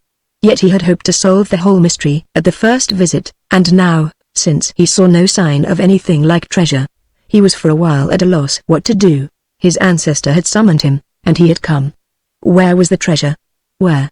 Why could not that figure arise and show him? Such were his thoughts. Yet these thoughts, the result of excitement that was now a frenzy, soon gave rise to others that were calmer. He reflected that perhaps some other feeling than what he had at first imagined might have inspired that grim old Englishman when he took his seat there and chose to drown on that seat rather than move away. Some other feeling, and what feeling? Some feeling which must have been the strongest in his heart. What was that? The one which had inspired the message, the desire to secure still more that treasure for which he had toiled and fought. His last act was to send the message. Why should he not have still borne that thought in his mind and carried it till he died? The skeleton was at one end, supported by the wall, 2 posts projected on each side. A heavy oaken chair stood there, which had once perhaps been fastened to the floor. Brandon thought that he would first examine that wall. Perhaps there might be some opening there. He took the skeleton in his arms reverently, and proceeded to lift it from the chair. He could not. He looked more narrowly, and saw a chain which had been fastened around it and bound it to the chair. What was the meaning of this? Had the crew mutinied, bound the captain, and run? Had the Spaniards seized the ship after all? Had they recovered the spoil, and punished in this way the plunderer of 3 galleons, by binding him here to the chair, scuttling the ship, and sending him down to the bottom of the sea? The idea of the possibility of this made Brandon sick with anxiety. He pulled the chair away, put it on one side, and began to examine the wooden wall by running his hand along it. There was nothing whatever perceptible. The wall was on the side farthest from the stern, and almost amidships. He pounded it, and, by the feeling, knew that it was hollow behind. He walked to the door which was on one side, and passed in behind this very wall. There was nothing there. It had once perhaps been used as part of the cabin. He came back disconsolately, and stood on the very place where the chair had been. "Let me be calm," he said to himself. "This enterprise is hopeless. Yes, the Spaniards captured the ship, recovered the treasure, and drowned my ancestor. Let me not be deceived. Let me cast away hope, and search here without any idle expectation." Suddenly, as he thought, he felt the floor gradually giving way beneath him. He started, but before he could move or even think in what direction to go, the floor sank in, and he at once sank with it downward.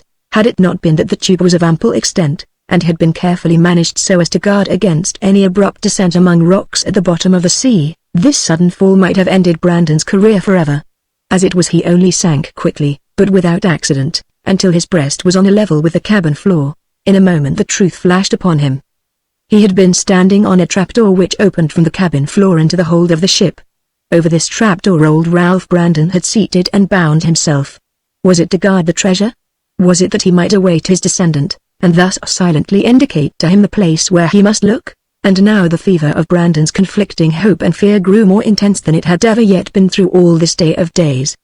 He stooped down to feel what it was that lay under his feet. His hands grasped something, the very touch of which sent a thrill sharp and sudden through every fiber of his being. They were metallic bars. He rose up again overcome. He hardly dared to take one up so as to see what it might be, for the actual sight would realize hope or destroy it forever. Once more he stooped down. In a sort of fury he grasped a bar in each hand and raised it up to the light. Down under the sea the action of water had not destroyed the color of those bars which he held up in the dim light that came through the waters. The dull yellow of those rough ingots seemed to gleam with dazzling brightness before his bewildered eyes, and filled his whole soul with a torrent of rapture and of triumph. His emotions overcame him. The bars of gold fell down from his trembling hands. He sank back and leaned against the wall. But what was it that lay under his feet? What were all these bars? Were they all gold? Was this indeed all here, the plunder of the Spanish treasure ships, the wealth which might purchase a kingdom, the treasure equal to an empire's revenue, the golden jewels in countless store? A few moments of respite were needed in order to overcome the tremendous conflict of feeling which raged within his breast. Then once more he stooped down. His outstretched hand felt over all this space which thus was piled up with treasure. It was about 4 feet square. The ingots lay in the center. Around the sides were boxes. One of these he took out. It was made of thick oaken plank, and was about 10 inches long and 8 wide. The rusty nails gave but little resistance, and the iron bands which once bound them peeled off at a touch. He opened the box. Inside was a casket. He tore open the casket. It was filled with jewels. His work was ended. No more search, no more fear. He bound the casket tightly to the end of the signal line, added to it a bar of gold, and clambered to the deck. He cast off the weight that was at his waist, which he also fastened to the line, and let it go. Freed from the weight, he rose buoyantly to the top of the water. The boat pulled rapidly toward him and took him in. As he removed his helmet, he saw Frank's eyes fixed on his in mute inquiry. His face was ashen, his lips bloodless. Louis smiled. "Heavens!" cried Frank, "can it be? Pull up the signal line and see for yourself," was the answer, and, as Frank pulled, Louis uttered a cry which made him look up. Louis pointed to the sun. "Good God! What a time I must have been down." "Time?" said Frank. "Don't say time, it was eternity."